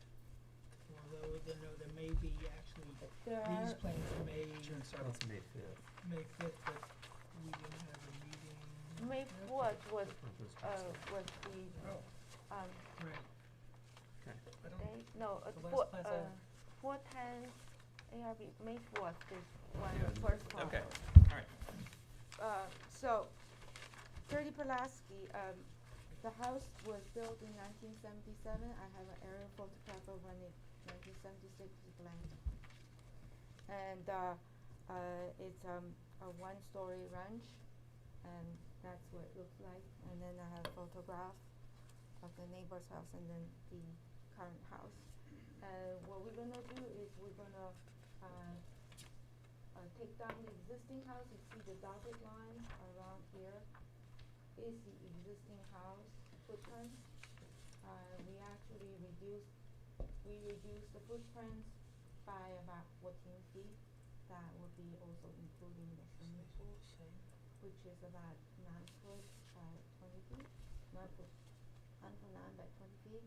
And the gross floor area, we are allowed 2,285.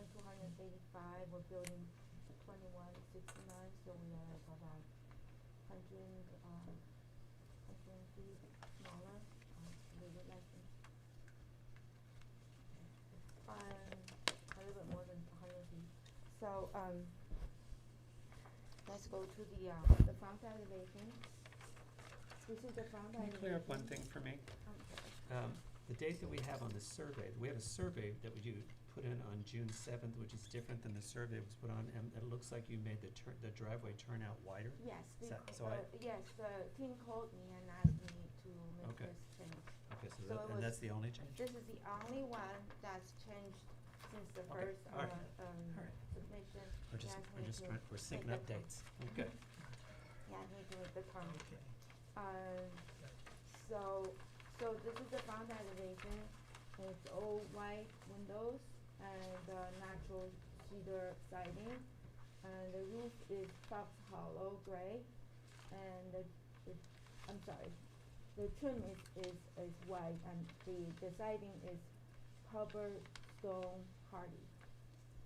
And then the garage door, front door is all white. Is it safe or is it painted?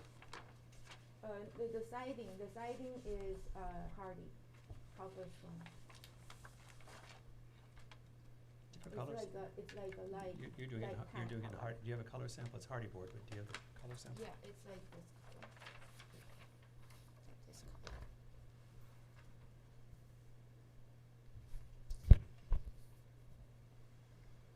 So fox gray with like tan colored siding, and everything else is white. And we are 3 feet lower than the required height, which is 27 feet to this peak. So the main ridge is even lower. And I'm trying very hard to make it look like 1.5 stories, so I lower the gable, so to minimize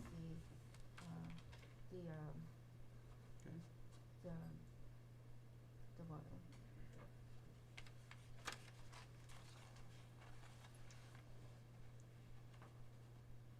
Okay. Is that everything? And the color of the house is, one more time, it's And gray? the tan color, it's a tan? it's called cobblestone. Okay. All right. Board members?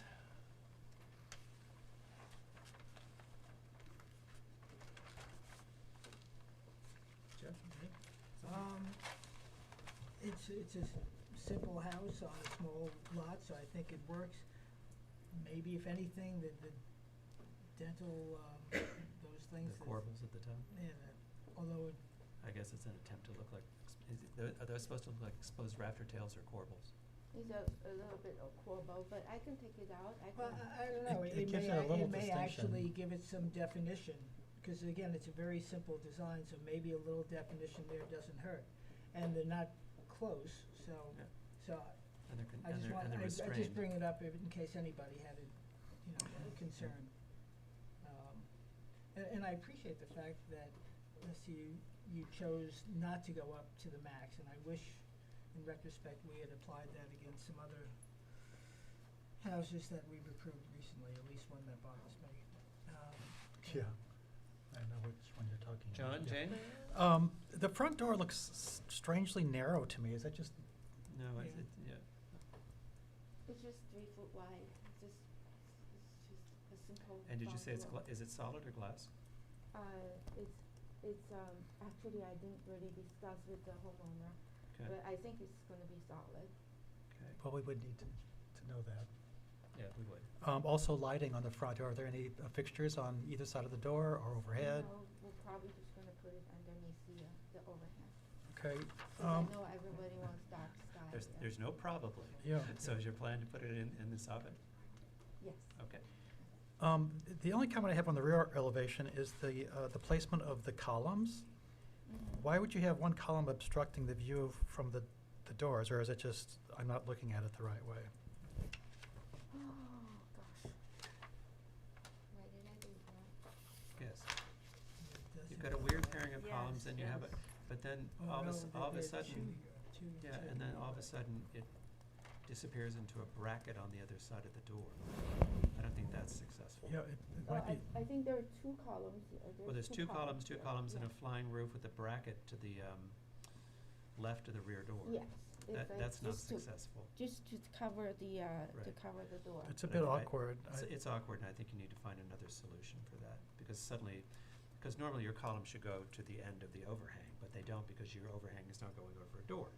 So, which is a garage door, so it's lower than your walk height. So I think you either need to think of a different protection situation for the door that lets the overhang end sooner and the columns go to the end of the overhang, but that resolution is not working yet. Okay. Okay. Sorry, John, I interrupted. No, it's okay. You finished what I might have said, but only better. Anything else? Nope.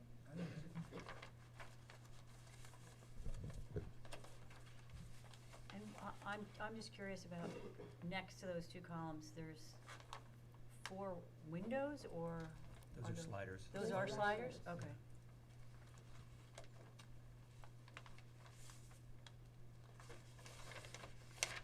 Okay, here's my thought. Let's start with the rear. I think we've talked about, I think you need to figure out a different resolution for protection for that door, because it suddenly, it looks like a mistake. Then I think the 4 slider doors, if you can come up, even if it was across the top with some sort of mutton pattern across the top almost, where they weren't just, because suddenly your sliding doors look very contemporary compared to the rest of the house, which is a lovely sort of traditional looking house. And my other comment echoes John's. I think the front door needs side lights or it needs presses. So either rethink what your overhang is that adds either a little width, a little column, a little something. But I think with just a solid door and lights there, suddenly there's not enough presence to the front door to sort of celebrate it. So I think if you can think about the resolution of the front door, and then tell me about this garage door. Is it just the rendering? Because the garage door looks odd. How wide is that garage door? Because These are 8 feet. And the design looks kind of wonky. it may just be the drawing, but the way the top row of windows are, looks kind of weird. The transom windows above the garage seem unresolved. Okay. It may just, because you could actually buy garage doors that have, the top layer has the transom and that rolls up, or you can put a transom above it. Your windows seem either heavy or not wide enough for the width of the garage door. And it may, maybe because the garage door has 4 panels, but it's not syncing up properly. Okay. Okay? Okay. We'll pick a garage door. Okay.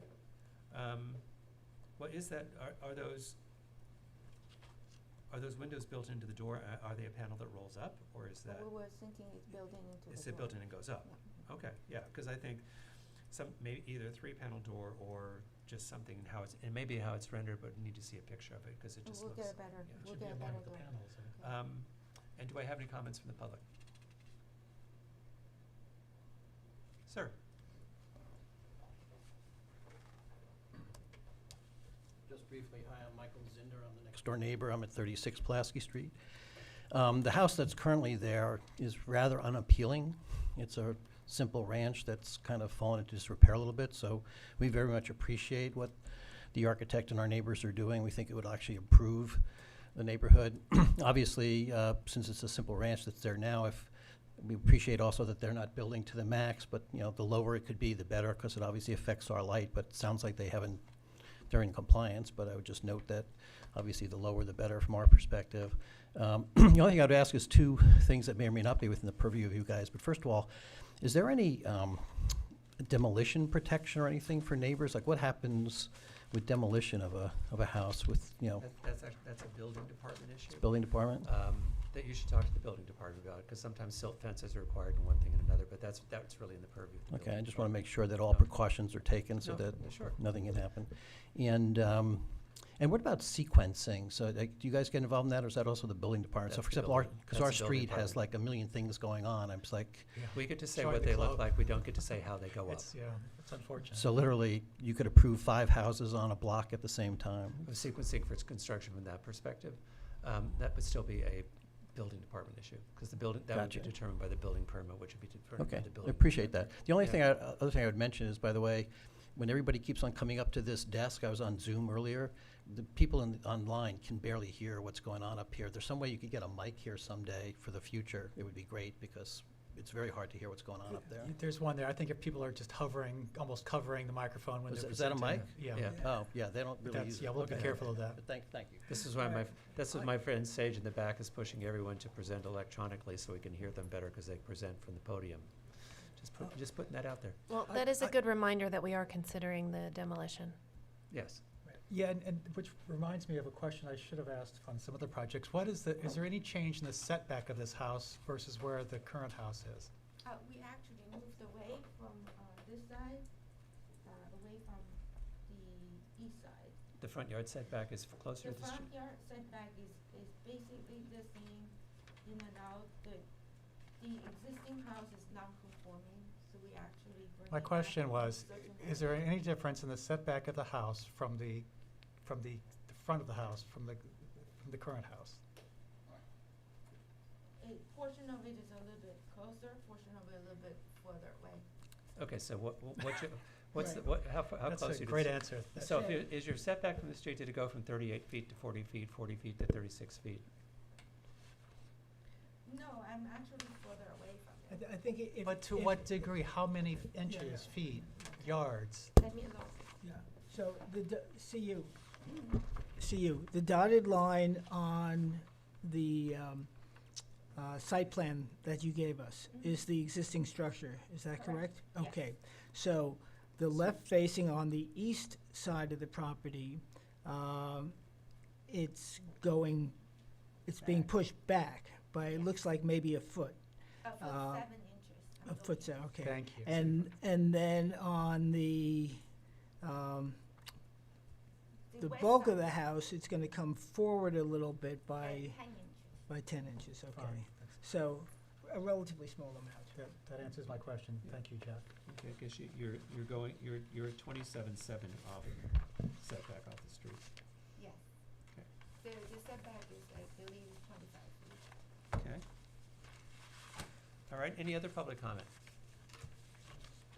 Okay, you've heard our concerns. I hear Okay. you take those comments to heart, Yeah. and I think I hear you asking me for an adjournment. Yeah, yeah. Okay, so I'm going to move we accept the applicant's request for adjournment for 30 Pulaski Street to June 26th. Do I have a second? Second? All in favor? Aye. Any opposed? Okay, thank you. We'll see you on the 26th. Okay, so next up we have 49 Breeze Lane, demolition of value of existing dwelling and construction of two-story single-family dwelling with attached garage. Is the applicant here? Oh.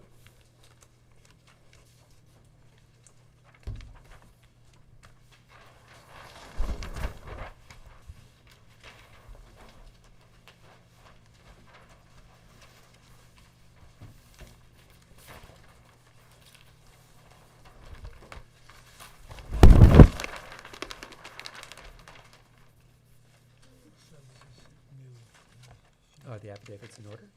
Yes, for because they were 522. from this is number from Yep. 522. Oh, okay. She was just seeing if I was going to do my homework. This is another one where we're considering the demo. Yes. Okay. Okay. Good evening, my name is Joe Licciardi. I'm requesting permission to demo the house at 49 Breeze Lane, and then also asking permission to build a new one, two-story, single-family home. Okay.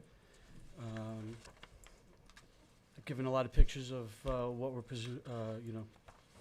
you have them with you?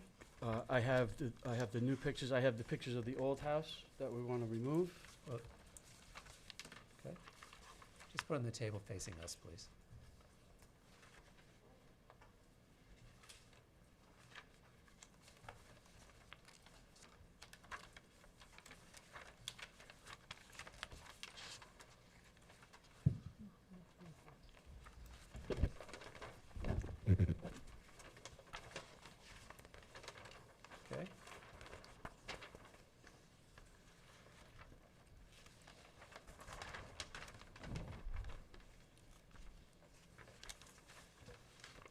email, can you actually share that?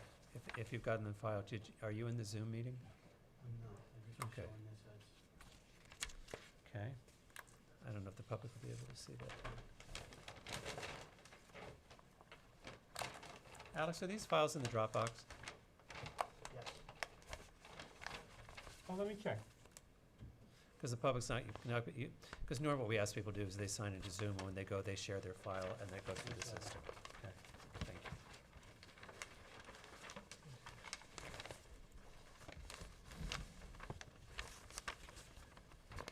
Because we like the public to be able to. Where they get those great signs.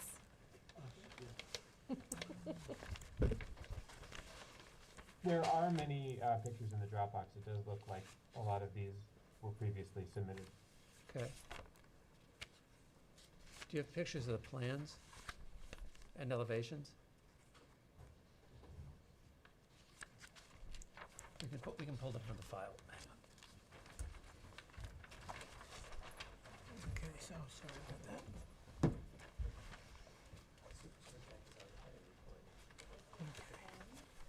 Your file plan, your date, file date is? April, what is it? April 9th? 10th. April 10th. Thank you. Sorry. That's okay. Helps out here.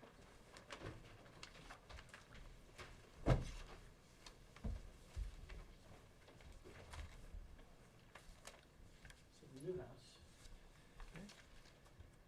We're proposing to have all natural cedar siding. Okay. We're gonna have white exterior trim, boral material. Okay, I'm not being a pain in the ass. Can you move that move that whole stack to the center? We don't need to see too much of that. Yeah, right. If you can move the stack to the center, and then we don't look at the interior, so take us to the elevations for. Perfect. There we go. All right.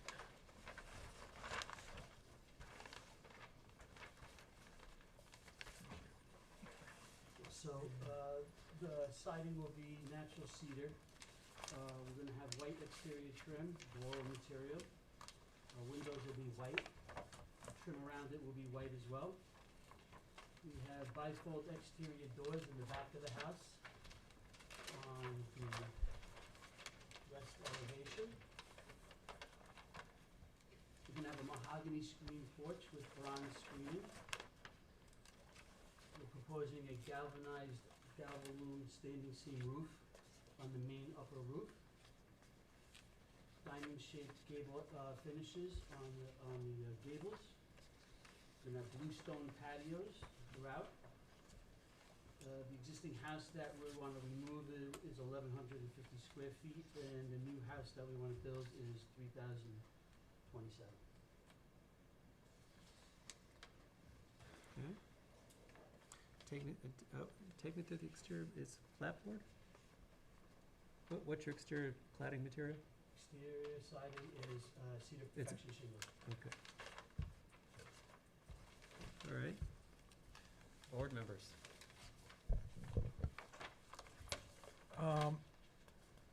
Yeah, first of all, is there any change in the setback of the former house to this house? The existing house on the front elevation, on the front of the house, it actually came back off the street. I think it says 5 feet.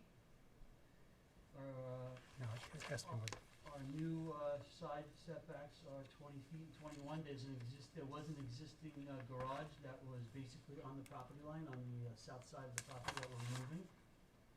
But the front of this house, it sits at the same place as the previous house? is No, that- it actually comes away from the road, towards the back. Away from the road? Yes. Perfect, thank you. Yes, sir. I would like to see something more consistent with properties in the neighborhood, well, actually, the village in general, other than the standing seam roof. I think some of the decoration on the house is a bit overwrought, perhaps. And on the rear of the house, I think the balcony should be removed. These are very narrow lots, and I think it's a privacy issue for all concerned surrounding this house. And I think there's also a potential light pollution issues with the all the windows on the glass on the first floor, seeing those triple doors reduced to perhaps 2 doors might solve the issue, but I think that's worth, Is that across the whole bottom of the back, you're saying? yeah. Eliminate, less glass? Less glass, so maybe. Your glass to wall ratio is way Yeah. too high. And that's really all I have for the moment. Jerry?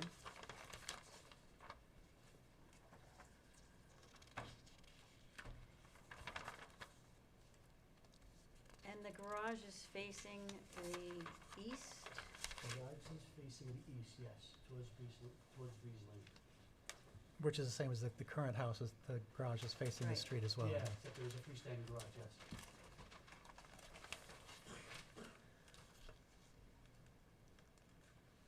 I mean, this is a vast improvement over the existing home, there's no doubt about that. It just, Jeff? Oh.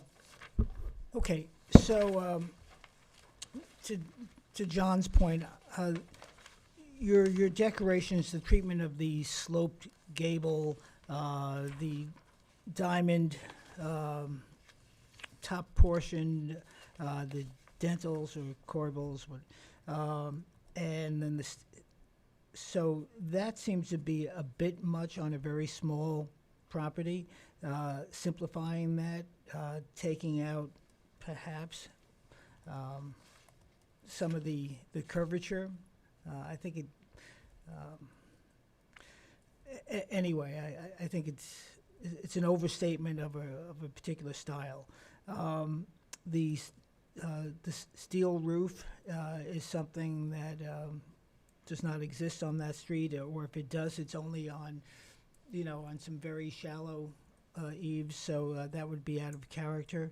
And then I'm not convinced that a attached garage, when in fact there's an existing detached garage, is harmonious. And I live a block away, so you think I would know every house by heart, and I drive up and down there, but now and if you have a detached garage, that's usually a benefit, something that people want to keep. So I'm not so sure that it's to your benefit, both architecturally and, not that it's my business, but in terms of business and finances, to remove something if it already exists. But again, Alice is probably rolling her eyes. Are you rolling your eyes up? No. No. I was Okay. thinking the neighbors won't thank you. Okay. Well, I do live in the neighborhood, so yeah, I'm not sure. I'm going to have to rewalk that. But in terms of some of the decorations, I think it's a bit much. Less in. Yeah, less is more. Okay, so I feel like, don't take this the wrong way, I think you got one of every. Got one of them. And that, too much when you have one of every. This is a very gentle neighborhood with very gentle, honest houses. Yeah. So first of all, when you put in the curves that you put into the roof line of the gable, that's usually a form of history where roof lines have sagged. This house hasn't sagged, it's gonna be a new house, so I think that doesn't work. I think you need to simplify. I think you can lose the corbels. I think you can lose the diamonds. The standing seam roof is too much. I think it needs to be probably cedar or another material, but standing seam is actually incongruous to this house. In your front door, the all-glass front door through the 2 glass side lights, I don't think that's harmonious with the neighborhood or the architecture of the house. I think you need to figure out a solid front door with side lights. I think will work better. And then your columns, there are probably too many of them. You've got one to the right and then 2 sets of doubles, and then you've got two gangs of fluted and then one solid, so you need to sort of figure that one out. Sure. The garage door, and I guess an effort to center it under the gable on the right-hand side is to center it to the window above, is actually off-center to the house, which means the gable might be off-center, so think about that. I also don't understand why you have a single, is that a 1.5 car garage, or? That is like a 1.5 car garage. Yes. Okay. It's actually the off-center that you see, there's more room in the garage inside. Right. So we either have to. But Yes. but the way it works out, it makes the gable look off-center to the house. It does. So think about that. And if you're gonna have surface lighting on that, let us know. So that's that floor. I think the little peplum bump outs you have over the second story windows in the gabling are nice because they're simple, but I think when you add the diamonds and the swoop and the corbels slash, I guess those are corbels, it's all too much. And especially if you drive around the neighborhood, what you see are calm little beautiful houses. Even the new houses are calm. There's sort of a very honest architecture in Southampton versus a one of every where we've brought every trick into the book. I think if you'll talk to me for a second, in the rendering on your south elevation for the fireplace, is that brickwork in there, or is that just a determination of what's happening inside that fireplace? On the outside, it is brick cladded. On Yeah. the inside, it's showing you But through. that's what you're showing me, the outside, is that flue is actually on the inside? Inside, yes. Oh, okay. That's fine, because I think your window-to-wall ratio on the south is great. When I go to the west, I sort of have the same issues. You've got these big gangs of fluted columns, but there seems to be nothing behind them. Are there windows? Are there, On the west, on this porch area here? Oh, that's a screened-in? It's a screened-in porch? Indian porch, yes. Okay. Underneath that covered porch. Yes, but if you're showing me a screened-in porch, when I look through the screen, you should show me what I'm seeing. Yeah. Because there's got to be a wall there. Yes. So I should see that. And then I think you've got these two gangs. You've got too much glass across. Well, I think you've got too much glass because something's going on behind those screens. But I think your two triple windows, again, even if you put a pane row across the top of them and then bring them down a little bit, I think your window-to-wall ratio for glass across the back is kind of strong. And my same comments would apply to the overused detail on the second story as applied to the first. And what is the depth of this balcony? This balcony is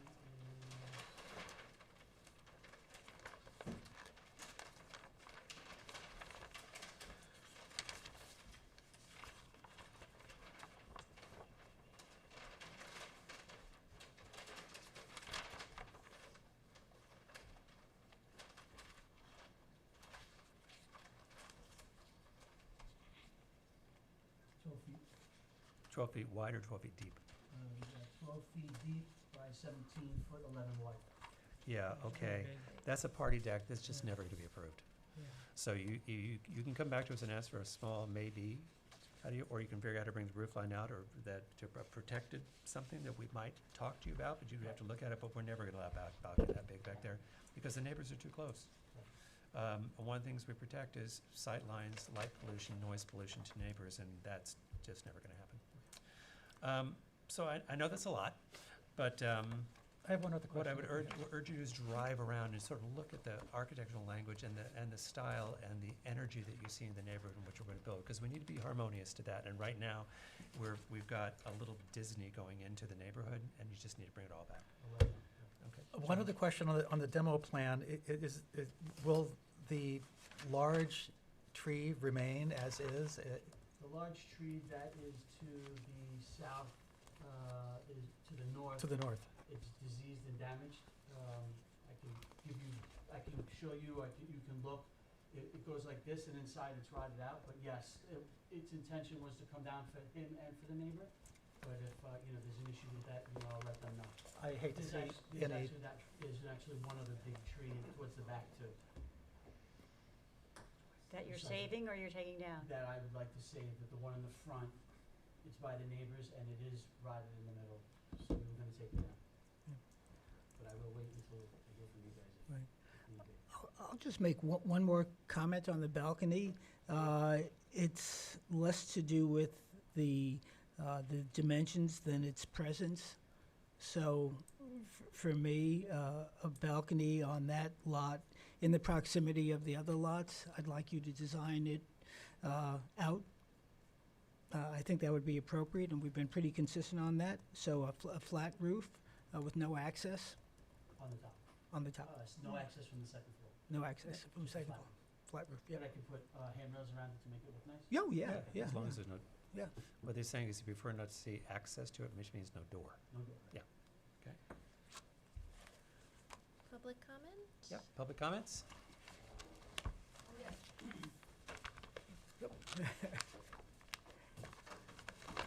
By the way, everybody gets an award for staying late. Yeah, for endurance. Okay. Okay. Well, first of all, thank you This for is, listening to me after this very long evening. I'll try to be brief. Can you introduce yourself? My name is Florence Silver Rosenblum. I've lived on Breeze Lane for over 80 years. Can you move the microphone just down a bit Oh, so we can? sure. I've lived on Breeze Lane for over 80 years. Go on. Just prior days before the Second World War, my parents bought 39 Breeze Lane. It was a dairyman's cottage directly from the Breeze estate. And that's a 3-bedroom, 2-story house, which was purchased by the person who, 2 architectural critics, who wrote a letter to you, which they hope that you would read today. Now, I'm going to give you the letter. I think because of To time. be fair, We have it. I'm not going to read it into the record. But we do have. I know, but I'm not going to. We have read We the do letter. have it, Yes, so but you I'm don't not have to going hand it I'm not going out, to take so the we time all to read have the it. record, but we have read it. Then I'm going to read, because my complaints are on the 4th paragraph. Okay. Most worrisome to us is the provision of a second-story deck that would greatly undermine the privacy of the surrounding houses, ours included, mine especially, because the intervening low-rise ranch house at 45 Breeze Lane would give a clear view into our backyard. I didn't say that in 1974, when I came back to Southampton, my mother had given me an adjacent lot and we put up a ranch house. But the provision of a deck that would be used primarily in the summer months when all of us who can spend as much time outdoors as possible would greatly diminish our quality of life. We urge you to have this particular element removed from the proposed scheme. The addition of an accessory pool house also strikes us as excessive, considering the size of the 49 Breeze Lane property, which is considerably smaller than our own .40 acre on which we have a swimming pool but no pool house. Furthermore, our experience is that pool houses become an open invitation for occupancy violations that are much harder to enforce and correct once such structures are in place, and we thus urge you to require the elimination of that component as well. My other concerns are the fence. Also, I think the solution perhaps to the privacy issue and the noise issue which would come from the pool during the summer months. It's a 5-bedroom, possibly 7-bedroom house, so the occupants would make a great deal of noise, which would disturb me. Would be, I hope you would permit arborvitae of like a huge row of them along that southern border. I think that would eliminate noise and would also add to the privacy. I'm also concerned about the integrity of the fence. I have noticed when in construction, there's some going on right now on Fordham Road where the fence is just torn down. If that happens to my property, I'll be inundated with deer. So I hope that during the whole, however long the construction takes, that they will be considerate and keep that fence okay. The other thing is, I had something else about the fence. Oh, yes. Okay, so I I'm going hope. to give you one more minute. Pardon? One Okay. more minute. I'm concerned about that tree. That tree is 150 years old, and if they wanted to knock it down, I would like to make sure that of its health, okay? Because I think what you're planning on putting is just a cement thing for a car. Please, I urge you to do everything you can to save that tree. Thank you. And by the way, I like the design of the house, which is, I'm sure you didn't expect to hear. That's it. Okay. Thank you for listening to me. Well, as you heard earlier, we have your back on that balcony. Pardon? All right. The balcony. Thank you very much for your comments. We do have it. We don't read them all for time. These meetings go long. Regarding the tree, I just hope you take serious consideration to have an arborist or someone take a hard look at it. 100%. And I just want to let you know, we did make a change. There is no more pool house. The pool house was just a bathroom. Oh, and now it's an outdoor shower, so that is gone. Okay. So it's something that, Next time we bring us a plan, it shouldn't be on there. Okay. So you've heard the comments. You're asking me for an adjournment. Yes, please. So I'm going to move that we accept the applicant's request for adjournment to June 26th. You'll be ready by then? Okay, for 49 Breeze Lane. Do I have a second? Second. All in favor? Aye. All opposed? Thank you. Great, thank you. Next up, 10 Oak Lane. This is Logo.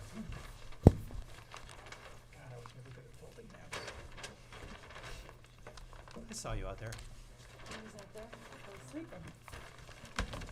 You have the luxury. Okay. Lisa Zaloga, I am the architect for the application at 10 Oak Street. Okay. We also call it Meeting House News. I don't know if you've all read the sign that is posted on it. So this application is hopefully quite simple in that there are existing large bay windows, not bay windows, but large glass windows that currently exist on the building, and they're rotted, they're single glazed, there's water coming through, they're leaking, and we would like to replace them in like kind, in the exact same openings that are there, trim them out exactly the same. Okay. And we'd like the windows to be black. No, I'm kidding. When you say in kind, who's making the windows? We'd like to put Anderson windows in. Okay. And And there's a they're not clip-in Muntin windows. They are divided light windows. They are, there's a little detail on the little window schedule that I gave you. It's a applied interior and exterior grille with a spacer bar in between so that we can have energy glazed windows. On A3. Yeah, because one of the pictures in at the building next door was like, Yeah, that one just has like, that's why I Yeah, was that like, is- yeah, we're it not was- doing that. No, because they're like a snap-in grid, and I was like, yeah, she at least No, wouldn't that's be. actually just the inside. I know, and I was like, Lisa wouldn't be asking for that. No, I Okay. wasn't. I wouldn't be All able to right. see it. You know better. All right, so, and I'm gonna ask a question, you have actually met, are the windows that are original? The windows that are there, so I gave you, I Yeah, don't know if you I saw through, but judging so, by the age of the building, I wasn't sure if they've ever been replaced, or those were right, so completely the, original. I don't know if you, did you see the pictures that I Yeah. put in there where, Yeah, and they I've used to walked be by it a lot. garage doors. Yeah. And so in 1974, the whole building was renovated and changed over from livery and stuff, so those are from 1974. Okay. All right, and you've measured the Muntins, that would be exact to match. Okay. And it's only the windows. Light fixtures are Only the remaining, no doors are moving. Nothing else. Okay. Board members? I would Any love to see rows that of screen door arborvitae? replaced. No. On the roof, we're gonna put a balcony and I wish they replaced the screen doors to something more in keeping with the building. the screen doors. Yeah. Oh, yeah. What do you think? Maybe. Please. Well, this application's, okay. I agree with John, but the application's for windows, but I agree with John. It's a great, it's a cool, Yeah. old historic structure.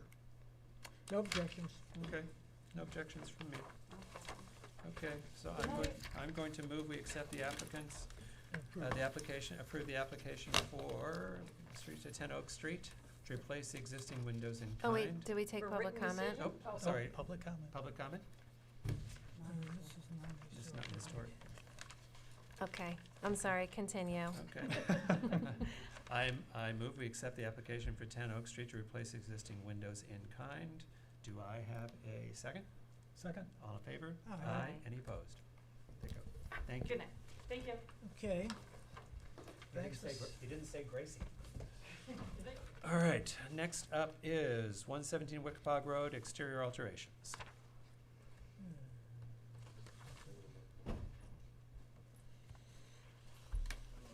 I Found the Key LLC. What? The property owner is I Found the Key LLC. Oh. It's too late for that to be funny. I'm still trying. It should be I lost the key. That's less joyous. We're on the home stretch.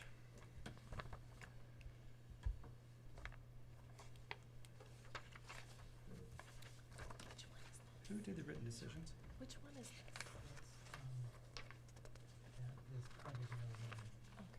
Alice, who did the written decisions? What? Who did the written decisions?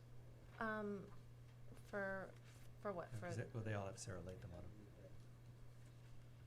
For today? Yeah. Really? So I'll scratch it off. Oh, I mean, While we wait. I wrote them. Okay, That was me. okay. I'll just scratch it off. Thought you read them.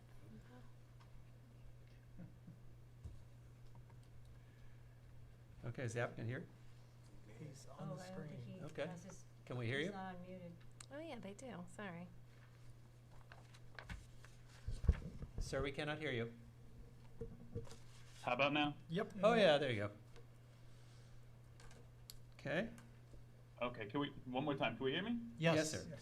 Okay, good evening. My name is Giuseppe Adragna. I'm the architect for Mr. and Mrs. Signore of 117 Wickfog Road. Our house is currently in construction. It's fully framed with the roof on, and the shingle siding is in progress. Today we're presenting a window change for the front-facing garage windows. We'd like to double up the lower windows and make the top window a triple unit. The previously approved windows have been installed and they are what you see in the field, but we would love your approval before we order any more additional window units. Well, if you were here earlier, thank you for asking before you ordered. Yep. Okay. That's our intention. Yeah, we definitely want to stay on your good side. Right now it is framed up the way it was approved, and with your blessing, that's what we're hoping for to move the project along. So just when I went through these earlier, you're just changing the garage windows, correct? Correct. Okay, and the gang that's over Directly them. facing the street. And the gang that's over them from a 2-gang to a 3-gang. Yep, on the bottom, and then, yep, the Okay. top Board members? window would turn into a triple unit, and Yep. each of the bottom units will be double and double. I think it enhances the window-to-wall ratio and kind of balances things out much better. So I think it's fine. Yeah, we agree. After seeing the wall built, it looked like it could use a little more fenestration. But since it was the garage in the beginning, it was overlooked. It was more of a economical choice in the beginning since it was the garage, but now that it's actually there and we're standing next to it, And that's the only thing I hope. Well, I don't know. If you see cars through the windows from the street, it looks kind of, I mean, it's going to be screened from the street. They're going to have a Okay. hedge. That's fine. Okay. So if I may, in my judgment, the doubling up on the on the first floor works. I'm less inclined to approve the triple windows on the top. I think you'll have you'll have double, and that will be symmetrical, rather than making the upper floor a little bit top-heavy. And if you recall, when this application was presented to us, there was some concern about the turret and how it presented to the street, and I think that the gang of 3 is going to, especially since this juts out, will make sort of increase the scale and the presence of the house to the street. So in my judgment, 2 gangs of 2 all around works. I do hear you, and even on the Hold on just a second, drawing- just Hang on let. just a second. I would agree with Jeff on that, it would seem more symmetrical doing the 2 and the 2 on the top rather than going to the 3. Can I run by a photo that we took today? I think the 3 on the top will not make it look so top heavy. I think on the drawing, it does read a little more top heavy, but Well, let the me give you, actual photo. here's my comment. Here's my question for you, and then it'll be my comment. These windows aren't required for egress, right? No. Okay, so I'm in the middle on this. I actually like the rhythm of the 1, 2, 3, but I think they're too wide. I think what I'm seeing, if there were 3 double hungs, but they were narrow in width, then I'd be fine with 3, or 2 I'd be fine with, but I think not having the second and first floor, I like the 2, I think it totally improves the garage, the ground level, because I think, to John's point, that it very much improves the window-to-wall ratio. But I think if you took the triple gang that you want in the second and brought them in, each individual pane would be smaller, but you'd cover and a little less space, but I think the rhythm of 3 over the 2 would be fine, but I think right now it feels a little heavy in its width. Right, making the windows more narrow on the top, I guess first, right now we're looking to order an additional unit and mull it together, so just order one window instead of a new triple window, and even making them more narrow, kind of. Oh, then in other words, you already own 2 of these windows, you just want to buy one Oh, more? they're already in. The That was windows that are already already in, we're Right. going to order an additional one that are the exact Well, same then size. I think you're probably going to enjoy 2 windows on the second floor if that's, because you don't have the votes here for 3. But if I do show you the photo that I took, I mean, you guys all did visit the site, but looking at the photo, tripling up that top window really doesn't make me feel like it's that All right, top well, heavy. show us the photo. Yeah, of course. On screen share.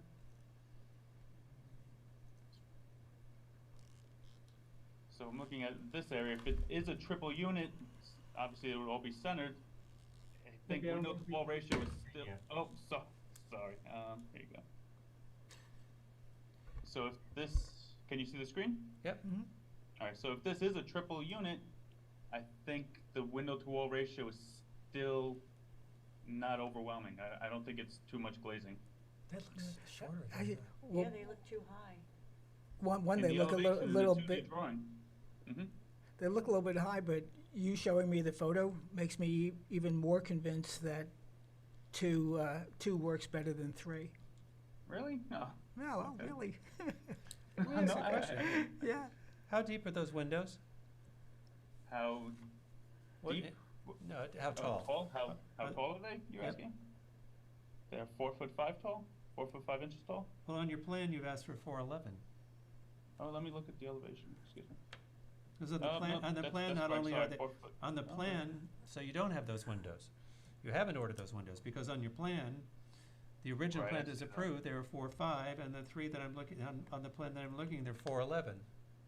Gotcha. Yep, I do see the existing windows are 4'5", but no, the plan is to order an additional unit, so they would remain 4'5". I think what you're hearing is you don't have support for that. Okay, but do we have the support to double up the first floor windows? Yes. Okay. All right, we'll take what you're giving. Okay. So what I need you to do is,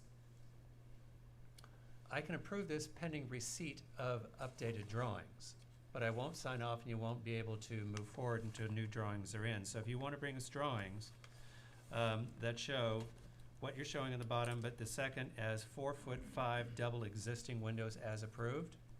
Mhm. If you want to deliver those to the billing hall, I think we can approve this pending receipt of corrected drawings. Okay, without having to represent, I could definitely drop it off this week. Yes. Okay. I'm just trying to move us along here. So this is a small deal, so I'm going to move to public comment. Do we have any public comment? That was a great transition.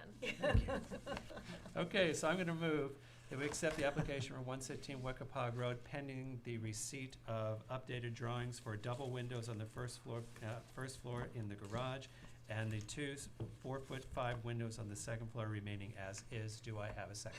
That's a lot. Yes, second. All in favor? All in favor? Aye. Any Aye. opposed? Okay, All thank right. you. Someone Thank can you get guys. that Have a great file. evening. You too. Great. Next up is 100 Narrow Lane. Good evening. Mayor, principal with Studio B&M Architecture. I'm always the closer here.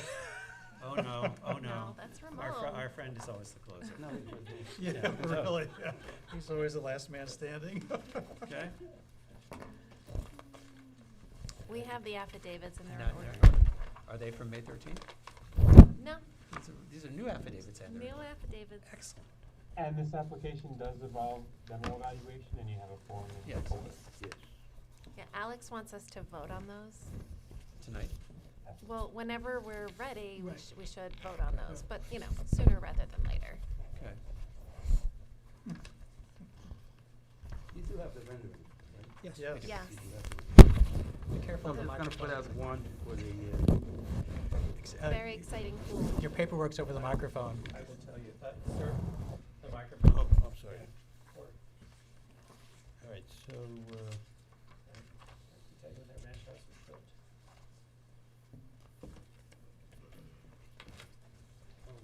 how is the, Sure, I'll Oh, take really? okay,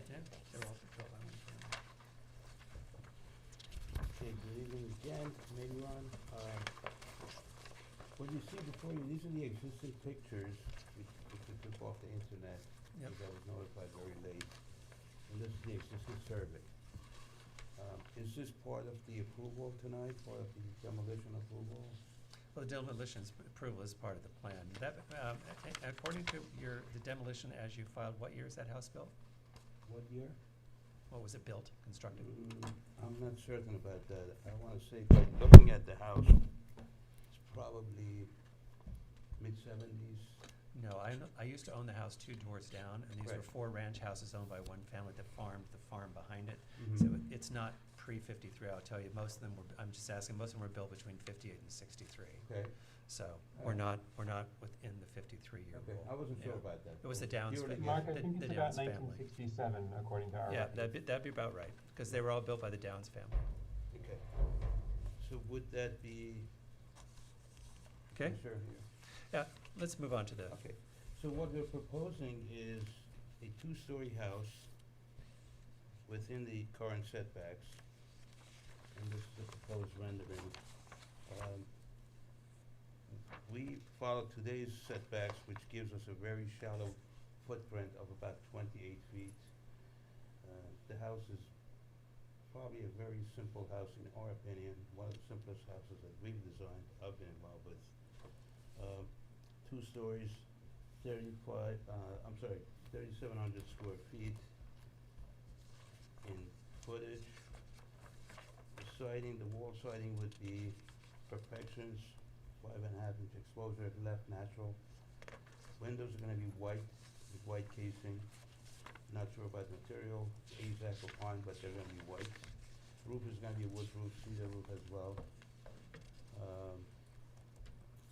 Double hung windows, 6/1s, almost everywhere except areas where we're limited to using these type of windows.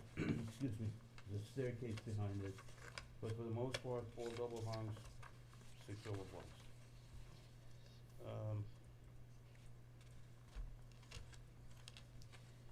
Location-wise, I'm sure you said you live two houses away. I used to own 72. Very noisy location, and it would be way down for the fire department every once in a while. Yeah. Anyway, You rarely get broken up there by the fire department. It's usually the high school football field across the street. or But go that, ahead. across the Yeah. street, and the parking. Yeah. And the parades. Anyway, but the landscaping is not part of the discussion tonight, right? Because I'm thinking about probably some kind of advanced landscaping in the front to buffer the noise a little bit. We're So- not proposing that right now, and I No. don't wanna Okay. divert your Okay. view to that. Okay. So there's no basement in this house? It's just? There is a basement, yes. Oh. yes. Yeah, 'cause there's a wide walk out there on the left-hand side of the rendering. There's a basement, there is an outside entrance Oh, on the sorry. Okay. All right, right board side of the members? house is Yes. John? You mentioned that it's very simple. I think it's almost too simple in many ways. It just looks like a box with a roof, to me. It's very, it doesn't have the same character of most of the homes, that are neighboring. Also, I think the windows there are way too many windows. The windows over the front door are way too large for what I think is an appropriate window-to-wall ratio. And the back of the house,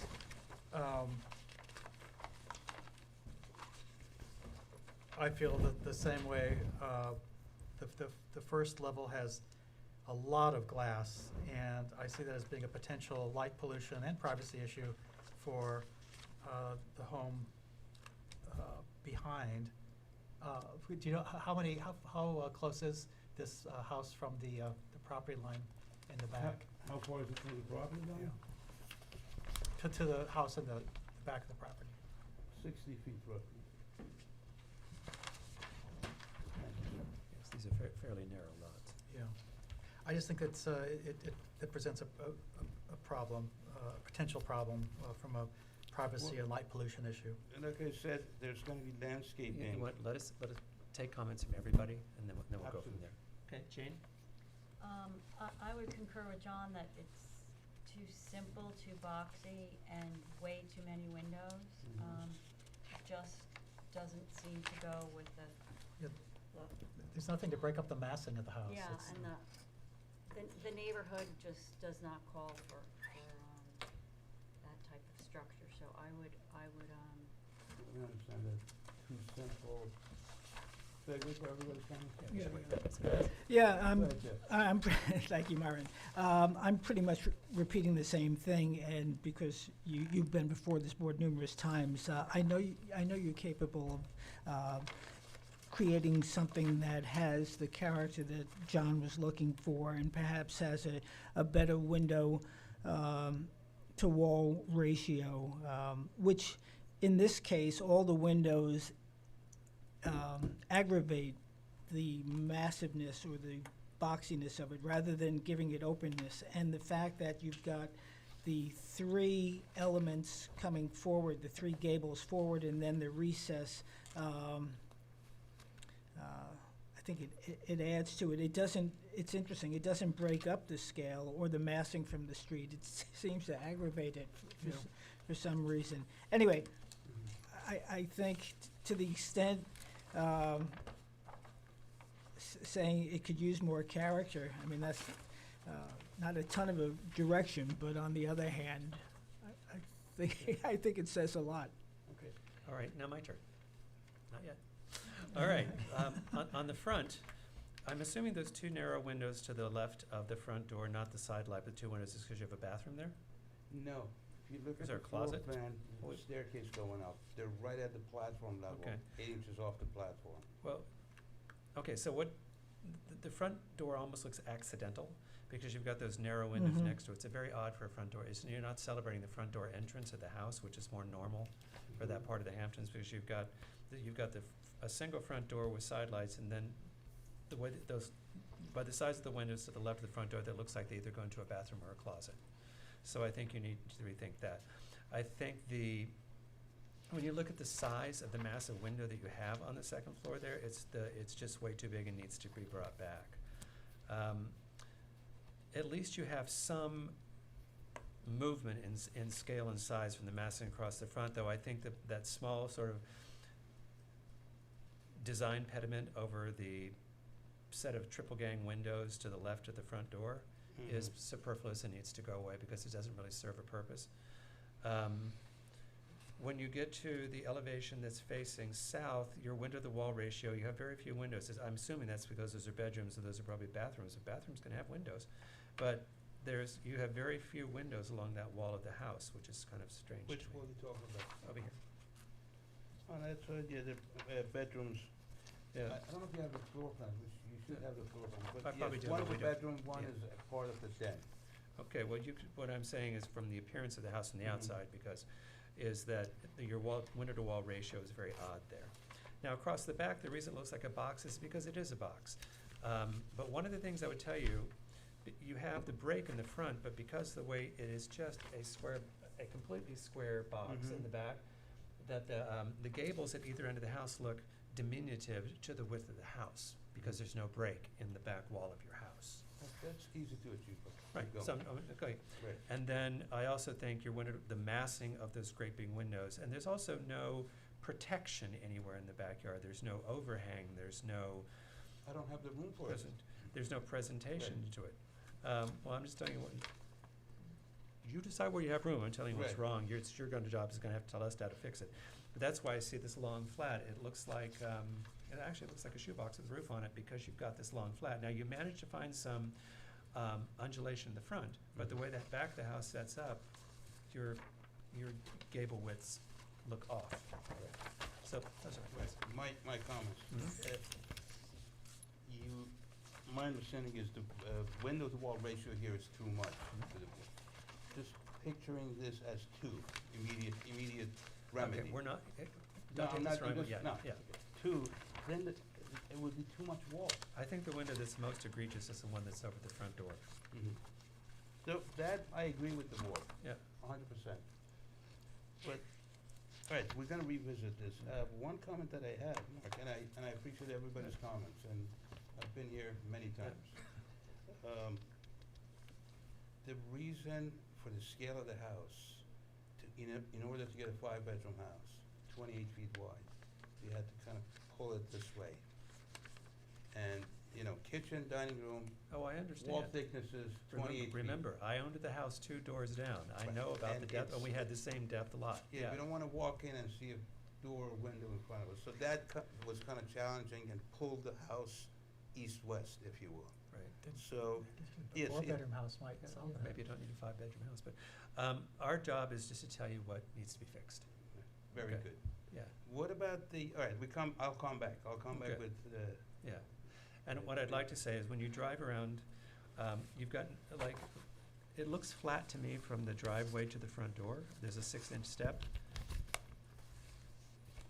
So the house also feels like it's sitting very low. The rendering may not be right, but right now the house feels like it's sitting flat on the land. The house doesn't actually rise. So you... Normally when you walk up to a house, you take a step up to a porch, Oh, and then you take a absolutely. step in. But you go straight from the driveway to porch with no set of presence to the front door. The reason for that was the height for the R4 zoning, which I believe was 30 feet. Right? And what size ceilings do you have in this No, house? I'm sorry, 32 feet. No, the height could be adjusted, Yep. not an issue. My last comment, that was too simple for the board's taste. Which? Correct? So we can add more gingerbread to it. Well, it just lacks There's a difference. distinction. I will give you caution. Right. There's a Right. difference between gingerbread and design. No, So, definitely. so the way that you've gone across the front and you've managed to have a break in the front facade of the house that has different levels, you Right. don't have that in the back. So I'd be careful on gingerbread, but I'd be encouraging on design. Very good. Okay, are there any public comments? All right, then I'm going to move we accept the applicant's request for a adjournment to June 26th. Yes. Do I have a second? Second. All in favor? Aye. How about the demolition part? Is that still? Do you want us to vote on the demolition? Yeah, I do. Can I vote separate on the demolition from the approval of Yes. the house? Yes. Okay. Board members, do you have any comment? It's, yeah, no objections to demolition. Okay. I'm going to move we accept the demolition request for 100 Seems like you Narrow want Lane. approval tonight. For 100 Narrow One Lane. for two. Do I have a second? Second. All in favor? Aye. We'll see if we send it. Okay. Deadline is Friday. Thursday before. Oh, Friday. No. All right, next up. Yes, next up, we have driveway gates non-historic. We have one adjourned. Thank So you the very first much, one's guys. 60 Halsey Have a Neck good Lane. night. Thank you, my friend. Yeah. 60 Halsey Neck Lane.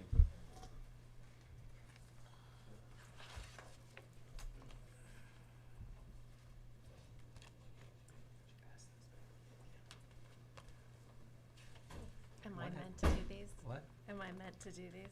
John, No, we what turn off am the I supposed to AC? do with? It's getting cold. thanks. I used to have it on 64, sorry.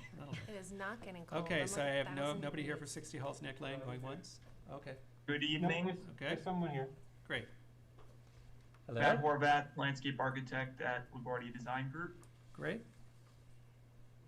I am here with a revised driveway gate design, 60 Halsey Neck. At the last hearing on May 8th, board asked that we go back and study the neighborhood. There was an aversion to the scale and density of the gate that we were showing prior. So I'll go through this kind of quickly. We just have a before and after comparison of the design. We did pull the rendering back so that you could accurately see how far back it is set from the road. It is 30 feet. I won't go through this because I submitted this, but we did a very comprehensive study of the 10 closest driveway gates. Yep. All within walking distance along I'm going Halsey to Neck. tell you the same thing I tell everybody else. I appreciate that, but we look at this gate on this property, so let's just talk about your gate. Sure. Okay. Well, I will end by just saying that we are in keeping with the neighborhood averages. We took the pier height, the gate height, distance from the street. We were in keeping there. Where we were definitely Great, off. can we go back, can you go back to the, can you go back to the picture of the design of the gate, please? Your gate? Yes. Great. Where we were off was the transparency. Yes.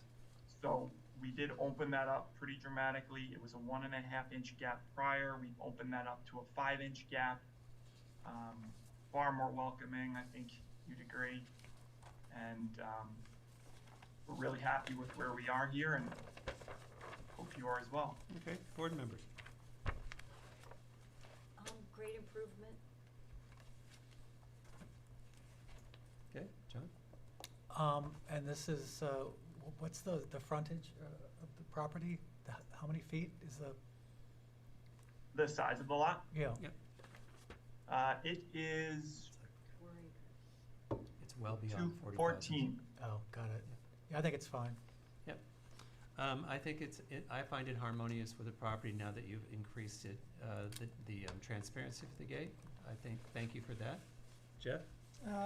Yeah. Yes. The transparency mitigates the height, so I'm okay with it. Okay, are there public comments?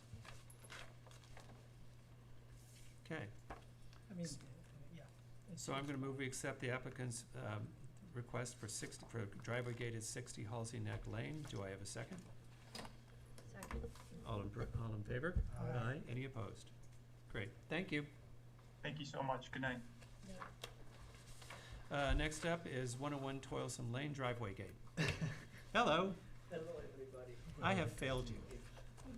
Because I am going to put driveway gates first at one of these meetings, just because you are the most patient man in America. Thank you. It's true. Thank you. We have had some requests for that. Oh, I'm Okay. sure. Well, that's how they used to be. Right. All right, this is the one we have. And he even takes like suggestions to heart. It's like, Doesn't look 40% Yeah. transparent to me. Right. It's the same one. Okay. Did you change the skate? Yes, I did. For the meeting. The last meeting was. It was supposed to be for May 22nd. So he submitted this on May. This was on May 18th. Good.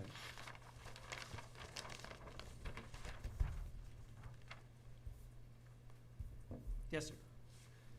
Okay, I'm representing 101 Tulsa Lane. And, this is, I did get another drawing get that? last meeting, and it was 6 feet high, Mm-hmm. and was rejected, and I representing a new plan with only 4 feet high. Okay. The material is going to be an ace, and it's going to be white color. no lights, and the control is No, this one is not going to be automatic. perfect. Just by hand. Looks fine to me. I don't think it's 40% transparent. Jeff? It's 40% transparent. The white spaces are open, Yes. Yeah. right? So it looks, in my It view, at looks least good, okay. 50%. All right, Yeah. okay, Yeah. all right. And there's no call box, I mean, there's no gooseneck. No keeper, no Okay, there's no automation, lights. Are they going to put any numbers on the skate, anything to identify it? No, I know. Okay. All right, then I'm going to ask for comments from the public. And she's gonna laugh at me. All right. So I'm gonna move to accept the application for a gate design for 101 Toilsome Lane for a driveway gate. Do I have a second? Second. All in favor? Aye. Any opposed? Thank you, my friend. Thank you so much. Have a great night. Thank you. Bye. I hope everybody go home soon. Thank you, so do we. too. I got a 6:30 train. 161 Downs Path driveway gate. Hello? I'm sharing.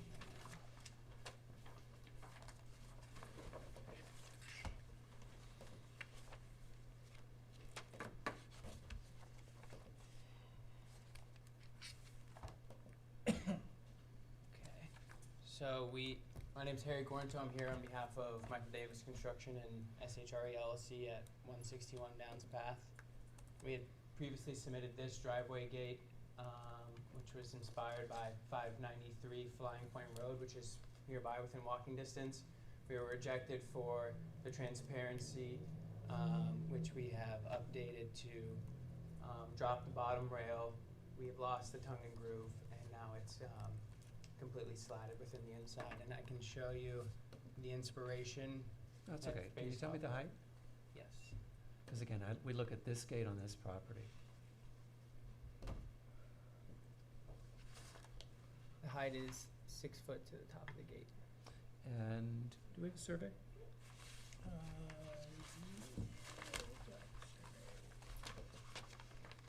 Oh, but the gate itself is 4.5 feet, correct? Yes.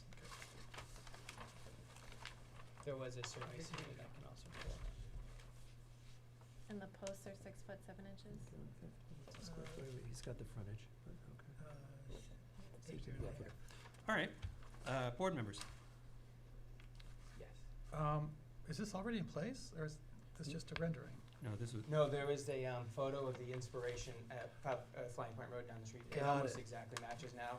Got it. I will also note there are driveway gate lights that are dark sky compliant, which I have as well. Yeah,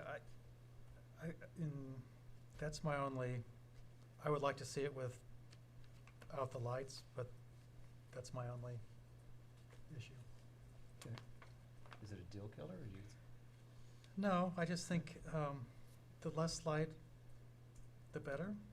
And but by light compliant or night sky compliant, that means they're downward facing, or Yeah, they have a top on They're them. the LED fixtures that And then shine. no They uplight. shine through a prism, then go down. There's no uplight, and the glass is also, it's called like a beaded glass, so it has a little more oh, it's opaqueness opaque. to it. Oh, okay, because that doesn't.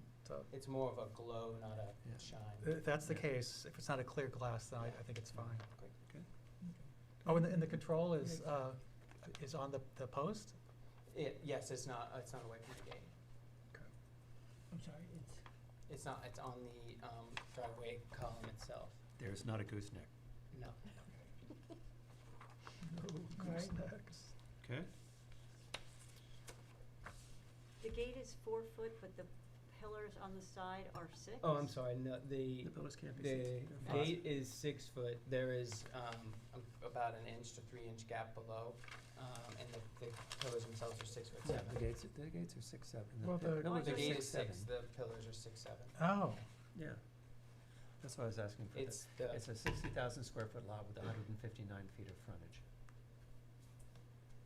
So it's within, It's within. it falls outside of the gate guideline for 4 foot height.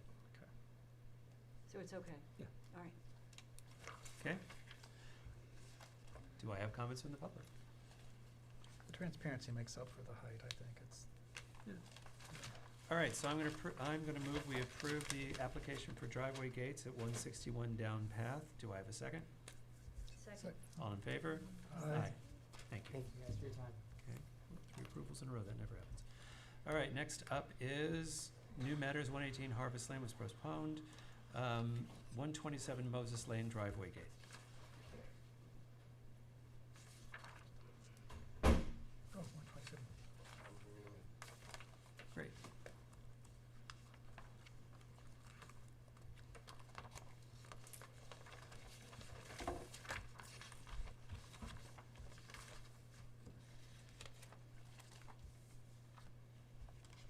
I love this, the old-fashioned approach.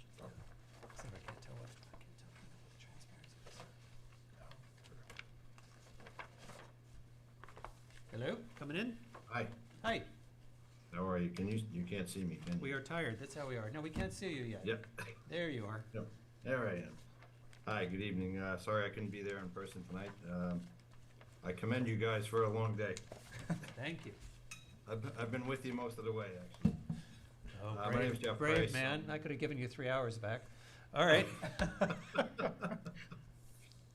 My name's Jeff Price. My company is Custom Construction. I'm representing Catherine Davis. Catherine Davis was contacted by the building department pertaining to an existing driveway gate. And I'm here to assist in helping get a permit for that and, you know, hoping we can keep it where it is and as is. Oh, okay. Now I get it. Now I get it. Okay. All right. All right, so right, so you're asking us to approve that which already exists. So Okay. she put up a gate without coming in front of the ARB, and the building department said, no. They said you had to come to us for approval. I don't see the Correct. setback on here. What? I don't see the setback. Yep. That- Can you tell us the location, can you tell us the setback from the street for this gate? I don't know the exact distance. I could estimate it at between 8 and 10 feet. So then you're in trouble. The setback for the village is 18 feet. Yeah. 18 feet. 18 feet. Yeah, I You need a sus- variance. Yeah, you're gonna have to go in front of the ZBA. The only way it could remain is with a variance. well, it might be that you were guessing at the 8 feet. I'm looking at the plan. Yes. Yeah. It's not 18 And feet. it's in front of. It's- the- it's not 18 feet, It's not in front okay. of their property, it's in front of the easement. That's the easement, isn't it? Edge of Well, pavement. it's to the edge of pavement that it has to be 18, Right. but it doesn't look And like it it's. also looks has to like it's be about 8 Yeah, feet. but on the the village, property. the village easement's 10 feet, right? It's, according to the Oh, survey, yeah. we're It right looks on like the property 11 or line. 12 feet. Yeah. I can't really help you because right now, this gate, it's not about the gate, it's about the code, and this gate violates village code. So either the entire gate would have to move, which would require a new site plan, or you'd have to go to the zoning board and get a variance. So I can apply for a variance as is You can. and see what Yeah. happens? You Doubt you'll can. get it, but. I would be extremely surprised if you got a variance for a non-compliant gate. Because the whole Okay. the whole purpose of sitting things back 18 feet is when cars turn into your property, they're not hanging out into the road and causing traffic issues. And if you're only 10 Gotcha. feet off the street, that's not happening. So that's probably the first reason the village came. So I think the chances, well, you can talk to the ZBA. I would more suggest you talk to your client about moving that gate about 8 to 10 feet off, back toward that truck. The property immediately to the south has a gate properly placed. In fact, I think it's extends probably beyond the required setback. So, you know, that might be an example. And of course, Well, actually, the adjacent properties on either side have gates that are approximately the same distance off the road as this gate. So No. they're equally non-compliant, I don't know. Whatever. They're not Okay, compliant either, okay. so.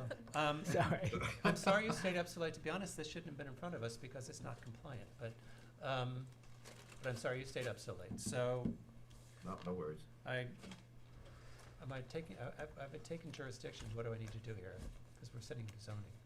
We deny it? I mean, we can adjourn it to see if they want to bring us something that complies with the setback. Okay. I'm gonna move. Or we can adjourn it until they get a variance. Okay.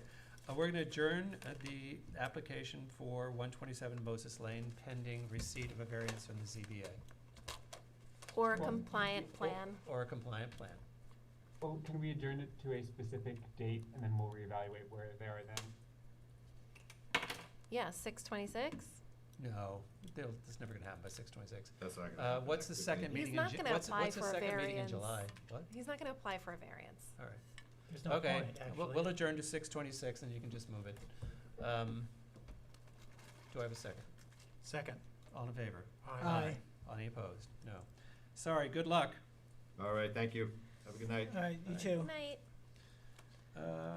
So we have some other business.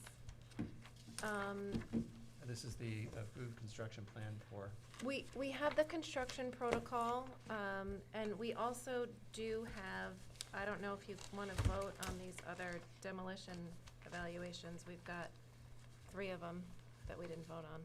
do I need to vote on them, or they're still pending plan? Can I put them to the next meeting and vote on them? You can put them to the next It's meeting. 11:30. Right, Alex? Yep. I believe so. Yeah, because, well, they can't, But we haven't if the approved the board has house. evaluated We're just, them, we're yeah. a little tough on timing. Oh, what are the addresses? 30 Pulaski Street, Yeah. 49 Breeze Lane, Okay. and 370 Great Plains Road.